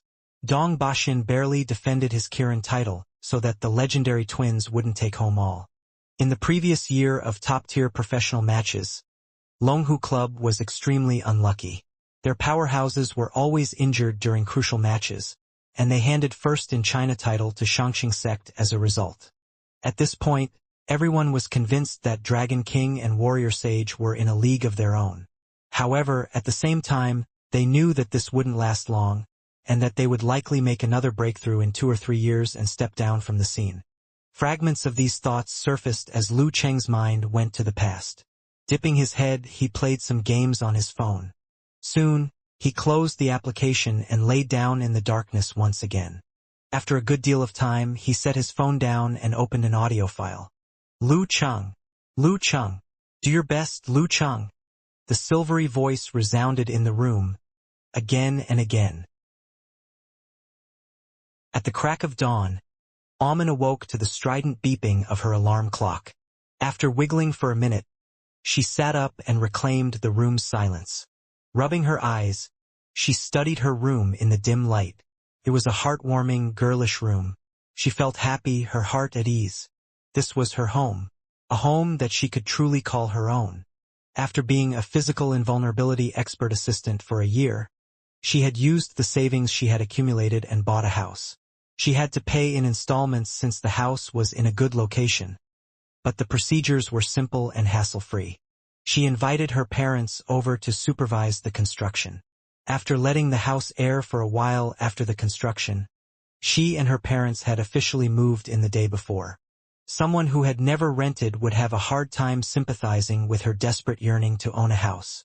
She had always felt insecure when renting or staying at a hostel provided by the company, a constant reminder that she would eventually leave. During her renting days, she often had to move when the rent increased, or when the landlord decided to reclaim the room for their children to move in. Each time left her weary, but now no one could make her move. This was her home, where she truly belonged. Amin stretched lazily and got out of bed to freshen up. Seeing her skin had improved in the mirror, she felt joyful. At the same time, she knew that everything she owned had come from her boss, a superclass mighty one, Mr. Liu. Speaking of that, he really is a man of self-restraint and discipline in every aspect. In the last year, besides going to America and Shoshan, he led a simple and routine life. Even when he wasn't practicing, his main source of entertainment was the internet. Plus, he was disciplined and always stopped on time, never indulging himself. It was exactly as he presented himself in Xu Rui's show. And it wasn't something that lasted for 1 or 2 days, but something he persevered in for 300 or 400 days. After her bestie watched the show, she had come over to gossip about it. After getting validation, she said, "I heard that martial arts masters are usually lustful, not to mention a physical invulnerability expert. Your boss, on the other hand, is almost a monk. He's reserved, guarded, disciplined, and unswayed by temptations despite his easygoing appearance. I wonder what kind of expression he does in bed. I can't help but want to try and tease him to see if I can break his spree of asceticism." Her bestie was getting more and more ridiculous, and Amin didn't know what to say. However, she often found herself wondering, what is Mr. Lu like in front of Ms. Yen? She took out a wet tissue and cleansed her face. Patting her face, she halted her thoughts. She was fully aware of what landed her this enviable job. Seriousness, kindness, diligence, and attentiveness. Most importantly, she knew her place and never tried anything funny. After grooming herself, she walked out of her room to her parents, setting breakfast on the table. "Smells so good," she said with springy steps and a bright smile. Mr. Lu was going to train at home today and wouldn't leave for the airport until 7:50, which meant she didn't have to arrive at this mansion at 5:30 and could indulge herself in a breakfast made with love. At 7:45, Amen stepped out of the silver-gray minivan. She waited for a few minutes before she saw Lu Cheng walking out of his mansion with a travel bag. "Good morning, Mr. Lu," she smiled. "Good morning," nodded Lu Cheng, smiling. Amen moved aside and pointed inside the car as the door slid open automatically. "The breakfast you ordered has been bought." Said Lu Cheng, establishing himself in his usual seat. Pointing at the abundant dim sums, he said, "You can have some too." "No thank you, Mr. Lu, I already ate. My mom made breakfast," said Amen with a pretty smile. Homemade breakfast? Lu Cheng zoned out for a little, remembering how his mom loved to cook a large pot of beef with bamboo shoots, put it in the refrigerator, and add a scoop to noodles in the morning. He then remembered how a certain someone always volunteered to make breakfast when Aunt Du was off, dragging him along during mornings in Connecticut. During that time, they experimented many dishes, often fusing Western food with Chinese food. As for the taste, it was open to interpretation. He paused and exhaled silently, fully absorbing the feeling before settling down for breakfast. "Straight to the airport, Mr. Cheng?" asked Amen. He nodded. July 11th, which happened to be the next day, was his master's 65th birthday. As his disciple, it was a must for him to head to Moshang, Wuyue Province, Moshang City, Shi Yuejian's mansion. When Lu Cheng entered the main door and greeted his senior martial sister, he saw several other seniors sitting on the sofa. Diagonally from him was the divine enchanter of Sin Flame. His still appeared middle-aged, with deep eye sockets, a straight nose, and a head of black hair streaked with silver. There was a brilliance of flames were hidden deep within his eyes. He seemed reserved and held back but made one feel flustered and terrified. Thinking back to the first time he met this senior, Lu Cheng remembered being afraid, tense, and unable to see the depth of his strength. Now, Lu Cheng could vaguely determine the level the senior was at through their connection with the atmosphere. He was a superclass expert with a strong mind who had integrated his mental state into his strength. However, it was clear that he was on the decline.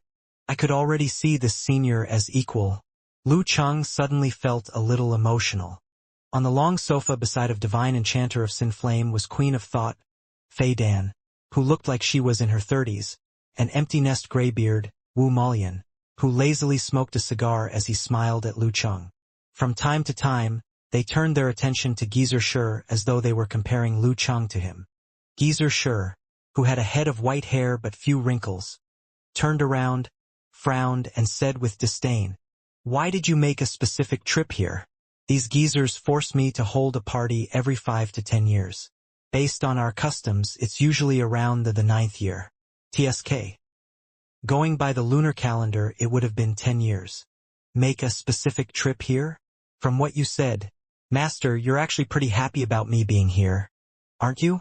Lu Cheng laughed silently to himself before replying, "As your disciple, how could I skip my master's birthday?" Was Master really trying to hint that he wants a large party when he turns 70 based on the lunar calendar years to show off to his friends? With his injuries under control, he hasn't been coughing non-stop over small tasks and has regained the look of an expert in his prime. And how could he not want to show off after taking in such a good disciple like me?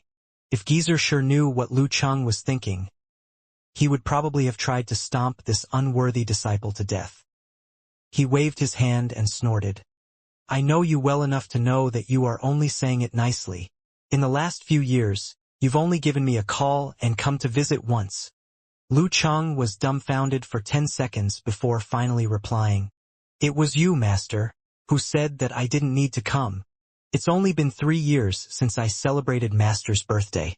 The first year, I took the role of assistant coach and was involved in the inter-university martial arts nationals.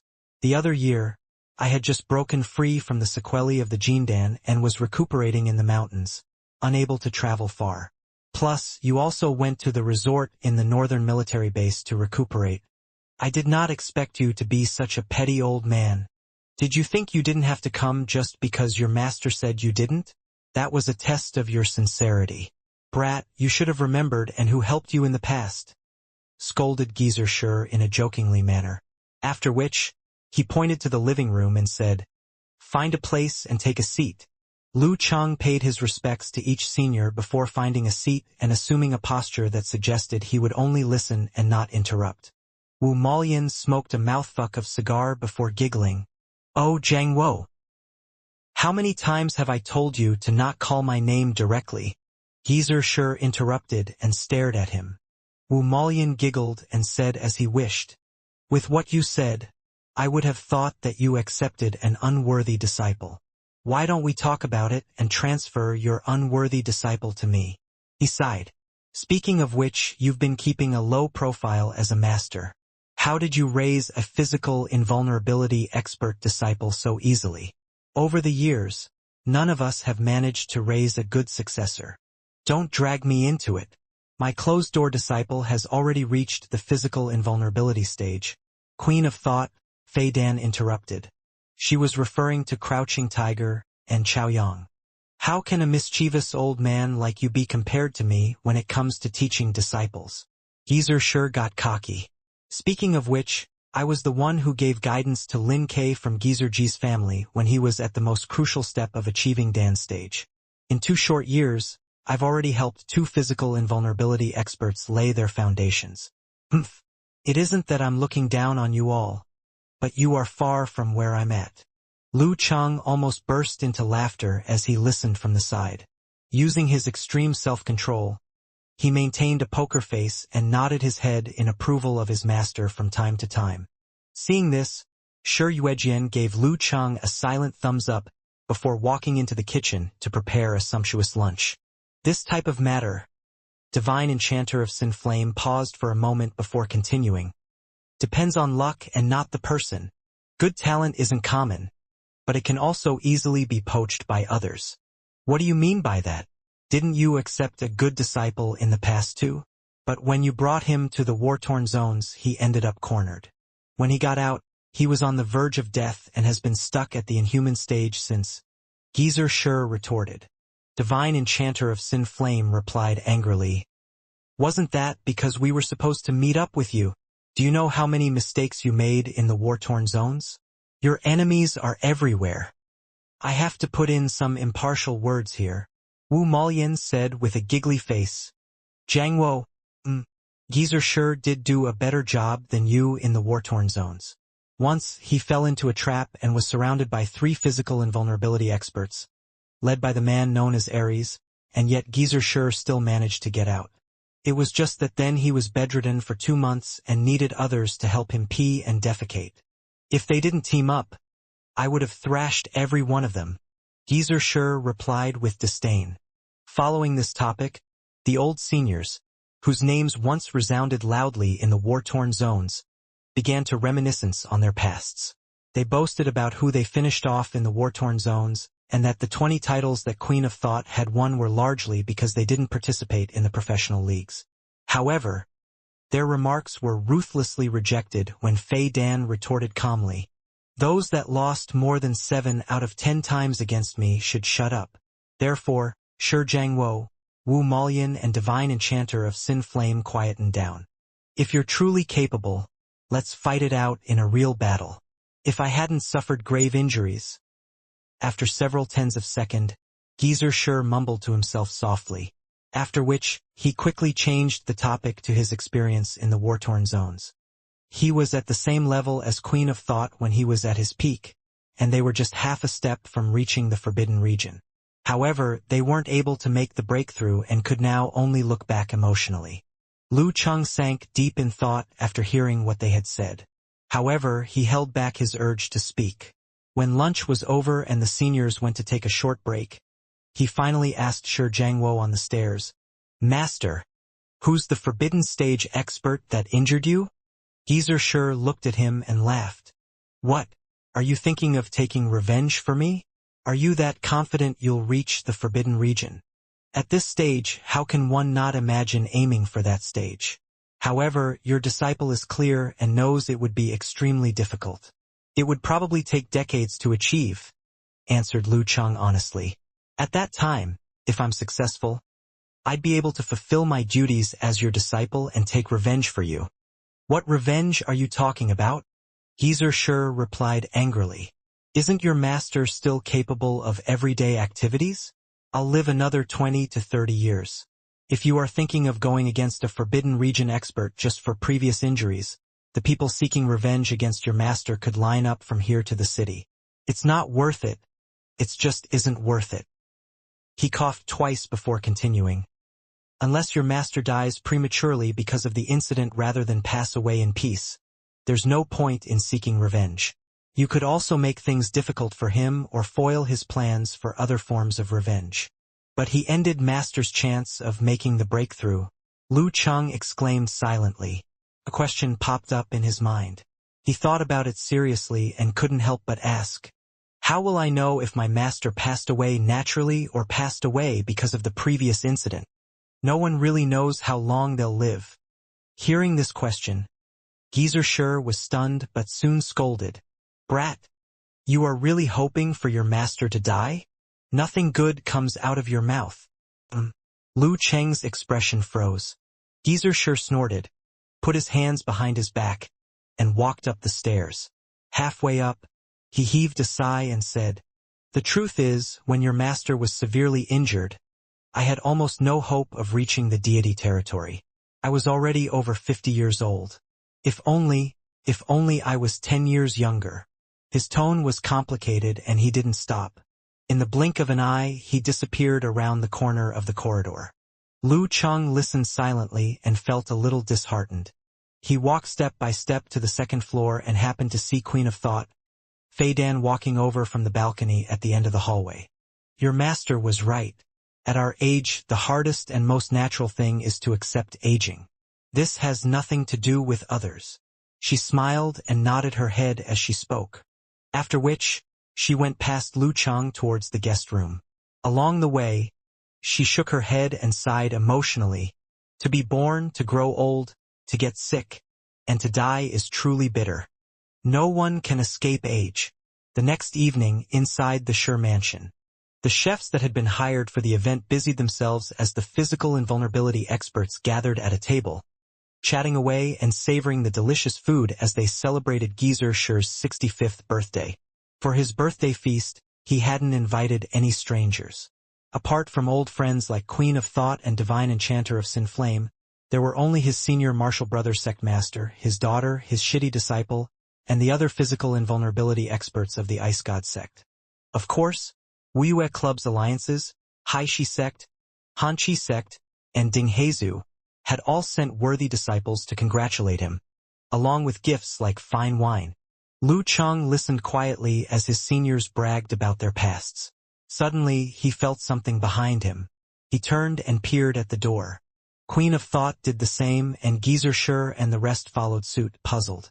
It was dark and raining outside. The tree branches breathed spring.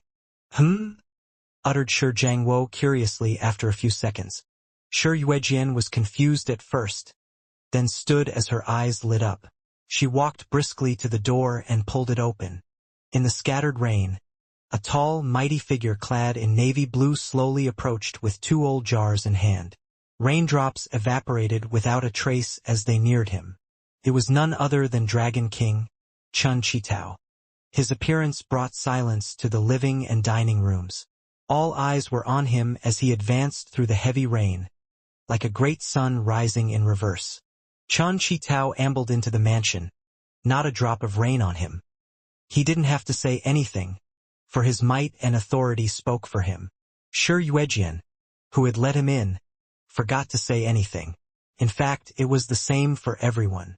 He walked to the dining table and placed the 2 old jars before Geyser. The cutlery moved by themselves to provide sufficient space. 10,000-year-old wine from the ancient chambers of the Yao state, said Chen Qitao, patting the seal on one of the jars. An irresistible aroma wafted through the air. Coming back to his senses, Geyser laughed loudly. I recall that there are only 5 jars of that left. You took half of them away. Brat. Go get an extra chair. Lu Cheng only realized what was going on after hearing the order.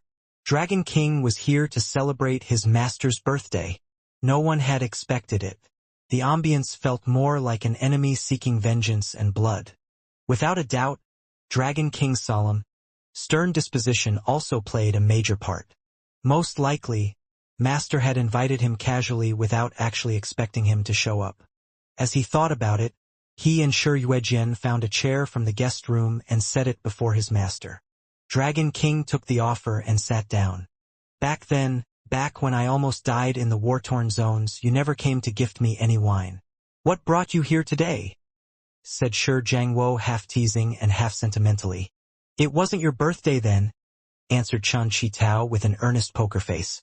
Everyone fell silent once again, unsure of what to say. What a dry joke. Dragon King really lacks a sense of humor. What a party pooper.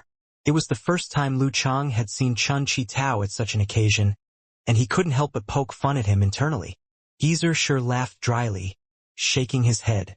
After all these years, you haven't changed. Not in the least. I'll leave it to you to beat my troublemaker of a disciple into shape. Master, he literally beats me. Lu Cheng's body ached at the word.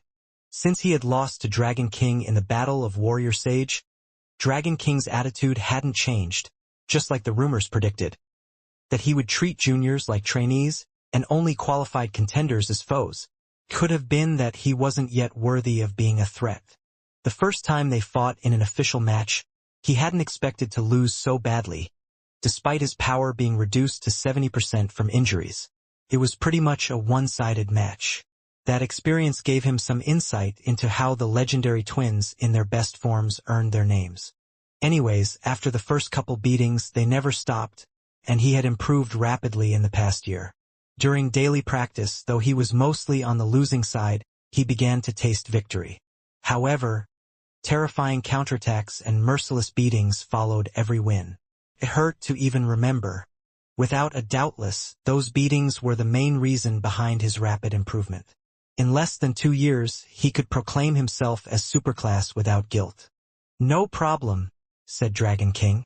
He didn't give so much as half a look at Lu Cheng, but his expression softened, as though they were talking about a recreational activity. Subconsciously, Lu Cheng rubbed the corner of his lips. The wound there had come and gone, just like how his teeth had fallen and grown. It seemed like a relapsing condition by now.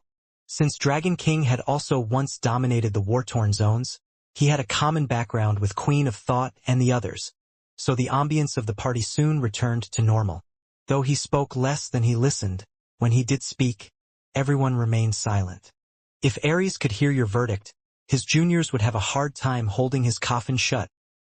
Wu Malian shook his head profusely at Dragon King's poisonous comments. But he was the only one who had the right to say such things, for he was the one who slew Ares. Recalling his own past, Geyser was about to brag on his physical invulnerability kills when he saw Dragon King glance at the door. Then, his shitty disciple stood up with a smile and opened the door. Better late than never. Emichum, said Lin Kei, unperturbed by his words. He was also carrying 2 jars of wine.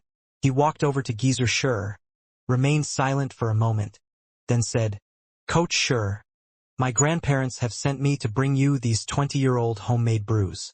May your luck be as vast as the eastern oceans, and may your longevity be as great as the southern mountains. Lu Cheng smiled as he watched his cousin-in-law recite his greetings, waiting for him to stutter, pause, or get embarrassed.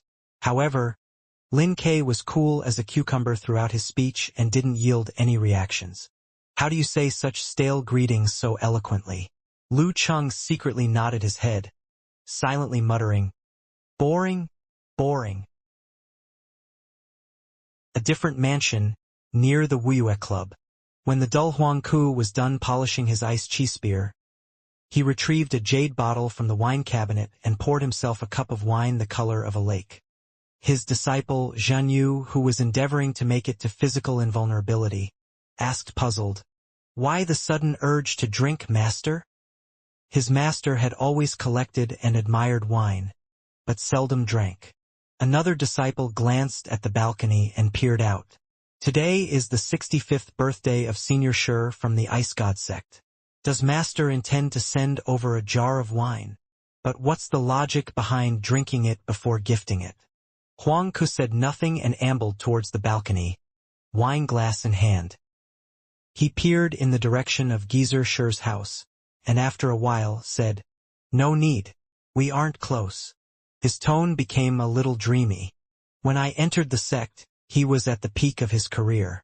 I have always treated him as a target to surpass in hopes of challenging him. A pity it never happened. And now?" A rare smile appeared on his face. "We have all grown old.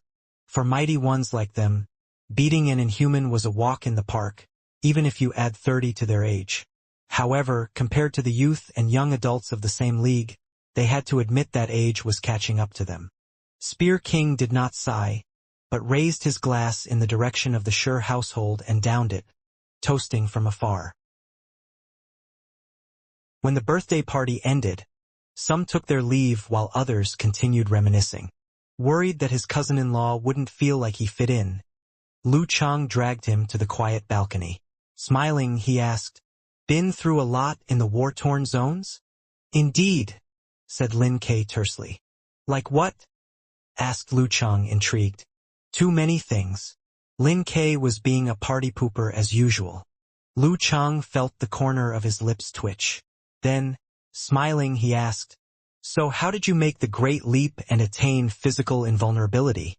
"Just like that," replied Lin Ke calmly. "Can't you hold proper conservation?" Dipping his head, Lu Chang sent a message to Cuckoo. "Your brother is impossible to talk to." Lin Ke watched as he tapped on the virtual keyboard. Slowly, he said, "In the war-torn zones, actions speak louder than words." "True," nodded Lu Chang thoughtfully. "I'll help out the people there the next time I go over for a mission. Though I probably wouldn't be welcomed by the physical invulnerability experts there." After a brief silence, he shifted the subject.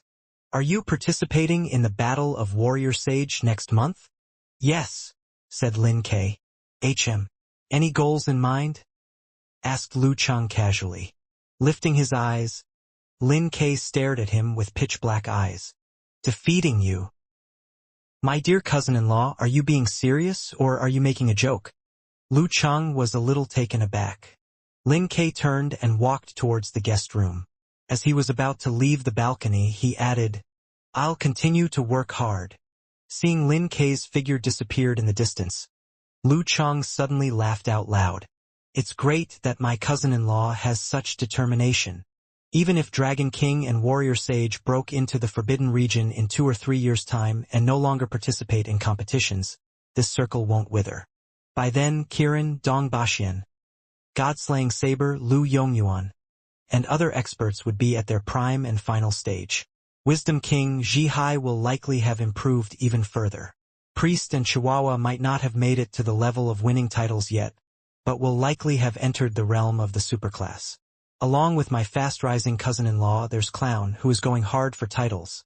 Living Buddha, who possesses generational wisdom. Late Bloomer, Liang Yifan. Optimus Prime, Long Zhan. Heaven's Equal Swordsman, and many others who are in their prime years. There will be intense competition. Can only get more exciting than things now. Thinking about the future, Lu Chang suddenly felt exhilarated. As thoughts fluttered in his mind, he suddenly shook his head and sighed. He turned his head and looked beyond the balcony. That future is amazing, but the present is also equally important. If I can't grab at least a title from Dragon King or Warrior Sage before they step into the Forbidden Region, I'll regret it. This was the obsessiveness of a martial artist. That means I have to make the best use of every opportunity at title competitions. For example, the new Warrior Sage battle that would take place in 1 month. It was the next afternoon, and Lu Chang had just completed his training in the garden of his master's house and was returning to the living room. As he stepped through the main door, he saw his master lying lazily on the sofa. In front of him were a wine carafe, a cup, peanuts, and other snacks. This way of life is too decadent. Lu Chang mumbled silently. That's true. My master isn't like other ordinary old men who like to garden, play mahjong, fish, or do other hobbies like that.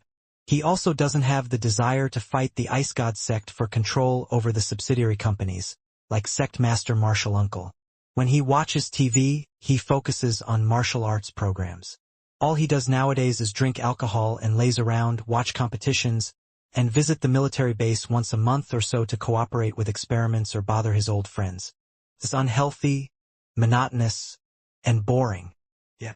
I need to find a hobby for master.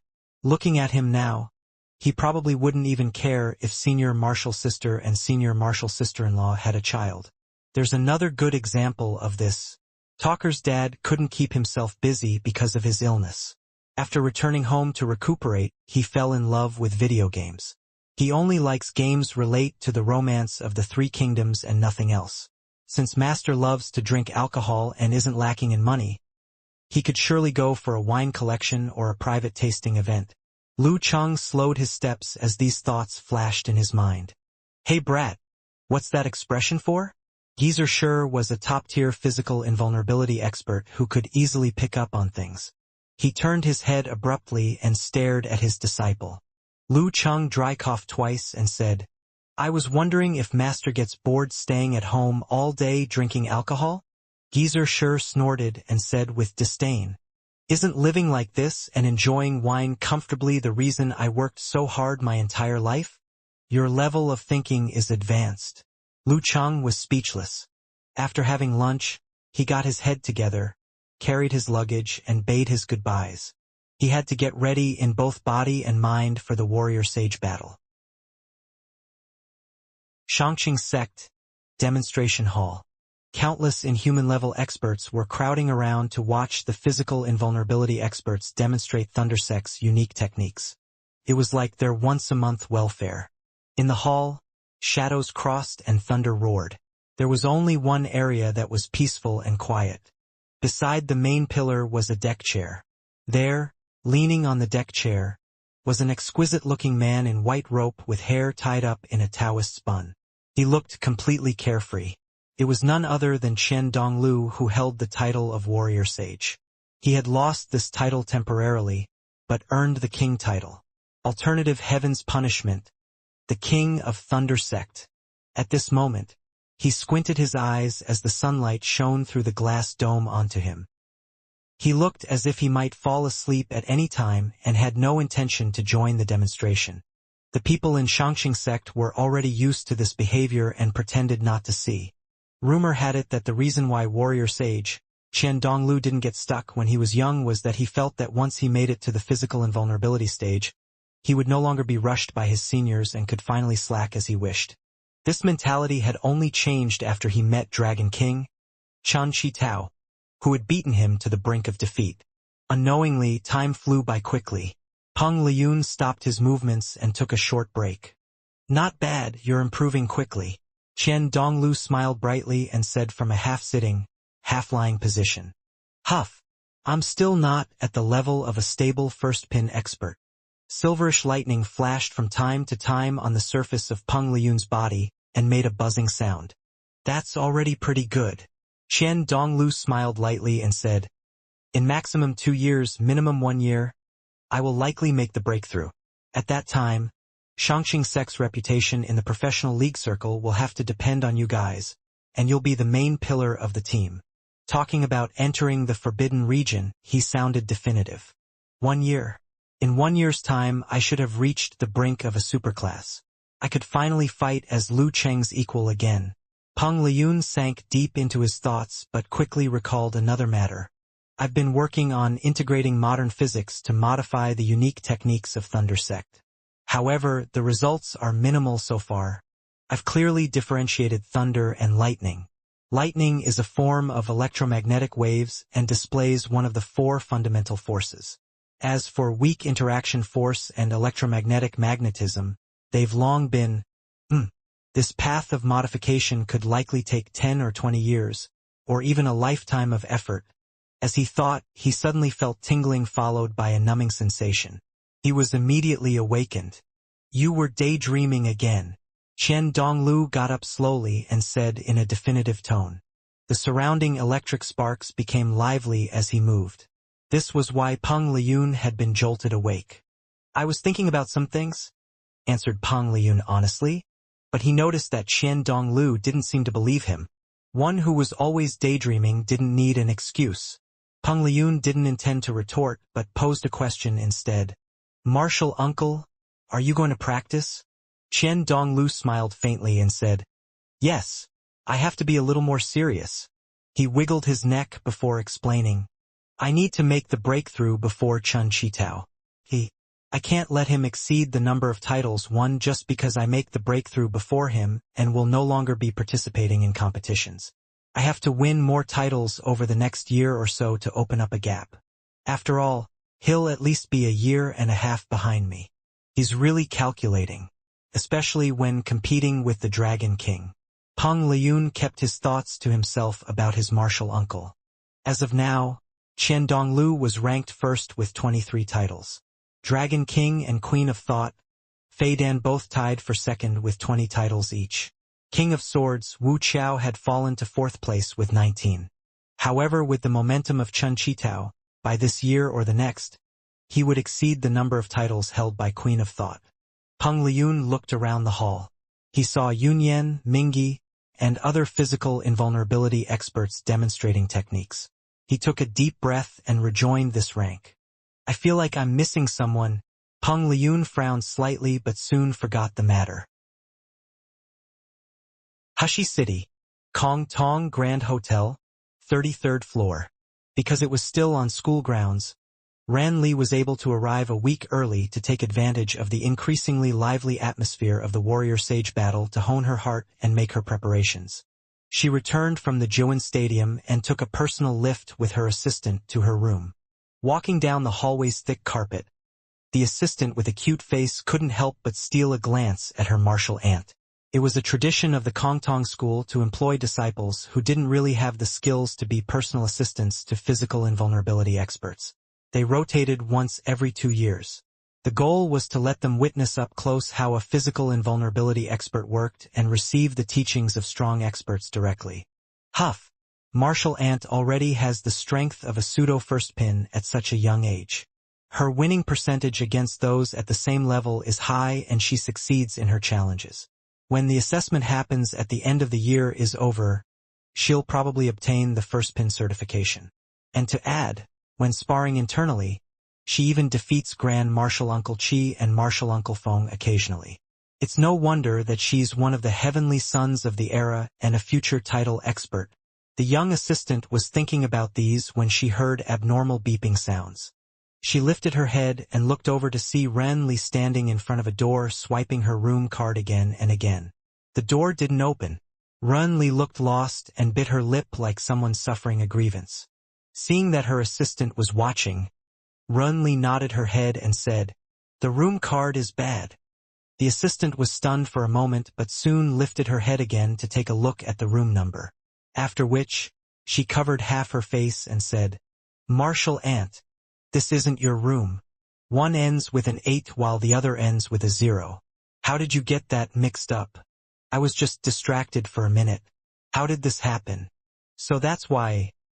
Renly understood immediately and said straightforwardly, "I was wondering, how could it not open the door?" She turned and took some steps, but was stopped by her assistant, who silently pointed her to the other direction. When things were corrected and her room was in sight, the assistant heaved a sigh of relief and said half-jokingly, "Martial Aunt Run, luckily, the door of that room was closed. If you had just gone in, what would have happened if there was an unreasonable, violent person in it?" "Someone said that to me before." Ren Li's memory was triggered. "How did you answer?" asked the young assistant curiously. "I forget. If it happened again now and he dared to do anything—" Renly paused before answering calmly. "I would throw him out the window." Horrifying. The young assistant took the card from Ren Li and opened the door to the suite. Once inside, she remembered Ren Li's habit and switched on the TV to a specific channel. It was broadcasting a program and the guest commentator was commenting passionately. The challenge right of this competition will be to see who can stop the warrior sage. I have listed 4 candidates based on their performance over the past year. They are the superclass among the superclass.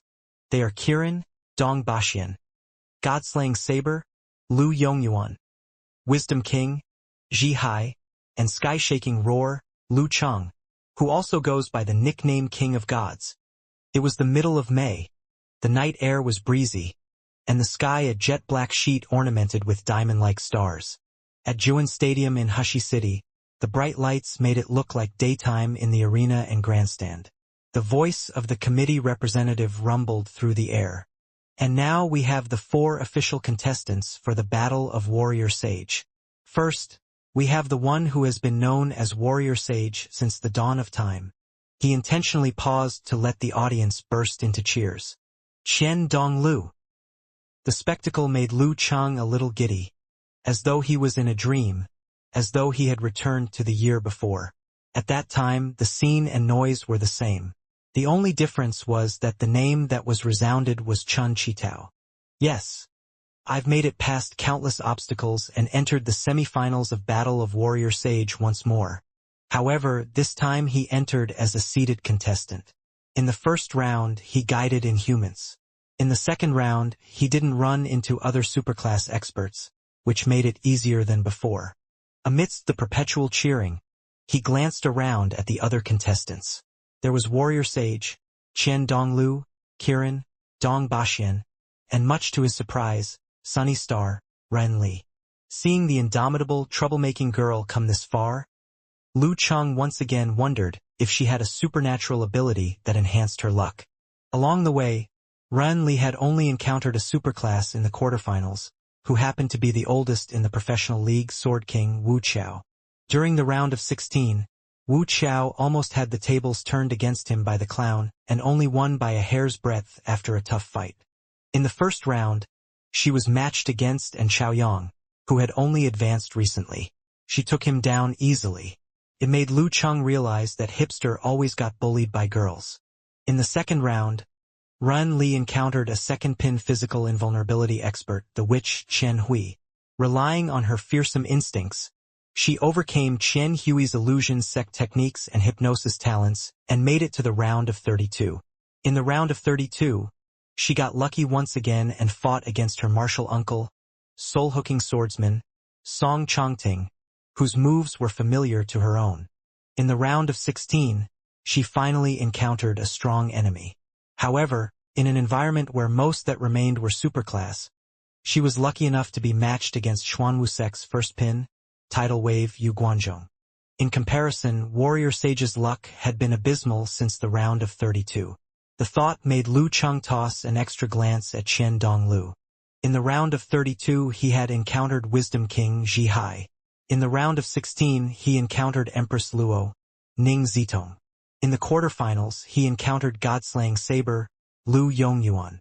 Every fight was intense and an uphill battle, especially against Lu Yongyuan, who nearly proved himself once again with his splendid performance. In the end, Lu Yongyuan failed to turn the tables, but gave the warrior sage a run for his money and left him with severe wounds. In the semifinals the day after, he could only be at 70% at best, thought Lu Cheng, retracting his gaze from Qian Donglu and nodding thoughtfully. It didn't seem that bad, but compared to Ren Li, Warrior Sage's horrible luck was apparent. This wasn't to say that Ren Li had relied entirely on luck. In the previous title tournaments, her luck in lot drawing had always been good, yet she never made it far. The main reason she was able to enter the semifinals was because her standard was already first pin. Her luck could only come in handy with that prerequisite accomplished. In the past, she might not even been able to make it past tidal waves Yu Guanzhong, much less Sword King Wu Qiao. Compared to her, Lu Cheng didn't seem lucky at all. Then again, he wasn't as unlucky as Warrior Sage. First 2 matches aside, he encountered Living Buddha, Shirshan in the round of 32. With his cultivation base, superior mental power, and equal attainment in stage, he cleansed his shame and beat his opponent in his peak form for the first time. However, he did not do so without wounds and a huge headache. Luckily, the 9 words formula was good for healing and he managed to recover almost entirely before the round of 16. His opponent for the round of 16 was Priest. It had been a long time since they met each other in the arena. With his superior strength, he won without many injuries.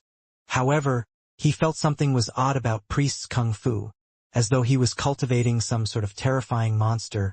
In time, he would become a superclass expert who could not be taken lightly. Lu Chang began to ponder about what Peng Liyun learned from the Thunder Sect secret arts, specifically his mindset. Lu Chang. The sea of cheers made him snap out of his thoughts. He saw the round of 8 playing before his eyes. His opponent was Long Dam that guards the sea, Ma Xinghong. His Xuanwu divine sword and water sect secret arts proved to be extraordinary, and he truly displayed the strength of a superclass. However, with the Dragon King's beatings and his own growth, Lu Chang resolved his issues and managed to win. Of course, he was left rather serious wounds. He would be lucky if he could be at 80 or 90% for the semifinals. Thoughts racing, Lu Chang felt his back, chest, and limbs ache. In the VIP lounge, Empty Nest Greybeard, Wu Molian sat shoulder to shoulder with his friend Shi Jiangwo. As he smoked his self-rolled blunt, he chuckled. The student has surpassed the master. What a good disciple. Surpassed the master? Not in his lifetime, snorted Geezer Shi. Back in my day, if I had participated in title tournaments, taking home more than 10 titles would have been a walk in the park. Look at him, he hasn't even gotten to challenge the defending champion yet. Back in your era, there wasn't the Dragon King and Warrior Sage, thought Wu Molian. He then smiled. You seem like you've been rather free lately, coming all the way to watch the match. Why not take in more disciples? Train them well, and you'll be contributing to the sect and country. Geezer Shi glanced at him, then gave a heh-heh laugh. You should know how I am. Having one shitty disciple is already too much for me to handle. Old Wu, could it be that one of your connections wants my mentorship? Just teach them yourself. After all, you're just one cut below me. Ah, I see your true colors now. You're even lazier than me, said Wu Molian, avoiding the question. That was when the lot drawing for the semifinals began. He looked outside. Geezer Shi smiled secretly, thinking in his heart, if this geezer took in more disciples but didn't produce any more physical invulnerability experts, wouldn't that be embarrassing? It would make that brat cocky, too. Lu Chang tried his best to balance his breathing as he watched the committee representative put his hand into the box. The best outcome for him and Chihuahua would be for them to encounter each other while Warrior Sage and Kirin brawled it out. Dong Baxian's journey, like mine, has been luckier than the Warrior Sage, so there's a big possibility he could eliminate Warrior Sage. No matter who comes out on top, they'll be weakened from their all-out fight. That would be the best for Ren Li and I. That is, if we don't deal massive damage to each other. Still, I'm somewhat confident that I wouldn't take too much damage. Mei Ren Li's lucky star will continue radiating. As the thought flashed past, the representative displayed the first ball. Shangqing Sect, Warrior Sage, Qian Donglu. He drew a second ball. Longhu Club Lu Chang. The result made Lu Chang want to laugh. Just like the year before, he would run into the strongest one. However, it wasn't exactly the same. Warrior Sage's conditions weren't as good as the Dragon King's, and he wasn't who he used to be. Almost unconsciously, he turned to look at Warrior Sage, Qian Donglu, and saw a polite smile on his face. He had a scholarly air and suave manners, the air of a martial arts master. Thank goodness Warrior Sage isn't in peak form, thought Lu Chang, amused. He nodded a greeting back, feeling relaxed, as though his hopes had been realized. And so the semi-finals for the Battle of Warrior Sage had been decided. Warrior Sage, Qian Donglu versus Sky-Shaking Ho, Lu Chang. Kirin, Dong Baxian versus Sunny Star, Ren Li. After the lot drawing, Lu Chang and the others went down a flight of stairs to the mixed interview area. What are your thoughts on getting the warrior sage as your next opponent? What do you estimate your chances of winning to be? What are your thoughts on the warrior sage's performance thus far? Lu Chang recalled a similar situation the year before. Reporters pushing their microphones at him, throwing one question after the other through the hubbub, and realized that the contents of their questions were roughly the same. Smiling, he gave a vague reply, "A cook that doesn't want to be a general isn't a good driver." After completing the interviews with a similar approach, he left the place and returned to the hotel. That was when the reporters realized something was amiss. One of the newly advanced semi-finalists, Sunny Star, Ren Li, was nowhere to be found. In a quiet corner, a young, round-faced assistant was making a panicked call. "Hello? Ms. Ren? Where are you? Please tell me right now." Assistants weren't allowed to tag along to the lot drawing ceremony. Ren Li's serious voice came from the other end of the line. "I'm at, there's a wall at my left, and my right. In front of me there's a road. Same goes for behind." The assistant stood speechless, stupefied. Lu Chang took out his phone for a glance when he had seated himself in the van. No replies from Yen Zhika. Since entering the graduation phase, she had been as busy as a bee. She could barely find time to check the results of the matches, much less spare time to watch the competition's broadcast at night in China, which was afternoon in Connecticut. Laying down his phone, Lu Chang looked out the window. The beautiful night lights mingled with the neon lights. Suddenly, he heard the special notification. Holding his phone up, he saw a message from Yen Zhika. "Do your best." 3 simple words, as though they had been typed furtively and eagerly. Beep. A few seconds later, another message came, equally simple, furtive and eager. "I know you'll do well." Lu Cheng's lips curved into a smile. May 19th, 6 p.m. Lu Chang arrived at Jiuan Stadium in advance and entered his personal resting room. He didn't switch on the lights or the large-screen TV, letting the room remain dark. In absolute darkness, he sat on the sofa and looked straight ahead. He was immersed in his inner self as he tried to recall memories that had triggered strong emotions in his life. He also recalled the things that supported him all the way to this point as he made his final preparations.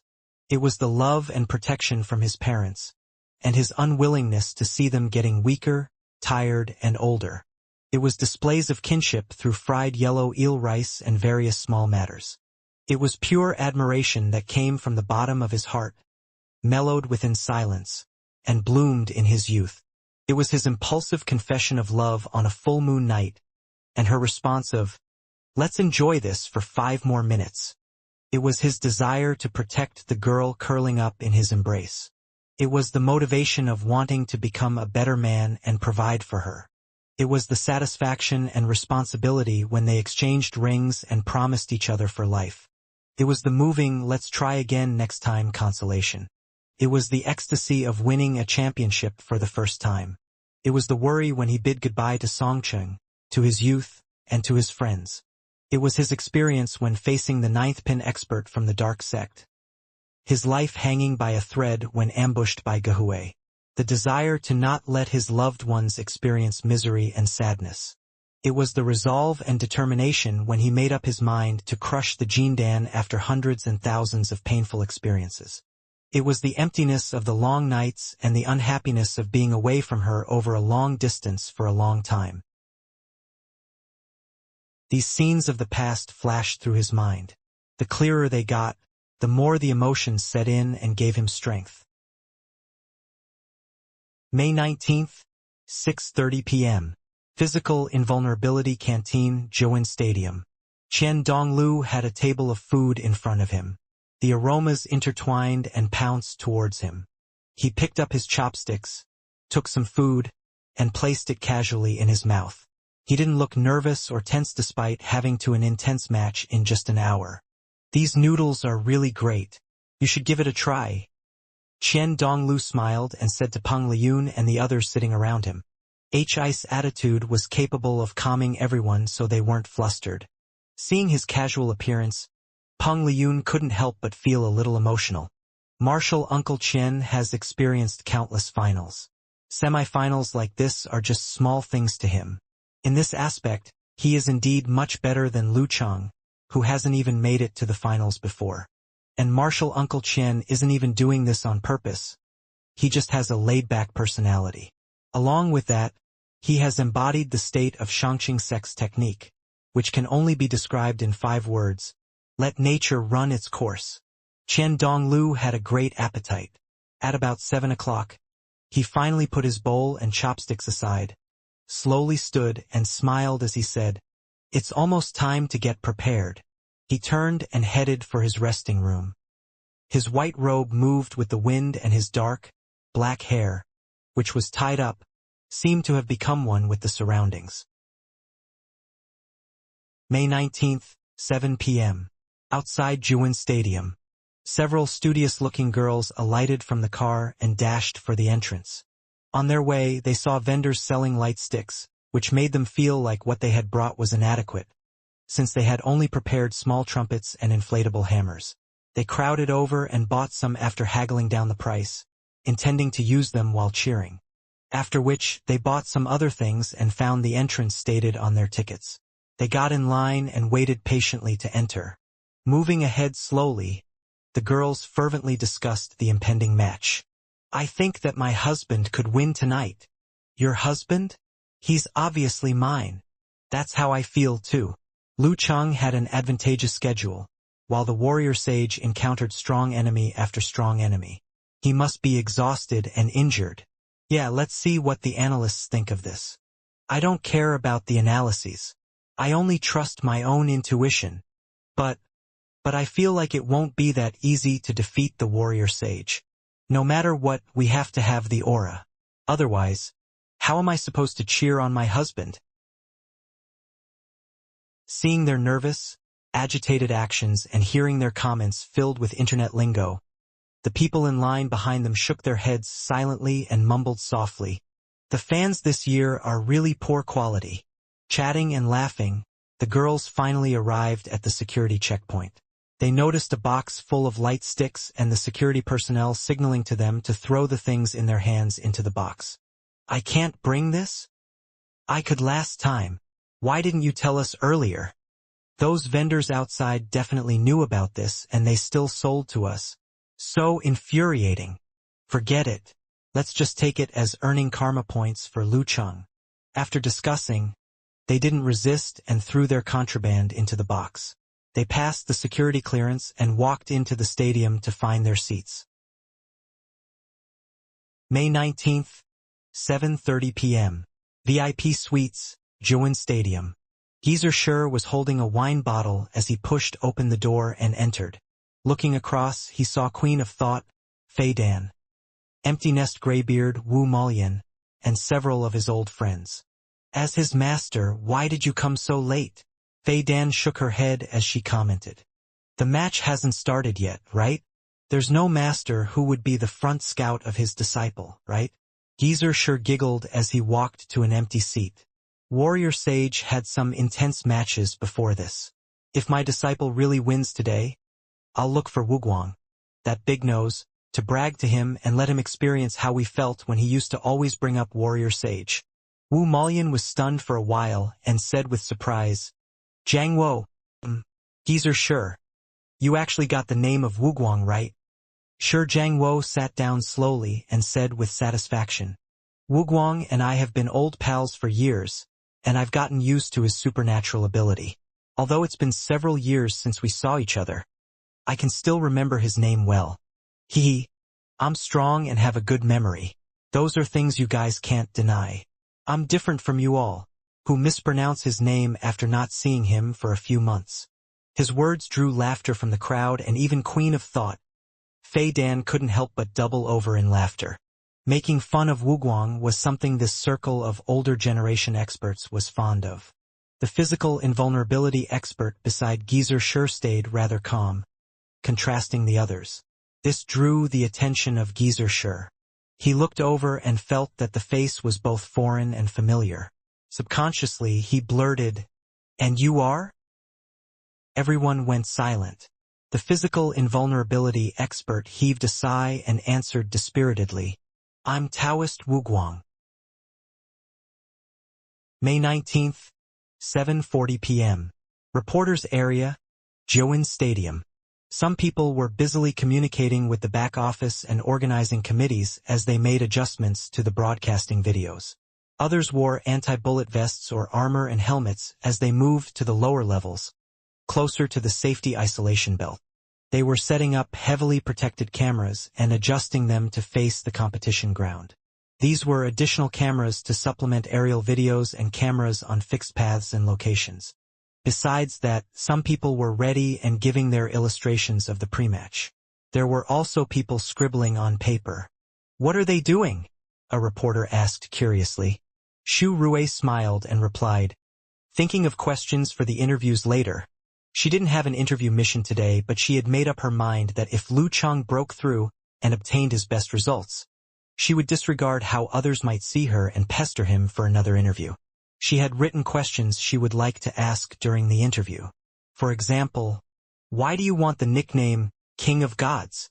Don't you have any attachment to sky-shaking roar that you've been using for so long? Privately, other than Cheng, do you have any other nicknames? Who would you like to thank the most? Is there something heartwarming or an interesting story you'd like to share with us?" After chatting casually for some time, someone suddenly shouted, "Ready, ready!" People redirected their attention to the arena. In the broadcasting room of the TV studio, the host put on a serious face and said, "Everyone get ready. The match is about to start. It's starting soon."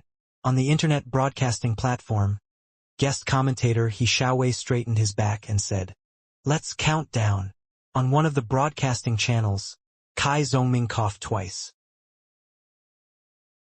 May 19th, 7:45 p.m.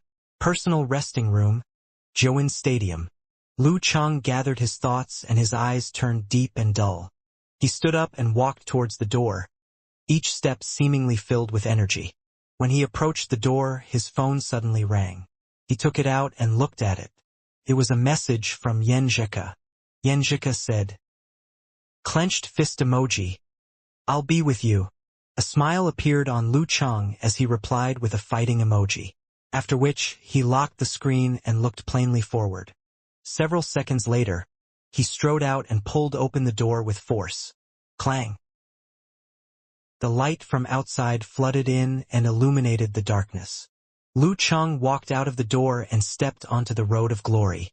In the background, tens of thousands of audience members cheered. Calmly, he advanced into the arena to his designated position. At the same time, warrior sage Qian Donglu ambled forth from the entrance across, clad in a quaint white Taoist robe. The weather didn't change. No overcast sky, no lower air pressure, no thunder or lightning whatsoever. For a moment, Lu Cheng felt like the warrior sage was looking down on him. Recalling his battle with the Dragon King, they both tried to pressure the other with their overwhelming auras, and thus came dense nimbus clouds, a resounding rumbles, silvery sparks, blazing temperatures, humid air and shifting flames. Internalization, the words came to his mind. He felt as though the warrior sage was plodding on his heart with his breezy steps. Thump, thump, thump. Lu Cheng grew anxious and impatient. His chi and blood stirred, and his eyes growing foggy. He saw a nimbus overcast, saw the silvery snakes slithering in it, and saw the surrounding land turn into a desolate desert. He could no longer tell what was real and what wasn't, even with his enemy heart freezing move and enhanced all-seeing God. He thought he had transformed into an ancient populous Euphratica that had lived up to centuries and millennia as the storm brewed above him in the gloomy cold. The might of divinity, yang-natured and unbending, was becoming apparent and more fearsome. It made people tremble, unable to retaliate. In this environment he was all alone. The loneliness, terror, and helplessness he felt were extreme. Lu Cheng had experienced something similar in the match against living Buddha, Shirshan. However, his was an illusory holy land that sang the greatness of Buddha. What he faced now was a spectacle of divine punishment, a show of heaven's might. They appeared different on the outside, but were very much the same in truth. This meant that warrior sage, Qian Donglu, was no longer inferior to the living Buddha of supreme wisdom. In fact, he might even be stronger. The warrior sage is a step closer to the forbidden area, thought Lu Cheng. Gravely, he drew a deep breath, turning his spirit and unique journey into an intent that extended externally. Around him, everything grew dark, as though he had absorbed all the radiance in his surroundings. In that darkness were stars that shone like diamonds, but their tiny, insignificant existence accentuated the vastness, profoundness, and darkness of the environment, rather than providing light. Lu Cheng was the only living organism in it. Looking around, he was boundless and forlorn. In that indescribable void, the divine's might diluted, dissipating. With all its might, it couldn't scatter the lonely, everlasting void. Zap! An unearthly zap came from afar. Once again, Lu Cheng saw the warrior sage amble through countless flashes of lightning and stop at his designated spot, giving him a slight nod of approval. Even before the referee declared talk time, they had begun a contest of minds and auras. The fight had begun before it even officially started. No, it had begun from the moment they drew each other's numbers in the private resting room. This was how experts fought. The audience, affected by the atmosphere, tensed up and ceased their cheering. In the tense atmosphere, Shi Jiangwo laughed dryly in a guest lounge after a brief silence. "Ha! How long has it been? 5 years. You've changed so much I could hardly recognize you. I was wondering why you looked so familiar," he said to the physical invulnerability expert beside him. "There's no way this geezer would be affected by his supernatural abilities. Must be the change in Wuguang's appearance and his long absence that made me not recognize him immediately. It happens to everyone." Or so Shi Jiangwo convinced himself. Taoist Wuguang lifted his eyes to look at him, then sighed. "You didn't even send an invitation to this elderly Taoist for your birthday celebration." Shi Jiangwo turned to a clay doll. "Talk time begins." The referee's voice came from afar, like a thin column of rising smoke amidst the dull roar of the illusory thunder and boundless universe. Qian Donglu continued to look at his opponent wordlessly, with a commanding presence. Lu Cheng knew the warrior sage wasn't bad with his words, but he was bad at psychological warfare with words.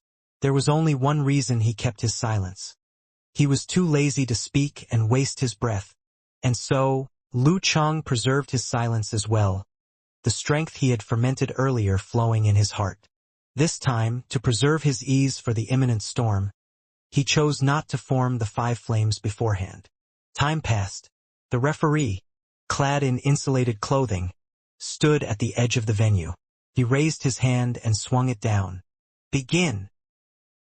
Lu Cheng saw a silver flash before his eyes. Somehow, warrior sage, Qian Donglu had removed the gap between them. At his back, a column of condensed air pushed him forward like spreading white mist. Lu Cheng, however, in his all-seeing God mode where he sensed every minute change in the environment, foresaw the move. He moved in the opposite direction as Qian Donglu, like 2 giant magnets of the same end, giving an odd impression that the two would never collide. As he evaded, he kicked at where he originally stood, the muscles on his right leg bulging. However, just as his knees moved, Qian Donglu straightened his back and converted his stored energy to inertia.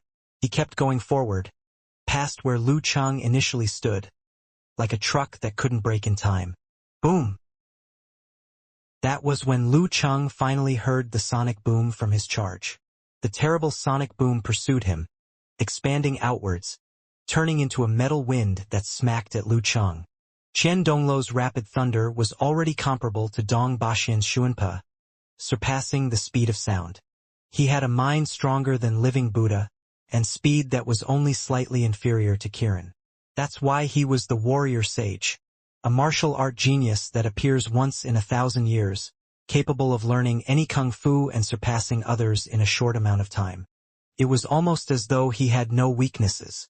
He was at an advantage in every aspect.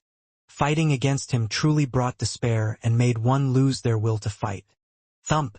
Dashing past where Lu Chang initially stood, Qian Donglu tensed up and strode forward, turning at his waist to deliver a backwards left roundhouse kick. Bam! His leg whipped out horizontally, leaving a bright trail of knife light. The knife light split the gust that spawned from the sonic wave, chasing after Lu Chang, who retreated with the aid of the gust. While retreating, Lu Chang tapped forward with his right index finger, releasing a beam of pellucid ice spirit holy light. With a swish, the icy light landed on the silvery knife light, disintegrating and neutralizing it. Qian Donglu had turned around by then, no longer using the supersonic footwork that taxed his body. He ran towards Lu Chang with resounding thumps.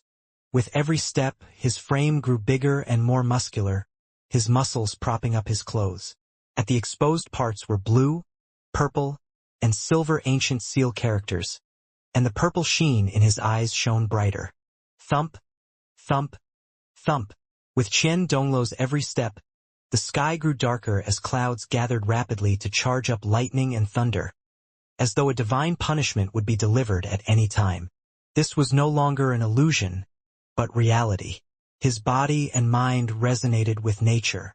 In this environment of crisis, where sharp swords hovered above his head, and he couldn't surpass the speed of lightning, Lu Chang released his control over his premonitions and secretly used the attainment formula to stimulate his body and retreat backwards. As he moved, bolts of lightning struck down. Bam, bam, bam. They came one after the other, merging into a silver, horizontal line that chased Lu Chang. However, it always missed him by a hair's breadth due to Lu Cheng's preemptive dodges. Just as the lightning at Lu Cheng's back and sides was about to explode and attack him, he suddenly stopped moving. Faint blue flames spouted from his back and propelled him towards Qian Donglu like a rocket. Bam! He dashed past the low-risk areas where most of the lightning had already fallen, towards the advancing warrior sage. The mild paralysis wasn't enough to affect his movements. While retreating and advancing, he had cleverly neutralized the peril brought by the forest of lightning, purple stamp of the heavenly lord. Thump! Midway, Lu Chang oddly paused and concentrated his qi and blood. At his dantian at his lower abdomen, a miniature universe quickly formed, the dazzling stars moving to form a large fighting character. Bam! His body enlarged, muscles bulging, like a giant of ancient times.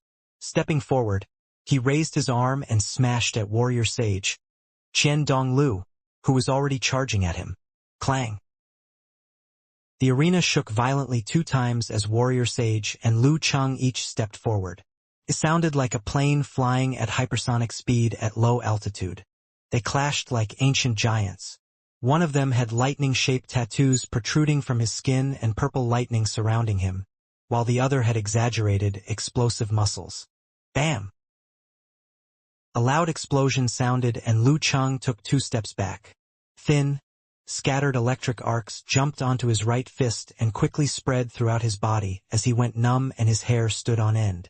Qian Donglu also took steps back, his arm clearly shaking after absorbing the shockwaves from the horrifying strength. The numbness quickly intensified and Lu Chang retracted his breathing and blood flow to execute a forced concentration to relieve the negative effects.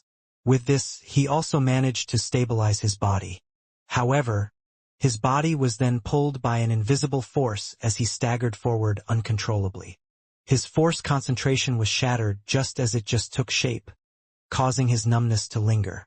There seemed to be a mysterious rope tied to between him and warrior sage. Whenever the distance between them became too far, it tightened and pulled them back closer. Under such a force, Qian Donglu leaned forward and crashed. He lowered his shoulders and seemed capable of moving a mountain. Bam! Lu Chang punched out his left fist with incomplete Dan-force explosion and collided directly with his opponent's shoulders. He twisted his waist according to the momentum and took steps back to disperse the force accordingly. This time, he didn't execute force concentration in a hurry, but instead formed a layer of crystal clear ice over the surface of his body to isolate the electrons sticking to him, which instantly severed the invisible pulling force. After the ice wall was formed, Lu Cheng's eyes contracted. Qian Donglu had surprisingly lowered his stance and didn't give chase or pull on the rope. He lifted both of his arms and closed them together rapidly, giving others the feeling that this was easy work for him. This is bad. Lu Cheng didn't have time to do anything else and could only contract his spine using basic movements to jump suddenly to the side. Rumble. A thunderous roar erupted that shook Lu Cheng's heart. It shattered his peaceful ice heart and stunned him. He could only maintain his movements out of instinct. Luckily, he had enemy heart-freezing move to take the brunt of the attack and wasn't completely stunned. He visualized the forwarding formula to suppress the remaining waves. BZZ. Qian Donglu opened up his palms and formed a thin purple lightning blade that vibrated like cicada wings. It slashed towards Lu Cheng, completely ignoring the distance between him and Qian Donglu. The eighth move of the Thunder Sect, Thunder from a Clear Sky, Cloudless Thunder Blade. BZZT. Though Lu Cheng dodged, he wasn't able to completely avoid it. The layer of ice around his right ribs shattered to reveal a charcoal black wound. The purple electric arc and a strong sensation of numbness delved into the wound. If he hadn't formed the ice wall in advance, he would have been completely paralyzed and fallen to the ground. His wound would have been so deep that one could have seen his organs. Even so, half of his body had gone numb, and he staggered as he landed. Qian Donglu stretched his body. Tumultuous clouds formed in the sky, electric snakes jumping within them. Bolts of white light cut through the sky and outlined his mighty figure. It was as though he was the thunder god, executing punishments on behalf of the gods. Standing there, it felt like he was the judge of everything. ZZZ, ZZZ, ZZZ. Countless electric sparks gathered in his palm and turned into an execution spear. Pa! Looking down from above, Qian Donglu swung his fist as though to punish every living thing below and threw out the lightning spear. His undefiable aura weighed on Lu Cheng's heart as though it was real, making his heart pump frantically with fear, terror, and desolation. This move was similar to God-slaying Saber's eternal silence and was similar to those at the Forbidden Region. It was a perfect combination of punches and kicks, and could attack one's body and mind at the same time. This was the second move of the Thunder Sect, Alternative Heaven's Punishment, and it was done in the most brilliant display. This was because the one using it was the warrior sage, Qian Donglu. Lu Cheng, who had just managed to stabilize his body, felt negative emotions well up rapidly and a strong sense of danger creep in. However, he wasn't able to identify the strongest point of Qian Donglu's attacks with his intuition for danger, as there were several spots. His intuition, which he relied on to avoid multiple dangerous attacks, was disrupted. Although it didn't disappear or block off, it wasn't accurate. This was a mind trick of warrior sage. With a change in thought, Lu Cheng didn't execute a forced concentration or the complete 9 words formula to break away from the other party's mental suppression. Instead, he let his emotions that had hidden power within them erupt from deep in his heart. He was familiar with such perilous situations, and doing this always filled him with indignation of not wanting to go down or be separated from his parents and Yen Jika. This was a strong desire to continue living. Leveraging this belief and desire, Lu Cheng seemed to have returned to the state he was in when facing off against the 9th pin from the Dark Sect and Guhui. His body became clear internally and externally. His power, ice spirit force, fire force, mental strength, and intuition integrated into one and erupted out. Shaking his arm, he punched out his fist. With his intuition for danger as the steering wheel and his desire of live as motivation, he struck directly against the long spear that was equivalent to heaven's punishment. His fist was shaking slightly, as it seemed to possess intelligence that enabled it to move through the forest of electric sparks, making it hard to tell if it was real or an illusion. It was just like playing the game Thunder Fighter. Cosmic Universe style, self-created unique skill, live, bam. Darkness faded, electric sparks dissipated, and all the illusions shattered. Lu Cheng's fist accurately landed on the right fist of Qian Donglu. Their muscles, tendons, and bones suffered different degrees of deformation, and the image exuded their power. BZZ. The lightning spear shattered the lingering ice crystals and left Lu Cheng's left arm completely numb. As for Qian Donglu, he was engulfed by ice and fire as the capillaries on his fist exploded, and a layer of ice formed over it. In a direct contest of strength, Lu Cheng was clearly a notch behind, even when his opponent was just at 70% of his peak condition. Bam! Moving his legs, he raised a snowstorm while dodging to the side. Using his footwork and 3-directional changes, he finally opened up some distance and broke free from the perilous situation to use force concentration. Releasing his force, the numbness subsided and his left arm recovered. He made use of the snowstorm to mask his tracks as he closed the distance between him and Qian Donglu. Hypothetically speaking, it would be best to adopt a guerrilla tactic when fighting against Warrior Sage at 70% strength and with multiple injuries. This would exhaust him, avoid his edge, and attack his weaknesses. However, Lu Cheng believed that he would suffer a miserable defeat if he did that. Disregarding Warrior Sage's hypersonic speed and rapid thunder movement technique, allowing him do as he wished without disrupting his momentum would be extremely dangerous. For an expert standing at the pinnacle of physical invulnerability, once he got going and had momentum, he would be able to destroy anything in his path. He might even be able to fight against an expert in the forbidden region. Mental strength could temporarily triumph over the weakness of one's body. With exhaustion as his goal, Lu Cheng went directly against his opponent to disrupt his momentum and prevent him from doing as he wished. Bam! Amidst the howling wind and heavy snow, Lu Cheng swung to the side of Qian Donglu and struck with his elbow. Pa pa pa! Bam bam bam! He threw punches and kicks like an invading wave of fire.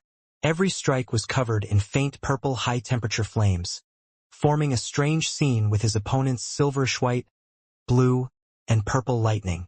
Sparks fluttered and electric arcs scampered away. Lu Cheng, having just executed 19 moves, had his arms in front of his chest. Combining the strength of his entire body, he swung out his arm towards his opponent like a returning spear attack. This time, his fist was no longer covered in Emperor Yen force, because after the exhaustion of 19 moves, the imbalance in his body had intensified. Ice spirit force had accumulated enough for Lu Cheng to do a big move using the ubiquity of his personal style that traditional martial arts couldn't accomplish. Lament of the Ice Queen. The two of them were in a close combat exchange. Facing such a punch, it seemed that Qian Donglu couldn't avoid and had to fight directly against it. It would a matter of whether the ice coffin would trap him or if his lightning could shatter the ice quickly enough. He swung his left arm slowly and casually. Zzz. Numerous electric snakes that had scampered to the surrounding area rapidly returned and merged into one. Their nature changed as they formed a ping-pong-sized ball of black lightning. He can do that? Lu Cheng's pupils contracted, but it was too late to stop his momentum. Surprisingly, Warrior Sage was able to use this method to execute the 9th move of the Thunder Sect, Yin-Yang Reversal, Darkness Devourer. Compared to before, his level had increased once again. Or at least, he hadn't had a chance to use these skills in the previous few matches. After all, he was the only physical invulnerability expert capable of using his Cosmic Universe style. Poof! Lu Cheng's fist was stopped by the black ball of lightning as the accumulated lament of the Ice Queen seemed to sink into the depths of the ocean without even a ripple. However, the black lightning ball didn't explode but gradually turned dull until it disappeared, as though its activity was frozen. In this clash, Lu Cheng's body stiffened, and he felt like his mind was devoured by the space. Suddenly, he saw Warrior Sage moving his hands back to close his palms once again. Lu Cheng didn't give it any further thought. Igniting fire force from the bottom of his feet and spewing light blue flames, he flew out rapidly. Qian Donglu's palms stopped in the air facing each other. Between his palms, countless lightning bolts was created, destroyed, and recreated. The cycle continued, and a terrifying mental force locked down on Lu Cheng. He stopped his movements abruptly as he suddenly felt isolated in the surrounding space. It felt barren and quiet, with only destruction ahead and the thunderous cloud that would end everything. Restriction Sect, Shangqing Chapter, Global Extinction. It only took a moment before Lu Cheng was surrounded by darkness, stuck in a cramped space where he couldn't dodge or escape. The lightning spawned and ceased endlessly, enveloping him. Everything was illusory and real at the same time. Along with it all came Warrior Sage, Qian Dongluo's hands that were about to grasp the victory. Lu Cheng, who had just stopped his backward flight, knew that he could only remove the psychological pressure if he used the complete 9 words formula. Then, he would no longer be affected by the illusions, but would have to use his fists and legs to fend off the actual lightning and attacks. That would be very dangerous. In that split second, he restrained his instincts and instead sought strength from his brewing inner strength and intent. His parents' faces, wizened by age, and Yen Zhika's innocent, sleeping face came to his mind.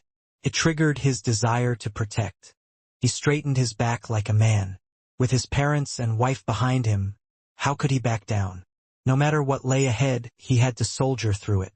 Some things are more important than life. Bam! Lu Cheng took a half-step forward, his willpower erupting like a volcano and his determination tough like a diamond. The darkness around him faded away, returning to normal. As they fought mentally, his danger premonition found the source of danger. He drew back his arm. Boom! Bolts of lightning flared, illuminated the arena, and swept across the land to swallow the skies. The warrior sage's hands hid within it, the strongest threat of all. Bam!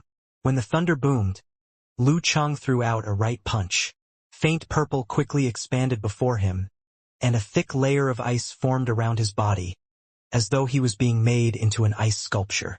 Over the past year, he had become more well-versed in the cosmic universe arts, allowing him to do things he couldn't before. For example, he could now have both ice and fire attacking and defending simultaneously within one punch. This, combined with his willpower, emotions, and sensations that had followed him throughout his martial arts career, became his self-created killer move. Cosmic Universe Sect. Protect. Boom! Between the tremors and click-clack sounds, silver snakes danced on Lu Cheng's skin and the layer of ice broke into pieces. Before his fist, flames turned into clouds, expanding and resisting Qian Dongluo's lightning purple stamp. Thump, thump, thump. He lost his advantage as he was partially paralyzed. Lu Cheng leapt back from the recoil, his footsteps slightly disoriented. At that moment, he remembered when he had used tilting northwestern skies, sinking southeastern Earth to trigger a similar response from Lu Yongyuan and take him down with a series of combination moves. He was clearly aware of the situation he was in. However, just as he was about to detonate his fire force and move irregularly, a ramming shadow loomed before him, faster than sound itself. Bam! Lu Cheng, with his guarding hands crossed before him, was knocked back by the tremendous force. Snap! Several bones in his ribcage snapped. He quickly relinquished his balance and flew back with the force. If he hadn't done that, his arms would have been broken, too. He wouldn't be able to fight at all if that happened.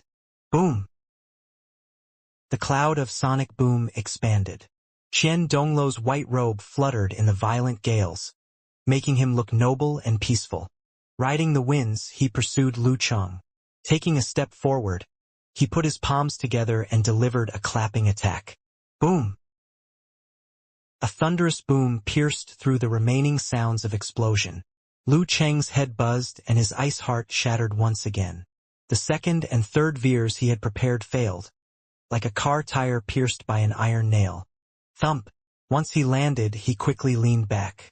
A purple lightning knife, thin as a cicada wing, followed swiftly, landing between his chest and abdomen.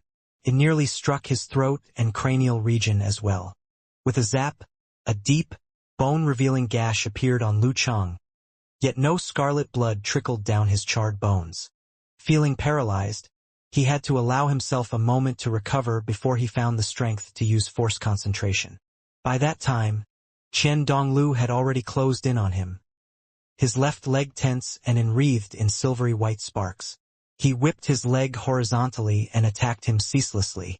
Bam, bam, bam, bang, bang, bang. Qian Donglu's fists and legs rained down, interspersed with flashing lightning as the bolts struck down relentlessly. It felt as if they weren't going to stop until Lu Cheng dropped dead. In this perilous situation, Lu Cheng's mind went back to the Superclass semifinals the year before. At that time, he had encountered Warrior Sage in better conditions. At the start, he could still attack and defend, but he soon ended up in a situation similar to the one now. After waves of endless attacks, it wasn't long before he was defeated. Will history repeat itself? As this thought flashed past, Lu Cheng gritted his teeth and blocked his opponent methodically and determinedly, driven by the goal to survive and protect. Bam, bam, bam. Each of his punches came with ice spirit, and each of his kicks came with frost force. As he slowed down his opponent, he stored up his Emperor Yen force and prepared for a terrible explosion that could extricate him from this predicament. Zip, zap. Qian Donglu's silver-covered fists and legs smashed through the frost. Imperceptible to the naked eye, his movements were slowing down by the minute. Lu Cheng, who had reformed his ice heart, reformed and activated all-seeing God, was quick to pick up on it.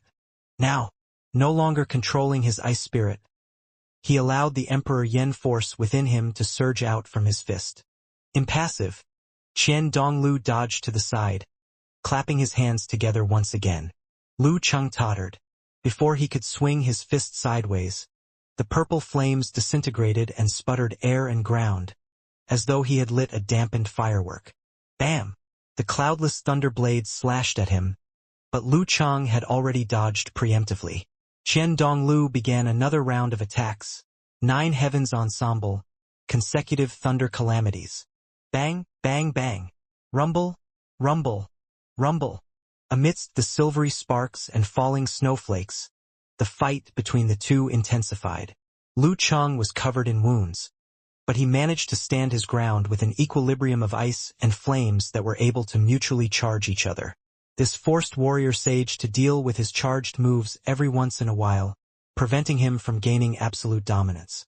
With that, Lu Cheng managed to endure the consecutive rounds of attacks despite having lost his precise judgment of time. It was a sorry sight, but it still didn't seem like he would lose anytime soon.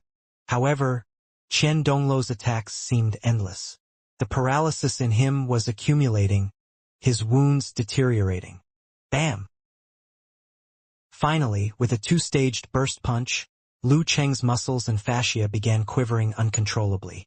He staggered back and his head went blank as he momentarily lost the power to retaliate. He knew that if Warrior Sage attacked now, he could only accept defeat like a sitting duck. However, the anticipated attack never arrived. When Lu Cheng recovered, he saw Qian Donglu in his flapping white robes using force concentration. Have his combination attacks reached an end? Has the freezing effect gone past his threshold? Have his hidden wounds from previous fights been aggravated? Here's my chance. Thoughts flashing, Lu Cheng used force concentration without hesitation, condensing his qi, blood, force, and numbness to his dantian. Moving the stars, he formed the 9 ancient characters. Confrontation, army, fighting, swordsman, wholeness, formation, dequeuing, forwarding, attainment. Bam! He pushed his palms out at Qian Donglu, who also threw a lightning punch at him. His spirit rose unstoppably, his will sown within it. Qian Donglu felt a mild giddiness as the vast, boundless darkness engulfed him. The sensation that had seeped into his bones felt both cold and lonely at the same time. This was the intent of Lu Cheng's universe. Feelings of forlornness, melancholy, coldness, and pain rushed into Qian Donglu's heart, as even the Warrior Sage had once tasted these feelings. Spacing out for a moment, his fist slowed down.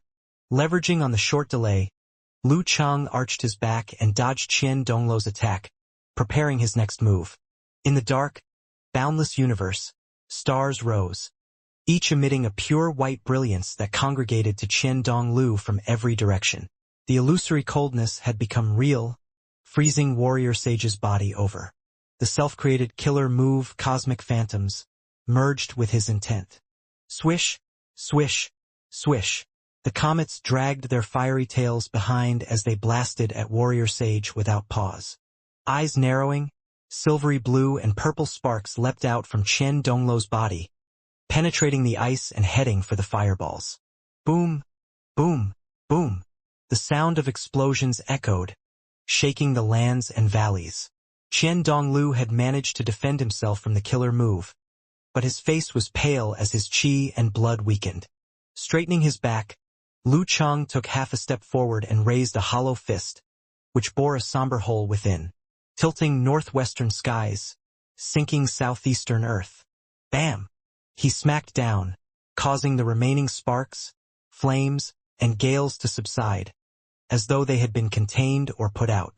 Inhaling, Qian Donglu's body expanded, turning him into a thunder giant tattooed by mysterious, ancient runes. He threw a heavy fist forward. Boom! In the loud explosion, his arm recoiled as he retreated, leaving a clear footprint with each step, as though he was trying to mitigate the force that was too much to dispel. Concentrating his Dan force, Lu Cheng visualized the fighting character as he chased Qian Donglu and threw down a punch. Bam, bam, bam. He used 3 bursts of Dan force combined with the complete fighting formula. Under his terrifying, savage force, Qian Donglu was wobbly, blood seeping from his nose and lips. With every step he left a ditch. Still, he managed to soldier through with the aid of all kinds of clever and unthinkable techniques. At the end of his momentum, Lu Cheng had to put an end to using killer moves and return to using normal attacks. He launched a flurry of attacks like a raging snowstorm, suppressing the warrior sage and preventing him from getting away. As he attacked, he imbued ice spirit force into every punch while charging up his ultimate move 9 rotations of 5 flames, doing exactly as other fire sect physical invulnerability experts did. Scorching white and faint purple fireballs slowly formed around him. Zap! Qian Donglu tried his best to break free, covering the ground in wild, dancing sparks in the process, but to no avail. When the 5 flames had formed, Lu Cheng closed in, and the fireballs orbiting around him congregated rapidly. Suddenly, the electricity in Qian Donglu's body flared, a stark contrast to the slithering electric snakes on the ground. He levitated, as though the ground was repelling him upward. Then, as though unbound by the laws of friction, he barely avoided Lu Cheng's fist. Even in a passive position, Warrior Sage had the presence of mind to reserve such a move. Taken aback, Lu Cheng quickly stabilized the 5 flames to prevent the congregation from happening. He couldn't miss his ultimate move here. Suddenly, he saw Qian Donglu's abdomen shake and his throat loosen as he retreated. From his lips came a thunder roar that shook 3 realms. In his hovering retreat, he didn't have spare energy to use thunder from a clear sky, cloudless thunderblade, but he had other methods to disturb his opponent. Rumble! Lu Cheng's mind shook and his ice heart cracked. The 5 flames around him were about to destabilize. At the critical moment, he stabilized his ice heart and regained control over the balance of the 5 flames with his absurd control abilities. This was the way of ice and fire, but something he derived from the techniques of 9 rotations of 5 flames. That was when Lu Cheng remembered Dragon King's advice. Back when he proudly relied on his cosmic universe arts to easily execute 9 rotations of 5 flames, Dragon King had advised him, "Take this time to practice your 9 rotations of 5 flames all over again. You bypassed the complex handling techniques with your cultivation techniques. Learning the basics won't help you execute the 9 rotations of 5 flames better, but it will improve your control over all types of flames. It's fundamental. You can take shortcuts, but some things you can't neglect." As these memories flashed past, Lu Cheng secretly channeled his qi and blood to stimulate his body and use a simplified attainment formula. He then pounced forward, dragging afterimages behind him as he caught up to Warrior Sage, Qian Donglu at the end of his momentum. Bam! He threw out a right punch and the 5 flames congregated as one. Qian Donglu, with a slight change in his expression, threw out a strange punch, his body extremely distorted. Boom! White light flared, as though the great sun had descended and cast its light on the sunglasses of the audience. The stadium shook violently as a mushroom cloud rose. As the flames and shockwaves made their course, Lu Cheng straightened his back. Taking a few steps back, he formed his ice armor before charging at where he predicted Qian Donglu was. Bam, bam, bam. Enduring the pain, he rushed forward and spotted the weakened, momentarily incapacitated warrior sage. If he were to wait for the effects of Descent of the Sun to pass before initiating more attacks, the warrior sage would likely recover and be ready to take on more attacks. At that point, it could be anybody's win. Gritting his teeth, Lu Cheng reached out with his left hand and grabbed at Qian Donglu's arms. However, just as he made contact, he realized that his foe's arm was as slippery as a snake. However, this move was merely Lu Cheng's attempt to divide what remained of the warrior sage's strength. Seizing the opportunity, he paused his left hand and pushed his feet into the ground, tilting to ram into Qian Donglu like a cannonball. Bam! Open and vulnerable, Qian Donglu couldn't dodge this one. Lu Cheng pressed his shoulders against his chest and snapped his elbows, pushing his arms into his vitals. When all had calmed down, the referee evaluated the still scene through his sunglasses from afar. Raising his right hand, he shouted, "Lu Cheng wins." Lingering wind blew as the dust settled. The stagnant scene finally changed when Lu Cheng stood up, lifted his arms, and clasped a fist in his palm as a display of respect and said, "Thank you for your guidance." It was a simple action, but it was enough to cause pain in his chest. With his senses back, he felt the relief and joy that comes after an intense match. Excluding the time when they took turns fighting against him in the professional league, this was the first time he had won against the Warrior Sage in an individual fight, even if Warrior Sage was 70% cooked. Now at 70% of his peak. Compared to the Supreme Class battle that took place a year ago, although the other party's condition was worse, Lu Cheng could clearly feel his improvement, which excited him. Qian Donglu took a deep breath and his complexion started to improve. He waved his tattered white robe and took a deep look at Lu Cheng, after which he shook his head and said emotionally, "The way you charged through the explosion was just like Chun Chi Tao." After speaking, he turned around and walked slowly towards the exit. Lu Cheng was a little stunned by what he heard and couldn't help but curse silently.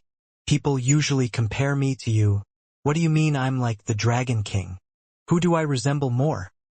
Why do I feel like I'm a product of combining different characteristics of Dragon King and Warrior Sage?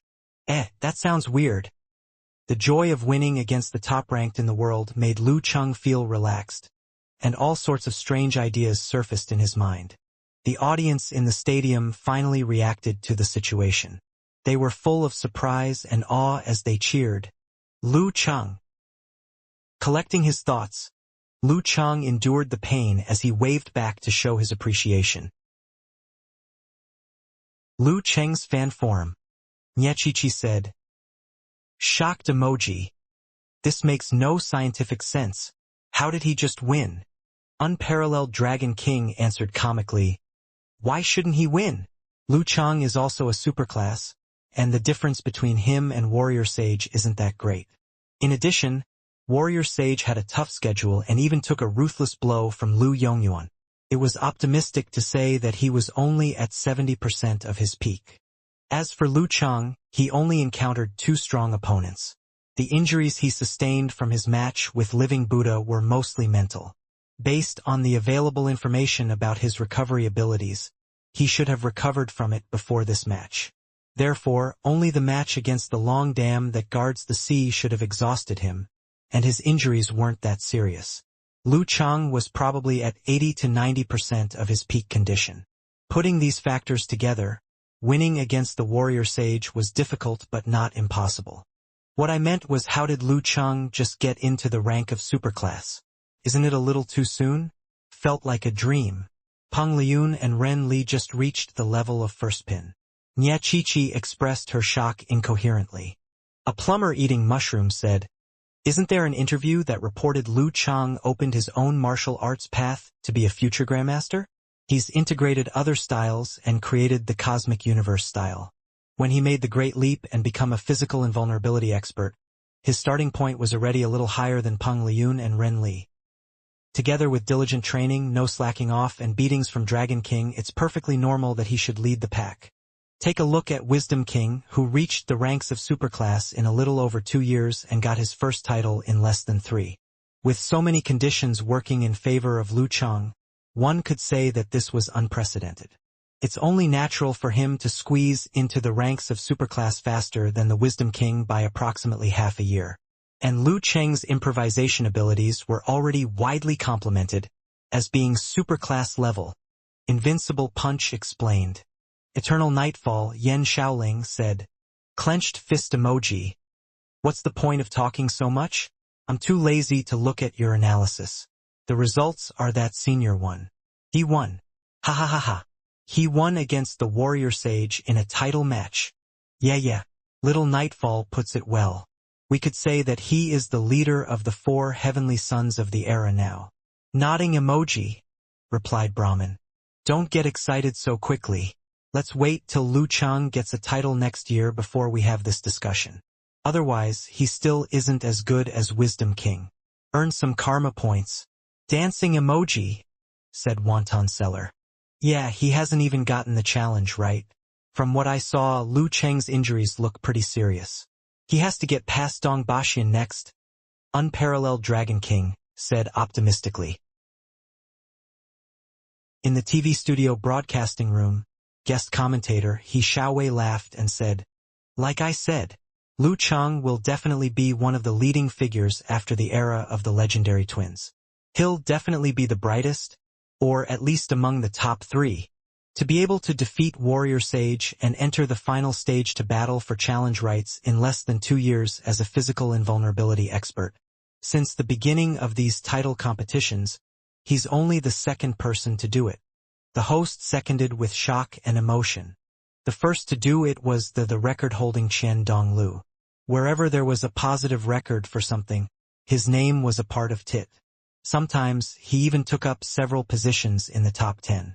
For example, after he reached the physical invulnerability stage, in less than 2 years, not only did he enter the final stage to fight for challenge rights, he even made it to the finals and won 2 titles. He Xiaowei continued joyously. Although Warrior Sage isn't in peak condition today, Lu Cheng's victory was enough to prove his standard and level. So now the question arises. When will Lu Chang get his first title? When will that be? I'd like to invite everyone to my Weibo for a poll. When the results are known, I'll give out good prizes for those who got it right. You're advertising, the host cursed jokingly. Xiaowei, don't be too confident about it. Regardless of whether or not Lu Chang is able to deflect your curse, the uncertainties in arena matches might be enough to stop him from getting a title within the next year. Think about it. Unless you have outstanding strength like the Warrior Sage or Dragon King, getting a title is very much down to luck, too, especially for superclass experts like Lu Chang. If he really wants to be the final victor, he'll need all the benefits of opportunity, location, and luck. Take a look. Even with Warrior Sage's outstanding strength, didn't he fail to overcome the circumstances today? After fighting against strong enemies and having intense matches the whole way, he was finally stopped by Lu Chang. If his luck wasn't so bad, he would likely still have been able to obtain the challenge rights. He Xiaowei rubbed his smooth chin and said, That's right. That's why I don't have high hopes for Lu Chang to obtain the challenge rights this time and get the title. He's still lacking one of the 3 things: opportunity, location, and luck. He's a little unlucky to not be matched against Ren Li today. It's a shame that time can't rewind. Yeah, Lu Cheng's injuries from this battle are pretty serious.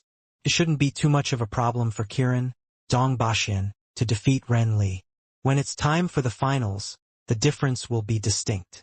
Why do I feel like you just cursed Dong Baxian? The host gasped and continued. Now my confidence is wavering. I just said it out of habit. He Xiaowei coughed twice and changed the topic. I just searched through the database. Lu Chang is the youngest physical invulnerability expert to defeat Warrior Sage in an individual match. I have a feeling that succession is happening and the era is changing. The time of the legendary twins is about to end. Will the next 10 to 15 years be an era of multiple potential contenders? Or will there be one who dominates the field? No matter what, Lu Cheng's name will definitely be well known. Perhaps he might really be able to get the nickname he wants and actually be the king of the field. Xiaowei, you're getting better with words. I'm getting pumped up just listening to you, the host replied jokingly and emotionally. In the room of a well-known commentator, notifications popped up the screen. Why did you stop talking? Why did you go silent all of a sudden? Come out and show us how you'll boast. We're all waiting to see. Tell us, did you have to go to wipe your tears, or did you take it like a man? Didn't you have a lot to say before? Whenever Lu Cheng wins, you always have unique, non-repetitive compliments for him. Did you go dumb today? Lu Cheng defeated the warrior sage. He defeated the warrior sage. Aren't you going to say something? Damn it, you guys are spoiling the mood. Kai Zhongming found it both hilarious and infuriating. He said, don't you guys know? This is what it means to say it best by not saying anything at all. This is the highest level of a compliment. Commentator, you indeed can't lose in an argument, no matter what. He truly deserves his nickname talker. If you worked with Lu Cheng, you guys would be able to dominate every second of the arena matches. I'm thinking of the fusion technique from Dragon Ball. Oh shit, I just revealed my age. VIP Suites, Joan Stadium. Lu Cheng wins. Geezer sure raised his eyebrows after witnessing the match. He laughed out loud, extended his arm to pat to his sides and said, Oh Wuguang, my disciple isn't bad, right? Poof, his jab hit nothing but air. Turning his head, he realized that the seat beside him was already empty. He hadn't even noticed when Taoist Wuguang left. Where is he? Asked Shi Zhengwo. Queen of Thought, Fei Dan and the others looked at each other, but no one knew. Lu Cheng was basking in the joy of winning as he walked to his personal resting room. Along the way, he collected his phone from Amen. Yan Zhika had already sent over several emojis, like dumbfounded, shocked, dancing happily, fireworks, and blowing a kiss.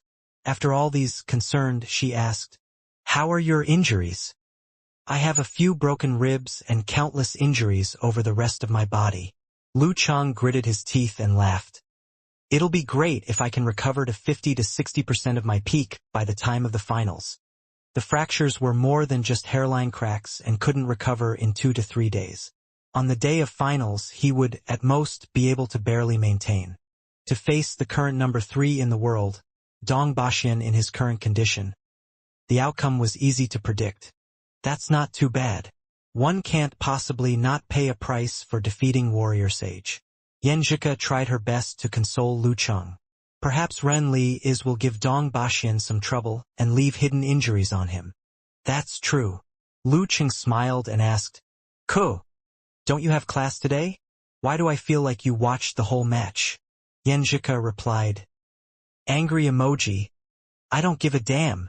After tending to his wounds, Lu Cheng was in no hurry to return to his hotel. Instead, he lingered in his private resting room to watch the other semi-final match.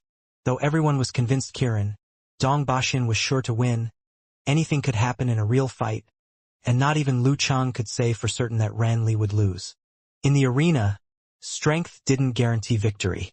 There were many other factors to consider: mentality, courage, perseverance, seriousness, disposition, health, mental health, as well as disadvantageous and advantageous matchups. Without a huge difference in stage and with all factors aligned, even a third-pin physical invulnerability expert stood a tiny chance at defeating the Warrior Sage. Back when Chen Donglu was thrashed by the Dragon King, he began to doubt himself and became indecisive, consecutively losing to second and third-pin opponents. Took him some time to recover from the trauma. Therefore, Ren Li, who had the power of a first pin, was merely a cut below Dong Baxian. If she had some tricks up her sleeve and used them at the right time, combined with her opponent's arrogance and contempt, she might be able to stage an upset. For most superclasses, there was a 70 to 80% win rate for every 10 rounds against a normal first pin. However, in just one round, there was no telling who would win. If not for that, there wouldn't be any dark horses in the martial arts scene, or even the need for title tournaments. It would be like the olden times, and a duel between Dragon King and Warrior Sage once a year would suffice. Sipping on a hot drink, Lu Chang set his eyes on the big screen, relaxed. The fight developed according to everyone's expectations. Renly fought Gorilla using her wind sect movements against Dong Baxian's ferocious attacks, waiting patiently for him to run out of gas before making a counterattack. 3 or 4 minutes later, Renly gradually fell into a passive position, struggling to defend herself. A while later, she was stepping on thin ice and dancing on the edge of defeat. Defeat seemed like just a matter of time. Lu Chang had seen many things from her, techniques from the Wind Sect and Plague Sect, as well as self-invented moves that suited her style. However, Dong Baxian managed to beat her at every turn with his superior strength. "Any minute now," muttered Lu Chang, controlling his body to begin self-reparation on a microscopic level. Right at the moment when it seemed like Renly could no longer dodge or defend herself, a pure sword light flared, shining with indomitable spirits as it pierced at Dong Baxian. Bam! Renly flew back from the impact of the palm strike, blood gushing from her mouth. Dong Baxian stood rooted to the ground with an odd expression, a hideous wound where the long sword had pierced through him. Thump! Renly fell outside the arena, struggling to stand but failing. As the referee announced Dong Baxian's victory, he gestured for immediate medical attention. Seeing such a development, Lu Chang frowned. At Dong Baxian's current level, he shouldn't have been able to get hit by Renly's last-ditch attack. What slowed him down, causing him to pay such a heavy price for victory? Soon, he remembered Renly's hidden scent move when she was in Dan's stage. The 3 minutes of battle replayed in his mind. It dawned on him that the delay in Dong Baxian's movements hadn't appeared out of nowhere. There had been signs insignificant enough for a spectator like him to overlook. Was this the hidden sect's corresponding physical invulnerability secret art? The result of Kongtong School merging with Plague Sect Lost Chapters and Wind Sect? A horrifying biological weapon? Isn't this scary when combined with Wind Sect's movement techniques? Thank goodness heavens equal swordsman. Fengji never explored this domain. Retracting his gaze, Lu Chang had formed a speculation. Dong Baxian's injuries were worse than they seemed. Could it be that Ku's prediction came true? Lu Chang shared the events with the busy Yanjika, then slowly stood to meet up with Amen and return to the hotel. Entering his suite, he suddenly received a call from Empress Luo. "Have you visited Fa Yuan, Divine Monk, lately? Your luck is too frigging good." She tried hard to imitate how the youngsters talked on the internet to stay young at heart, but she didn't realize she was using words that were already out of trend. "What's wrong, Sister Ning?"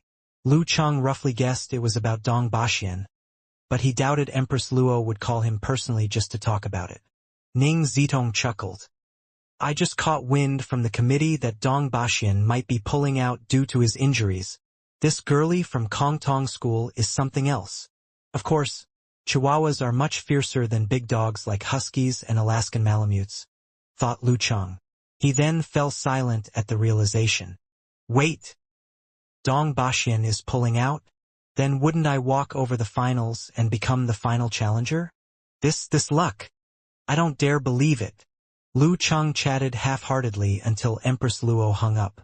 He still felt that the whole affair was too magical to believe. Launching the Weibo app, he scrolled through it perfunctorily. He saw new content from He Xiaowei. According to internal information, Dong Baxian might be pulling out of the championship due to injuries. In a breath's time, tens of thousands of replies had appeared below it. The heck? He's forfeiting. Another victim falls to the poison milk hierarch. Respect. Press F for respect. He couldn't even handle a sentence of "your jinxing blessing." This is scary. You are invincible. Maybe it's Renly's luck at work. But Lu Chang is the benefactor. He must have received the blessings of a monk.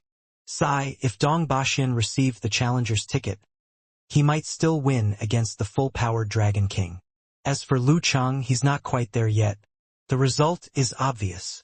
Yeah, boring. It's gonna be the Dragon King's win. Lu Chang's lips twitched. The whole thing felt unreal. Suddenly, a message from Talker came.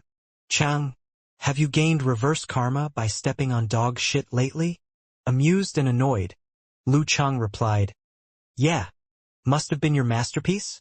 As other friends texted him to talk about the matter, Yen Zhika managed to spare time for a message. Oh no, did I become a crowmouth? Using the term for people who praise the side that ends up losing. Of course not. You are my precious clairvoyant, my ever-right seer, my shining lucky star, praised Lu Chang. As he chatted idly, his phone rung once more. It was Empress Luo again. Has Dong Baxian confirmed pulling out, Sister Ning? Blurted Lu Chang when the call connected. Ning Zitong chuckled. Nah. I'm here to tell you he has decided to attend the finals despite his severe wounds. With Dong Baxian's arrogance and conceit, he's probably convinced that he can beat you while half-crippled.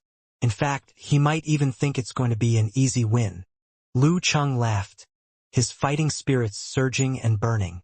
I'm looking forward to it. May 21st, 8 p.m. Juin Stadium. The spectator stands were densely filled and the cheers were deafening. As Lu Chang stood in the middle of it all, he recalled the scene at the Inter-University Martial Arts Nationals Finals. Thought, it wasn't that long ago. It felt like a lifetime had passed. In front of him, Dong Baxian left the exit and walked towards him. He was wearing a white martial arts suit with red trim. He was tall at over 1.9 meters, but he didn't look clumsy, but slender. Dong Baxian had his hair combed back and tied up like those of ancient China. His facial features weren't outstanding but were distinct. He looked majestic and manly, and he gave off the feeling that he was looking down on the world. His complexion too great. While walking, one could see him trying to hide his face. As a result, he didn't release a domineering aura in the contest of minds. When he stopped at his spot, the referee glanced at the electronic watch on his wrist. He adjusted his sunglasses, lifted his right hand, and said, The conversation starts now. Dong Baxian looked at Lu Chang.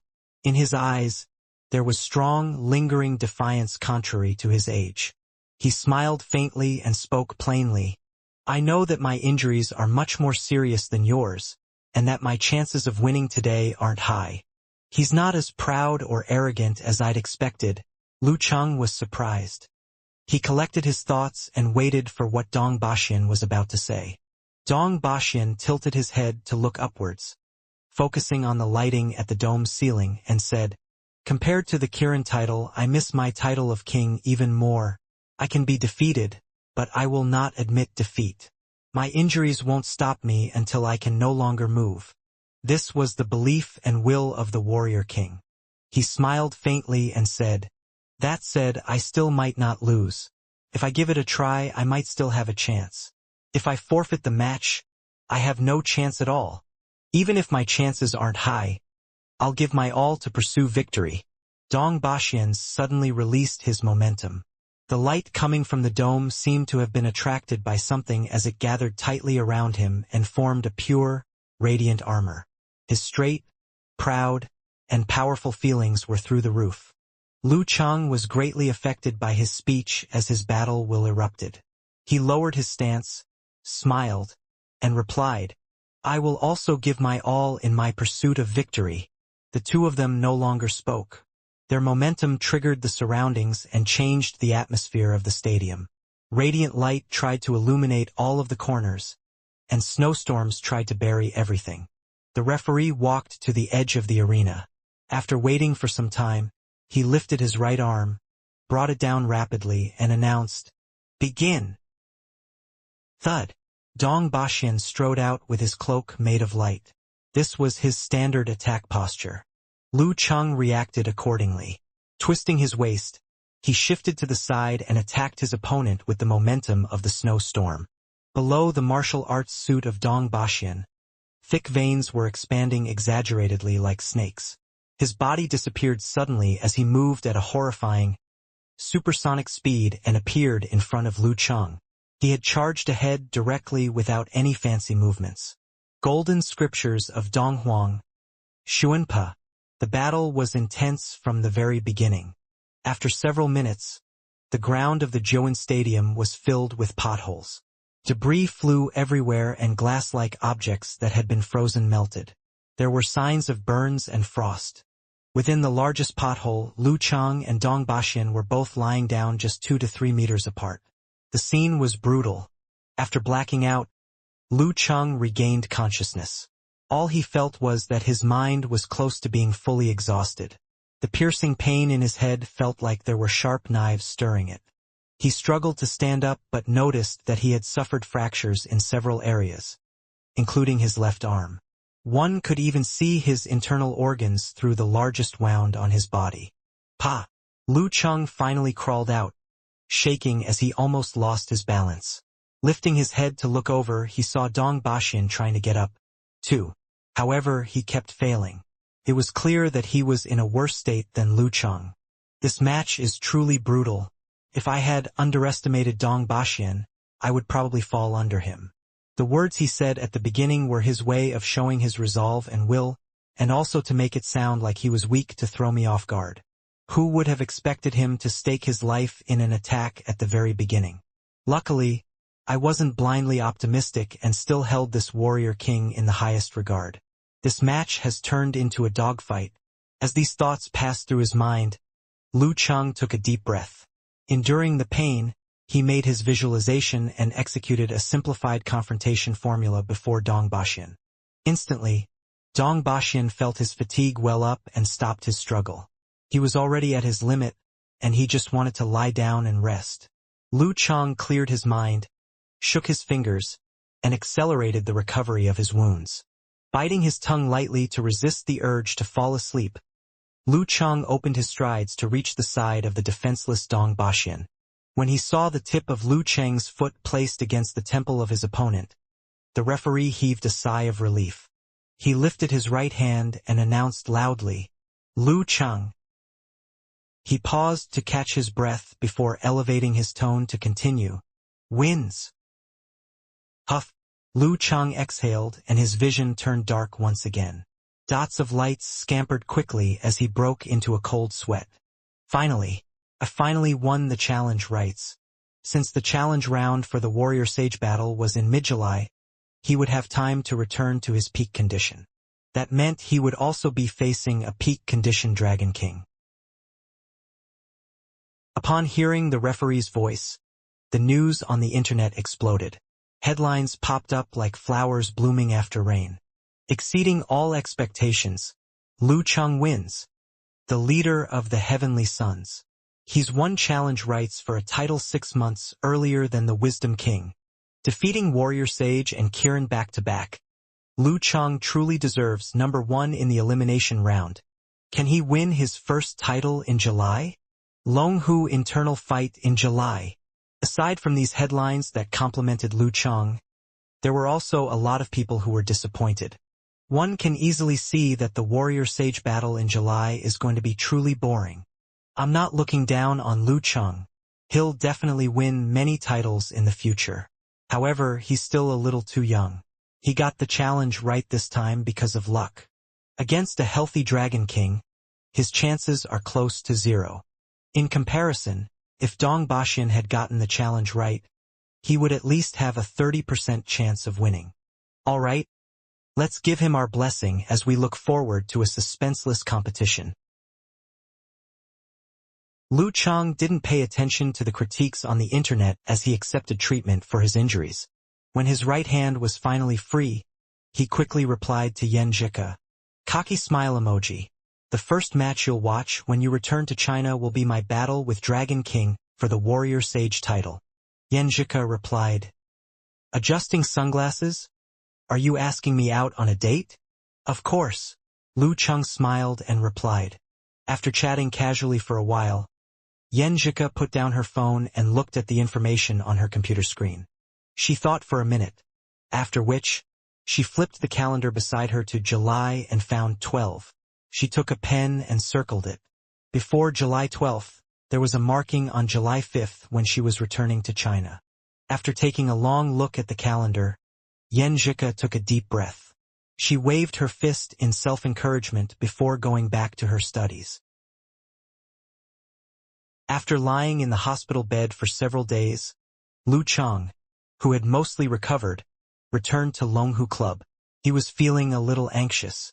Based on the rumors about Dragon King's personality, along with his own personal observations over the last few months, this top-tier physical invulnerability expert was indeed petty.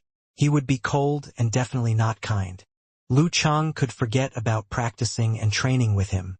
His previous self hadn't been qualified to receive such treatment. However, he had already obtained the challenge right for the Warrior Sage title. Dragon King's attitude would most likely change. After changing his clothes, Lu Chang stepped into the training ground for physical invulnerability experts. Just as he was about to step into his personal area, he saw Chun Chi-Tao wearing a navy blue martial arts suit standing in front of him. He was expressionless and strongly emitted his majestic aura. "How are your injuries?" asked Chun Chi-Tao without changing his tone. "I've pretty much recovered and can start practicing," answered Lu Chang as he thought through his reply. Chun Chi-Tao nodded his head, pointed to the lake and said, "If you've recovered, let's start sparring." All right." Though Lu Chang was initially exhilarated, he was soon filled with doubt. Dragon King's attitude is different than I expected. Did he change? As the saying goes, a leopard never changes its spots.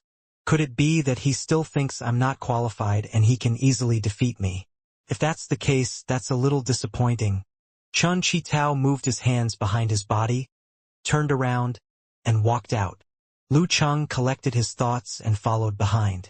Subconsciously, he rubbed the edge of his mouth as he felt a tingling pain come out of nowhere. The days passed quickly as they occupied themselves with their own responsibilities. May came and went, and June was near its end. Having packed her clothing, Yenjika picked up her backpack and walked towards the door of her room. Before she left, she took another glance at the marked calendar behind her. "Soon. Anyways, I'm already done with the most troublesome stuff, and all that's left is the visa." Looking away, she skipped down the stairs. She took Du Yan's car to the campus of Connecticut University, where the roads had a flavor of their own, surrounded by a dense mass of trees.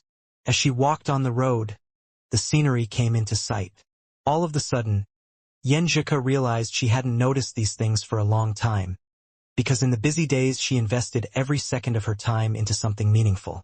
And now it had all come to an end. She could relax once again, her lips curved into a beautiful smile, her right foot lightly tapping before her left, then her left before her right. Soon, she was walking in a straight line, her body swaying from side to side, as if she was walking on an invisible balance beam.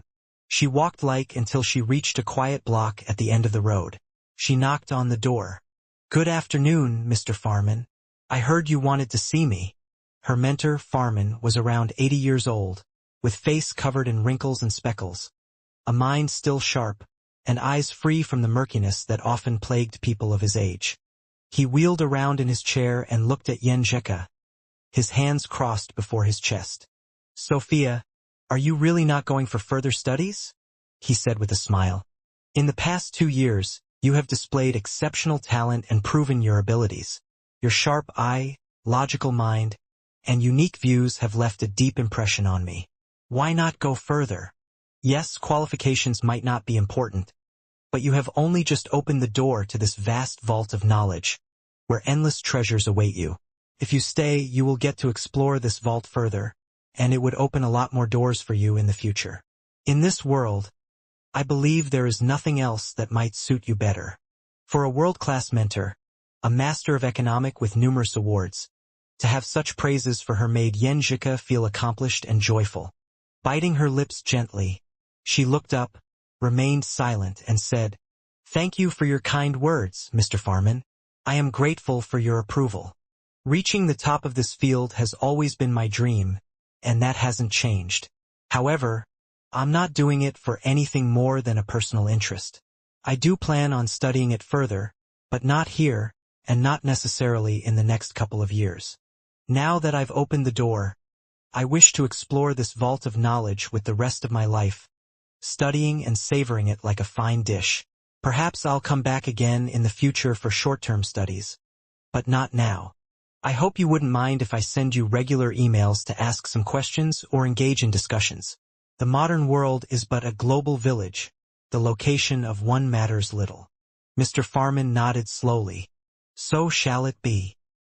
He waited for a few seconds before speaking again. May I ask why? A faint, dimpled smile appeared on Yenjika's face. I have something more important waiting for me. Without another word, Mr. Farman gestured an approval for the girl to leave. Yenjika turned around and left the block at a slow pace. The sun was at its sweet spot, making it warm but not sweltering, matting the ground in a cast of gold. She felt calm and peaceful, yet something bubbled inside her. Suddenly recalling the lyrics of a song, she began humming. When tomorrow comes, I'll become your bride. It was a sunny afternoon. Lu Cheng, in disguise, arrived at the arrival area of the Heishui International Airport of Huaqing. Today was the day his girl returned. The tormenting long-distance relationship was about to be over. Lu Cheng could hardly contain his joy and excitement at the thought. Had he not been preparing for the final match of the Battle of Warrior Sage, he would have used his winter leave early and flown straight to America to escort her back. The mutual cultivation program between Songcheng and Connecticut University was basically an express course to a master's degree, granting qualifications from both sides. At first, Cuckoo had wanted to shorten the duration to 3 years, but that hadn't worked out given how tightly packed the courses already were. To young adults in their 20s, 4 years was truly a long time. And all of this is coming to an end. Lu Cheng could hardly calm down as the thoughts came one after the other. Occasionally, he dipped his head to consult the time, double-check the details of the flight, or glance at the bouquet of flowers in his arms. What has gotten into me? Why would I buy such a huge banquet of flowers? Now I look like an idiot, thought Lu Cheng. Memories soon overwrote these thoughts. He remembered the send-off clearly. Her heartfelt confession. It all seemed like yesterday. The plane soared above the clouds, and flashes of lightning flared intermittently below it in the cadence of thunder. It was a bumpy flight. Yenjika had put on an eye mask, but she found it hard to sleep. Suddenly there was a violent shake. It felt as if the plane was pushed horizontally by an invisible hand. People screamed. Coffee and food flew everywhere. Removing her eye mask, Yenjika grabbed for the armrest.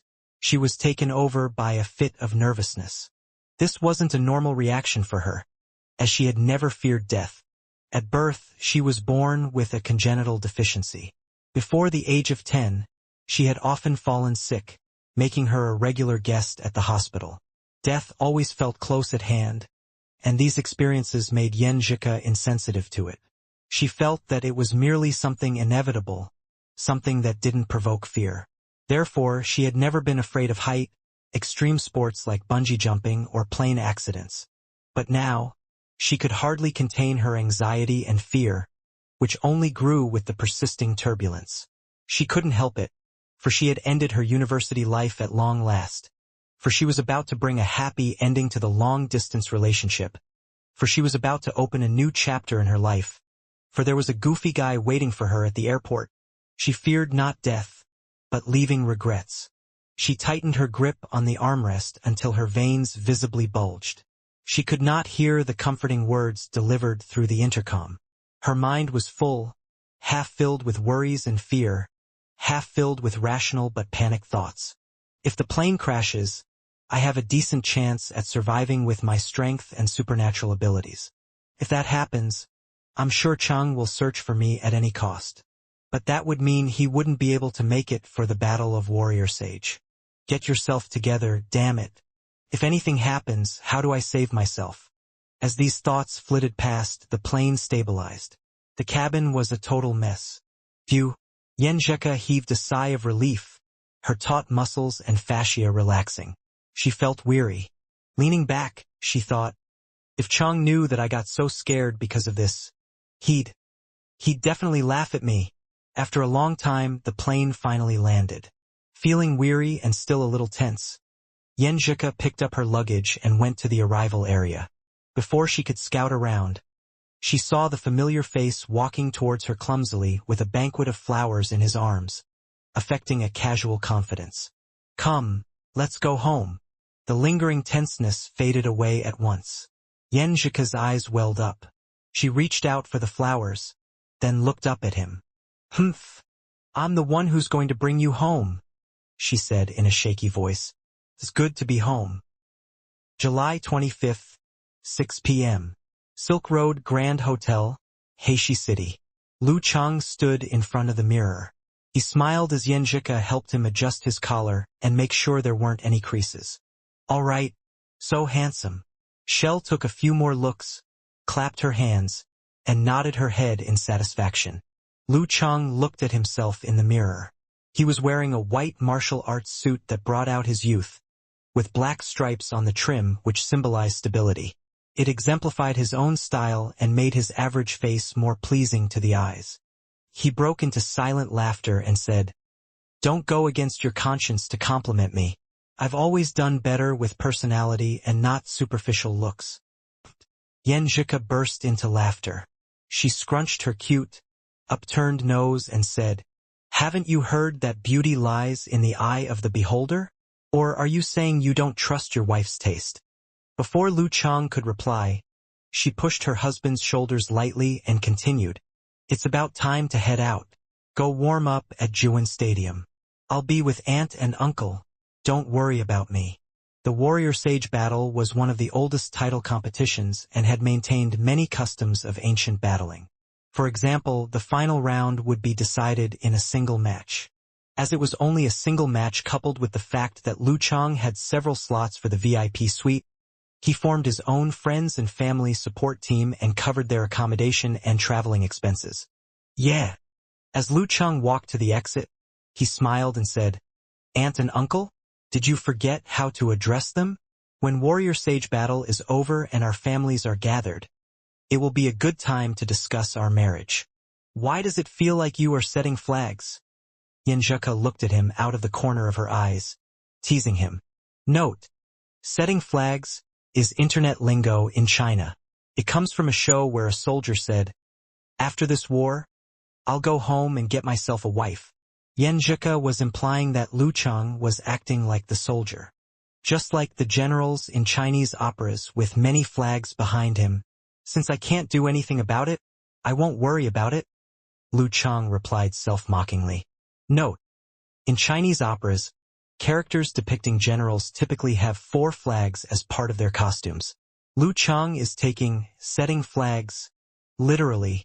Just as he pulled open the door to get out, he was suddenly pulled back by Yenjika. She leaned forward, tiptoed, and kissed him lightly on the lips, after which she looked deeply at him and laughed. "Good luck." At this point, she changed into a livelier tone and said, "I'll be waiting for you to come back, so we can discuss our wedding. That's my motivation." Lu Chang clenched his fist and said. He stepped out of the door like a general going on a conquest in a faraway location. He had only taken 2 steps forward when he suddenly turned around and said teasingly, "Remember to call them Mom and Dad." Tisk. Yenjika tilted her head to the side and looked away. As she turned her head back, she saw Lu Chang enter the lift. After waiting for a while, Yenjika took her things and went to the hotel lobby. She soon saw the Lu couple walking over together with Qi Yunfei, Chun Xiaoxiao, and the younger relatives. They were all well-dressed as though they were attending a wedding. "When Chang and I have our wedding banquet, it will be like this." Yenjika looked up as her thoughts drifted. Still dreaming wildly, she walked over and blurted, "Mom, Dad." Before she could complete her sentence, she was stunned. After 4 years of studying abroad, she was no longer a shy little girl. However, her face still turned red instantly. "It's over. I've been brainwashed by Chang. So embarrassing. I don't want to be here. I want to go back." Seeing the shocked expressions of Lu Jisheng, Qi Fong, and the others, Yenjika wished there was a hole she could crawl into and hide. She recalled the time she gave a speech at a forum and forcefully calmed herself down. She visualized the confrontation formula, pretended nothing had happened, and said with a smile, Uncle, Aunt, the car is right outside. Let's go. Lu Jisheng and Qi Fong exchanged glances and revealed kind smiles. They replied in unison. All right, all right, all right. After getting in the car, Yan Zheke tried to avoid questions from the Lu couple as she chatted with Qi Yunfei and Chen Xiaoxiao instead. She tried to include the Lu couple from time to time so that they wouldn't feel left out. After 20 minutes, they arrived at Jiuyin Stadium. Yan Zheke led them through the VIP tunnel into the reserved suite. Seeing famous physical invulnerability experts walking around, Qi Fong suddenly pulled Lu Jisheng back and said, "Help me take a look. Is my collar neat? Are there any threads coming out of the back? What are you so nervous about? Are you overwhelmed by these new experiences and luxurious surroundings?" Lu Jisheng laughed as he checked her. "No problem." He glanced outside, pointed to himself and asked, "Is it better if I button all the way up or leave a little opening?" "Are you nervous too?" cursed Qi Fong jokingly. "This is manners, manners." Lu Jisheng put on a front as he answered. After which, he lowered his voice and continued, "Zheke's parents will be coming too. We have to put on a good face for Chang. Only you can do it."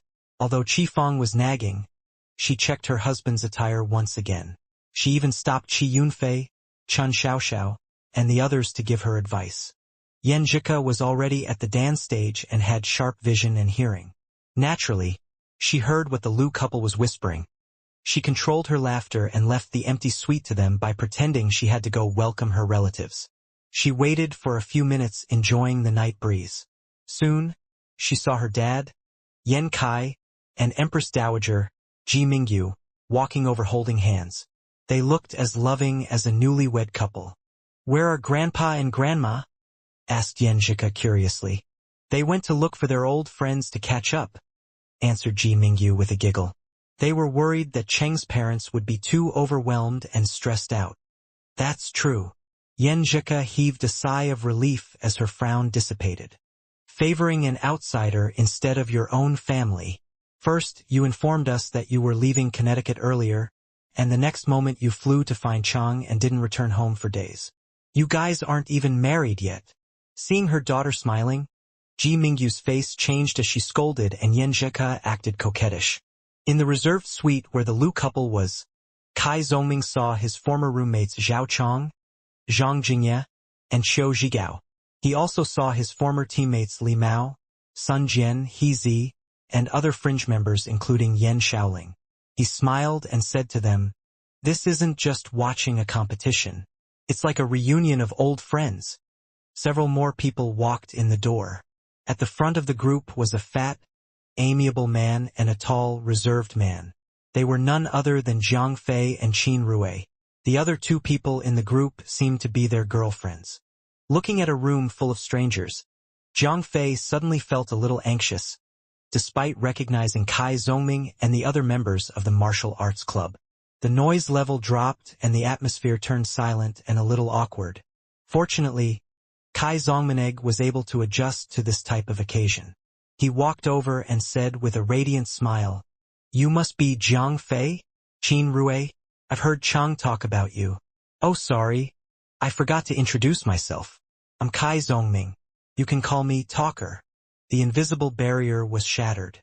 With Lu Chang as the common ground and Kai Zongming as the social lubricant between the groups, coupled with the fact that everyone was of similar age, the groups were able to mingle and the atmosphere turned lively again. In the hallway outside the room, Lin Kei was in a white shirt and black pants. He tucked both of his hands in his pockets and walked over with a cold expression.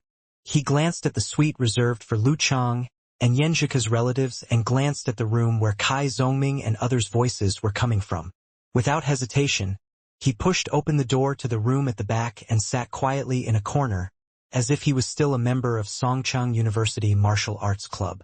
The skies gradually darkened and the audience picked up the pace to find their seats. Shi Jiangwo arrived outside the VIP suites where his friends were. He paused for a moment, took out his phone, took a look at the picture in the gallery, and nodded to himself. "Yeah, this is how Wuguang looks like. I can't forget it." After taking the picture, he smiled radiantly as he pushed the door open and entered. Dragon King. Lu Cheng. As the audience grew and the cheers resounded, the competition didn't feel like a battle but more like a festival. Obviously, the reporters didn't think the same way. They had used all kinds of methods to spread anxiety and anticipation for the upcoming battle. Will this be the succession within Longhu Club? How far is Lu Cheng from the Dragon King? Based on a survey, less than 10% of people believe that Lu Cheng can win. Lu Cheng might be the future warrior sage, but definitely not the winner today. His chances are zero. Kai Zhongming directed the conversation while browsing through the news to gather information. Seeing that the time was almost up, he smiled at Limao Zhangfei and the group and said, "I have to go to work." He took out his laptop from his backpack and set up various types of equipment. After buffering, he started his live broadcast. "Hello everyone. It's time for you guys to take a look at the VIP suite of Join Stadium." In his personal resting room, Lu Cheng opened his eyes, slowly stood, and walked towards the door. Clang. As he opened the door, he was welcomed by the spotlight. Lu Cheng stepped towards the grand arena. As he entered the arena, the cheers became even more raucous. Lu Cheng waved his hands, turned his head, and looked towards the VIP suites that belonged to him. "Those are the little dots of lights in my life." He settled his mind and retracted his gaze, turning to look towards the center of the arena. Dragon King, Chun Chitao was already standing there. He was wearing a navy blue martial arts suit and standing upright. He was tall and towering, like a volcano about to erupt. In the past 6 months, Lu Cheng had not had an official battle with the Dragon King, but the internal sparring never stopped. In the last 2 months, he only managed to win once or twice out of every 10 matches, and that was when both parties held back. That means the result could only be worse in a crucial match. 0 chance of winning was too sweeping of a statement, but a 10% chance of winning aligned rather well with the truth. This was the general consensus among top-tiered mighty ones, including Lu Cheng himself. However, he wasn't going to wallow in self-pity or cower as long as there was a glimmer of hope. He would divert all his passion and courage to chase after his dreams, come what may, until he reached the end. That had been his attitude since the start of his journey, an attitude that had been enforced by Dong Baxian in their previous match. It was okay to lose, but never okay to surrender. 1 step, 2 steps, 3 steps. Lu Cheng felt as calm as gentle waves, as his will rose and his aura was contained. When he had reached his designated spot, he finally lifted his eyes to look at his opponent. He looked at him as a challenger. He saw a clearly defined, handsome, manly face, a face that mighty ones had looked up to for 10 years. Dragon King, Chun Chitao. Even from the edge of the arena, the referee could feel the tension in the air, as though a war was about to commence. The Battle of Warrior Sage followed another old tradition. Aside from the single elimination format, there was no talk time. Thus, before Lu Cheng could make early preparations and form his 5 flames, the referee glanced at the electronic clock and swung his right arm down. Begin! The finals for the Battle of Warrior Sage had begun. The loser would be forgotten, and the winner would be crowned with the title. Bam!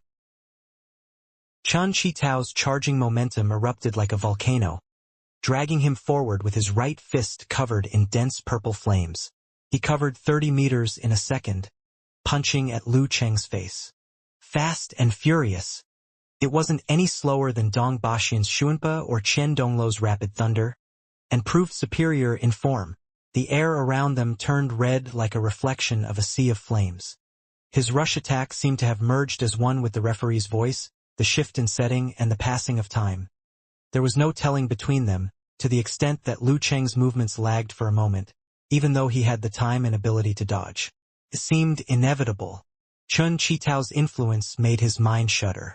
His body felt as though it was in shock, with unprecedented strength coursing through it. His status had made a breakthrough and reached a new height. Is this the mutual growth brought by clashing with another top-tiered expert? How amazing! In a fight between experts, every second mattered. With the delay in his earlier movements, Lu Chang had let the best timing to dodge slide past. Collecting his thoughts, he sunk his waist, twisted his muscles and fascia to jerk out his right arm, and threw a cannonball-like fist forward, meeting offense with offense. Since he was weaker than Dragon King in every aspect of the fire sect's secret arts, he wasn't planning on challenging his foe's strength with his weakness. Instead, he activated his ice force as a counter. As he did so, he stored up his Emperor Yen force with his punches to charge his ultimate move. In that split second, he decided on his strategy. Bam! Sparks flew in every direction as their fists collided. Most of the faint purple flame was encased by ice, and it dwindled and died before it could converge and run its course. A few pieces of pellucid purple snowflakes fluttered through the air. Bam! Chun Chi-Tao stretched his waist and threw out another brutal and invasive punch, like a wildfire raging across a grassy plain. Bam! Bam! Bam! Bang! Bang! Bang! After a flurry of attacks, Lu Chang couldn't escape but could only defend himself passively. However, he didn't freak out at all. As his ice heart formed by itself and his emotions condensed, he returned ice spirit punches of his own. A thin mist formed and permeated the air as the cold air clashed with the heat. It was a magical sight. Bam! Bam! Bam! Bang! Bang! Bang! Lu Chang shouted as the light from the flames brightened, his left fist punching out as his muscles bulged. His Emperor Yen force was fully charged. A layer of dense, faint purple flames burned, seemingly little but actually made up of countless layers of compressed Emperor Yen force. If it were to explode right now, it would reduce the ground within 10 meters of Lu Chang into a massive crater. Impassive, Chun Chi-Tao suddenly tensed his dangling left arm and swung it out in reverse. The flames around him converged rapidly as though being summoned, releasing a blinding white light. This was the most advanced application of 9 rotations of 5 flames, descent of the sun. Boom! A burst of light turned the broadcast screen into a white sheet. Following that, smoke rose with the expanding flames, turning into a mushroom-like cloud as it took to the skies. That was when the deafening sound of explosion finally caught up, buzzing the heads of the prepared audience, shattering the glasses at places of little importance. Before the horrifying shockwaves settled, Chun Chi-Tao had overcame all obstacles at the cost of taking some damage, like a soldier marching through rains of bullets. When he got close to Lu Chang once again, he began on another round of fire-like invasion. Just like that, he had blocked Lu Chang's charged ultimate move. Bam! Bam! Bam! Bang! Bang! Bang! Even after shuffling through a few tactics, charging Emperor Yen Force and Ice Spirit Force, Brilliant CQC, or forming the 5 flames, Lu Chang couldn't break free. Each time, Chun Chi-Tao rendered his moves useless with his ferocious fire sect attacks, thoroughly demonstrating his might. Seeing that he was losing ground, Lu Chang suddenly drifted backward weightlessly, like a broken kite, after an elbow-fist collision. Midair, he unleashed a third burst of his latent Emperor Yen force, aiding him to veer for a third time in an attempt to escape. However, being a fire sect physical invulnerability expert, Dragon King Chun Chi-Tao was even more experienced with similar moves. Following Lu Chang's lead, he pounced forward and veered, locking down Lu Chang effortlessly. It was then that ice crystals appeared on Lu Chang's body, allowing him to muster fresh fire force for another burst. Bang! A soft sound came from within his body as he veered in the most unthinkable fashion, bouncing away diagonally despite being his dying momentum. The fourth veer. After implanting the unique concepts of his cosmic universe sect into fire sect techniques, Lu Chang had broken the limit of normal physical invulnerability experts, where they could only veer 3 times at most. That was also one of his trump cards today. For a moment, there seemed like there was nothing the Dragon King could do. But Lu Chang's eyes told a different tale. He noticed that the embers around Chun Chi-Tao had secretly gathered. Bang! The fireball exploded, propelling the Dragon King in a new direction. He had stayed on the chase, and was now whistling through the air. No way. He must be really close to reaching the forbidden area. Otherwise, he wouldn't be able to manage this fourth veer, realized Lu Chang.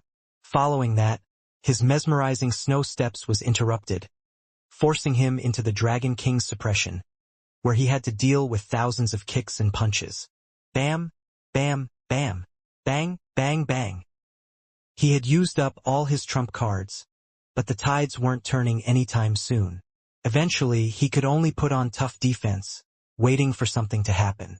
From the grandstand and private rooms, Yan Zheke, Qi Feng, Ji Mingyu, Zhang Fei, and many others held their breaths or clenched their fists or interlocked their fingers subconsciously.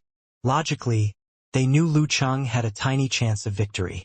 They had come with the main intention of witnessing his first title tournament final and being a part of it. Be that as it may, when the fight officially began, they secretly hoped that the Lady of Luck would grant a miracle. However, the Dragon King at peak form once again proved his status as one of the legendary twins. It was a statement that said this is the era of the Dragon King and Warrior Sage. It seemed like it wouldn't be long before Lu Cheng comes face to face with the inevitable defeat. Moreover, he looked like he had expended all his trump cards.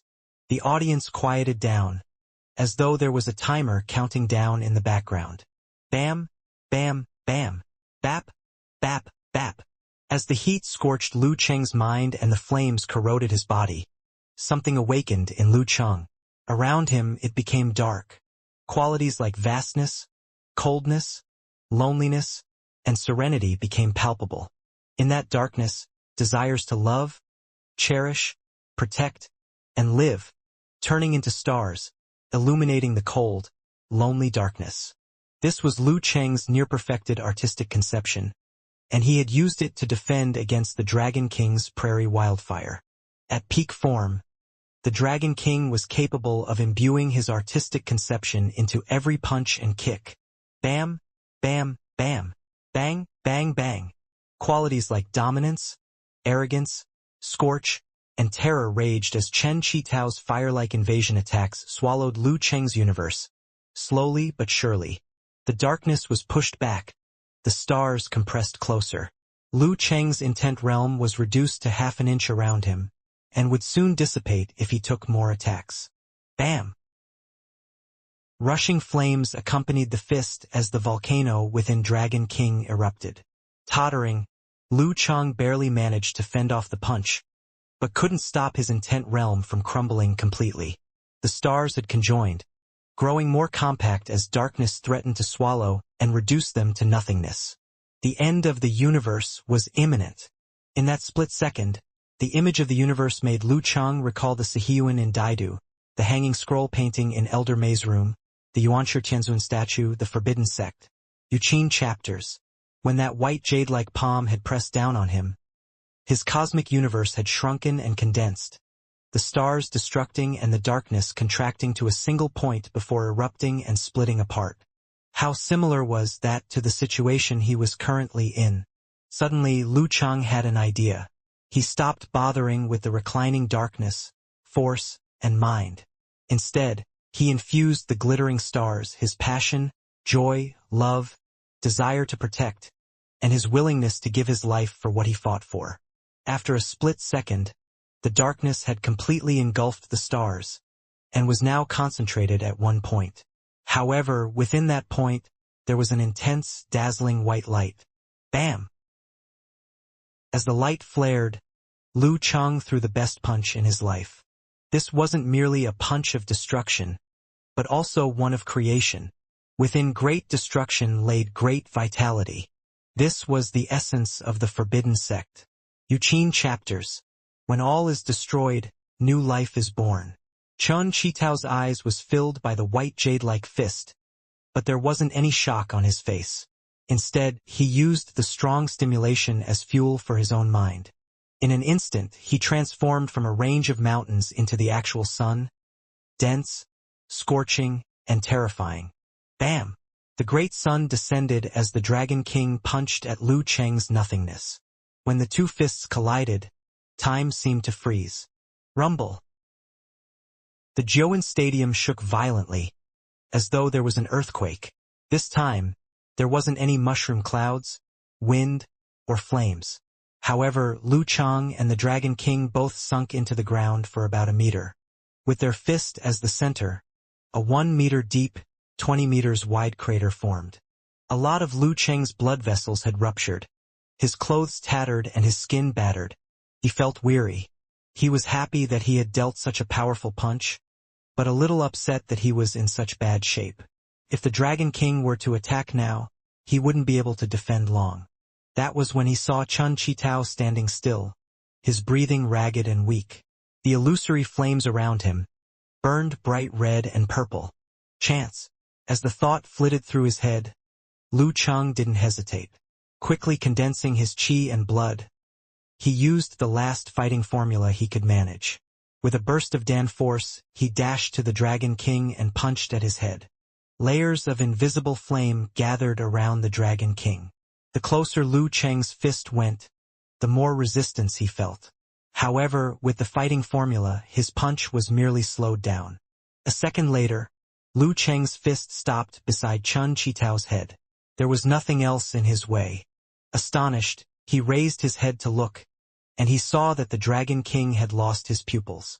In their place was a sea of flames, flames that felt exceedingly real. In the reflection of the sea of flames, faint purple, scarlet, faint blue, and golden flames turned to clouds. In that instant, Lu Cheng understood what had happened.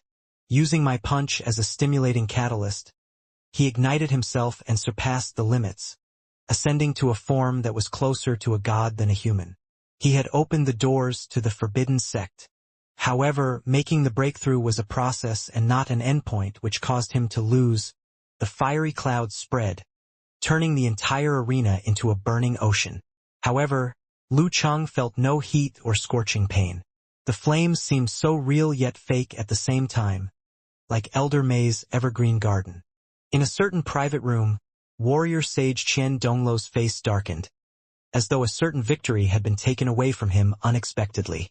Chun Chi-Tao raised his head and looked in Qian Donglo's direction, his lips curving into a smile. He then looked at Lu Cheng and nodded gently. Well done. This was Lu Cheng's first time seeing such an apparent smile on his face. Having said that, Chun Chi-Tao turned around, shook off his tattered shoes, and walked out of the Joan Stadium with his back straight and his feet bare. In the silence, the referee finally snapped out of his daze. He raised his arm rather sentimentally. Lu Cheng wins, he boomed. The audience, who had also regained their senses, gave a round of applause for Dragon King and Lu Cheng. A moment later, the spotlight was on Lu Cheng as the committee representative yelled these words. Forget everything else. Let us welcome the new warrior sage. Warrior sage Lu Cheng. In a small, freshly decorated live broadcasting room, Xu Rui was wearing a comfortable knee-length skirt. She looked at Lu Cheng, smiled, and said, I'm finally able to do this interview. She had initially wanted to say, you took too long, but when warrior sage surfaced in her mind, she subconsciously changed her words to be more subtle. Lu Cheng didn't sit upright like most martial artists. Instead, he leaned back comfortably and said, I can't help it. I have to prepare for the warrior sage battle. All right, today we're doing a live stream on the internet without any delay or edits.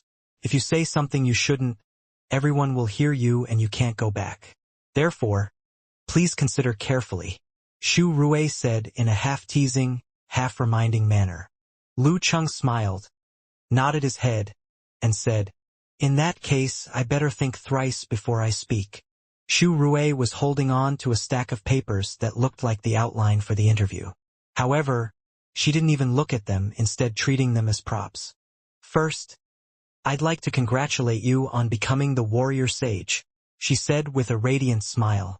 After that battle, online and offline appraisals of you have gone up once again. They were full of bombastic, descriptive words such as, the future will be one super strong among a group of strong. You have already reached the level of Dragon King and Warrior Sage. You are the king of all the contenders, and you will be the record holder for the number of titles among many others. What do you think of these? Lu Cheng thought for a few seconds before answering honestly. When I first saw them, I felt pretty satisfied. Seeing Xu Rui break into laughter, he shook his head and continued, that's human nature. However, They've lifted me a little too high. I still need several years to reach the level of Dragon King and Warrior Sage. Right now, I'm in the ranks of superclass. I'm not afraid of them and they aren't afraid of me. In a few years, others might also approach the level of Dragon King and Warrior Sage. For example, Kirin and Godslaying Saber, who haven't yet reached 50, or Wisdom King, who will be just around 30, or Peng Liyun and Ren Li, who have their own thoughts and martial arts paths. Xu Rui looked around and complimented without reservation. But I believe that you will be the brightest among them. Thank you. Lu Chang could only reply in such a way. After thinking for several seconds, Xu Rui continued on the previous topic and delved deeper. I'm not saying this without basis. You've defeated Dragon King. The punch that helped Dragon King made the breakthrough was truly earth-shattering, unparalleled, and shocking. I believe that other than Warrior Sage, not a single superclass expert would have been able to take it directly. Lu Chang shook his head and laughed. First, it's pointless if the strongest move doesn't hit its opponent. Even if they can't block it, they could avoid it. Secondly, I didn't use that casually. It required the correct location, opportunity, and luck to be able to do so. He was rather vague in his explanation and didn't delve into specifics. After all, he couldn't possibly let others know too much about his trump card. He had been able to execute that punch largely because of horrifying pressure from Dragon King, which helped him complete his compression and created a situation where he could gather all his forces into one point. Without that, he would have probably needed 5 or 6 years before he could finish the move by himself. Dragon King was able to reach the Forbidden Sect because he understood Liu Cheng's Cosmic Universe style well. In addition, he had been deciphering the Restriction Sect's Clear Jade chapter for a long time. If Dragon King had faced the Warrior Sage, it would probably have been more problematic and troublesome to achieve the advancement. In fact, he might not have been able to do so at all. Other superclass experts wouldn't go through so much effort just to be defeated. They would intentionally avoid letting incidents like this from happening. Only a punch with the right location, opportunity, and luck could defeat the Dragon King. Xu Rui seconded. Without pushing further, she changed the topic and asked, after 2 years of observation, everyone is very interested in your Cosmic Universe style. I heard that you intend to set up your own school. Different than setting up a sect. I think I speak for the audience when I ask, where can we access it? Lu Chang pondered for some time before answering. I would pass the fundamentals to a martial arts school under Ice God Sect and Longhu Club. If there's a good talent, perhaps I'll take a disciple. Whoa! That's going to be exciting, Xu Rui said emotionally. It's a shame that I'm already old and can no longer practice martial arts. You aren't really old, Lu Chang said courteously, seeing the opportunity to publicize for his wife. Plus, the modified Cosmic Universe style can be used for better health and beauty. Really? Xu Rui blurted. Lu Chang laughed and said, we won't rely on but on its effects. We'll be coming out with something when the time is right. Yeah, this modification was done mainly by my wife. Xu Rui's eyes were already turning red. All she wanted to ask was when it would be ready. She continued with a few teasing sentences that all the women would be looking forward to it. After which, she giggled and asked, wife, that's so sweet. You aren't calling her your girlfriend, but instead directly calling her your wife? Are you guys getting married soon? Yeah, we've already collected the marriage certificate. All that's left is the wedding. It will be in October. Lu Chang shared his joyous news. After the parents of both parties had agreed on the date of the wedding, Lu Chang and Yan Zheke waited for a few days before telling them they had collected the marriage certificate. Obviously, they didn't tell them when they had collected it, as Qifeng and the rest thought it was done after the discussion of the wedding was completed. Congratulations on these successive joyous events. Xu Rui placed the papers in her lap and congratulated him in the martial arts custom. Before Lu Chang could reply, she continued excitedly, what kind of wedding are you having? Are you more inclined to modern or classical? More classical. However, there won't be anything about covering the bride's head with a red cloth, answered Lu Chang honestly. I'll be looking forward to that scene, Xu Rui said as she clapped her hands. The casual chat-like interview continued for some time before Shu Rui recalled some things. She smiled and asked, "You've said that Dragon King is your idol. How does it feel to defeat your idol?" "It's complicated and felt a little like fate. My master once told me that the greatest respect and gratitude you can show your idol is to challenge him and defeat him," Lu Cheng answered after deliberating. "Other than Dragon King, are there any other martial artists you idolized?" Shu Rui asked curiously. Lu Cheng didn't hide his answer of late bloomer, Liang Yifan. "At that time, I was hoping to be a late bloomer like him." "What a shame that you made it big while still young." Shu Rui teased him a little. She thought for a while before continuing. "Liang Yifan once said that he regretted not being able to see you start out on the path of martial arts." Lu Cheng laughed lightly and said, "He actually did." "Eh? Really?" Shu Rui's eyes opened up widely. Lu Cheng smiled and continued, "When he came to Songcheng University, I was one of the security personnel. In the end, I even asked him for his autograph. However, I was rather insignificant. He probably doesn't remember it." Liang Yifan, who was playing with his kids at home while listening to the broadcast, lifted his head suddenly with shock. "Oh, oh, oh!" Shu Rui got even more excited. "That sounds magical." A small security guard at that time who could only look at his idol from afar, while burning the midnight oil. Eventually, he finally made it to the level of his idol and even defeated him. The online forums fervently discussed the topic. Everyone was unusually excited. After all, who didn't have such dreams? After talking about Liang Yifan, Shu Rui caught her breath and looked for other topics to continue. "Lu Cheng, no, I mean Warrior Sage. When I did the A Day with Physical Invulnerability Experts show, I noticed that your hobbies were mainly online. Do you visit your own fan forum?" "I do," Lu Cheng answered simply. Shu Rui smiled and continued, "As a member of Longhu Club and an ex-fan, did you also visit the fan forums of Longhu Club or Dragon King?" "I did." Lu Cheng didn't hide the fact. On the forum, Wonton Seller said, "Clenched fist emoji. I called it. He came by and looked frequently. It's over. I said bad things about him. Will I be killed with a punch?" A forum user said jokingly, "I'm probably going to be burnt to death." While everyone discussed fervently, Shu Rui asked, "In that case, do you have a registered username? What's your nickname? Can you tell us?" Lu Cheng laughed softly before answering, "It's Schrodinger's tiger." "What?" Within the forum, Wanton Seller shrieked in horror. "Huh? What? What the hell?" All kinds of messages expressing their shock and surprise popped up. When the interview ended, Lu Cheng boarded his commercial car and returned to his mansion along Chape Lake. He passed through the scans and placed his finger on the fingerprint scanner to unlock the door. When he stepped in, he heard Yen Zhika ask, "Cheng, how do I look? I want to wear this for our wedding." Lu Cheng lifted his eyes and saw his wife in an elegant red Han Dynasty costume with black trimming. Illuminated by the light, she was so beautiful, as though she had walked right out of a drawing. In that instant, he seemed to have returned to his freshman year. He was standing some distance from the martial arts stadium. He was looking from afar at Yen Zhika, who was wearing a red and white Han Dynasty costume. Lu Cheng smiled and answered softly, "My fairy." These sweet and beautiful memories seemed to have been only a year ago.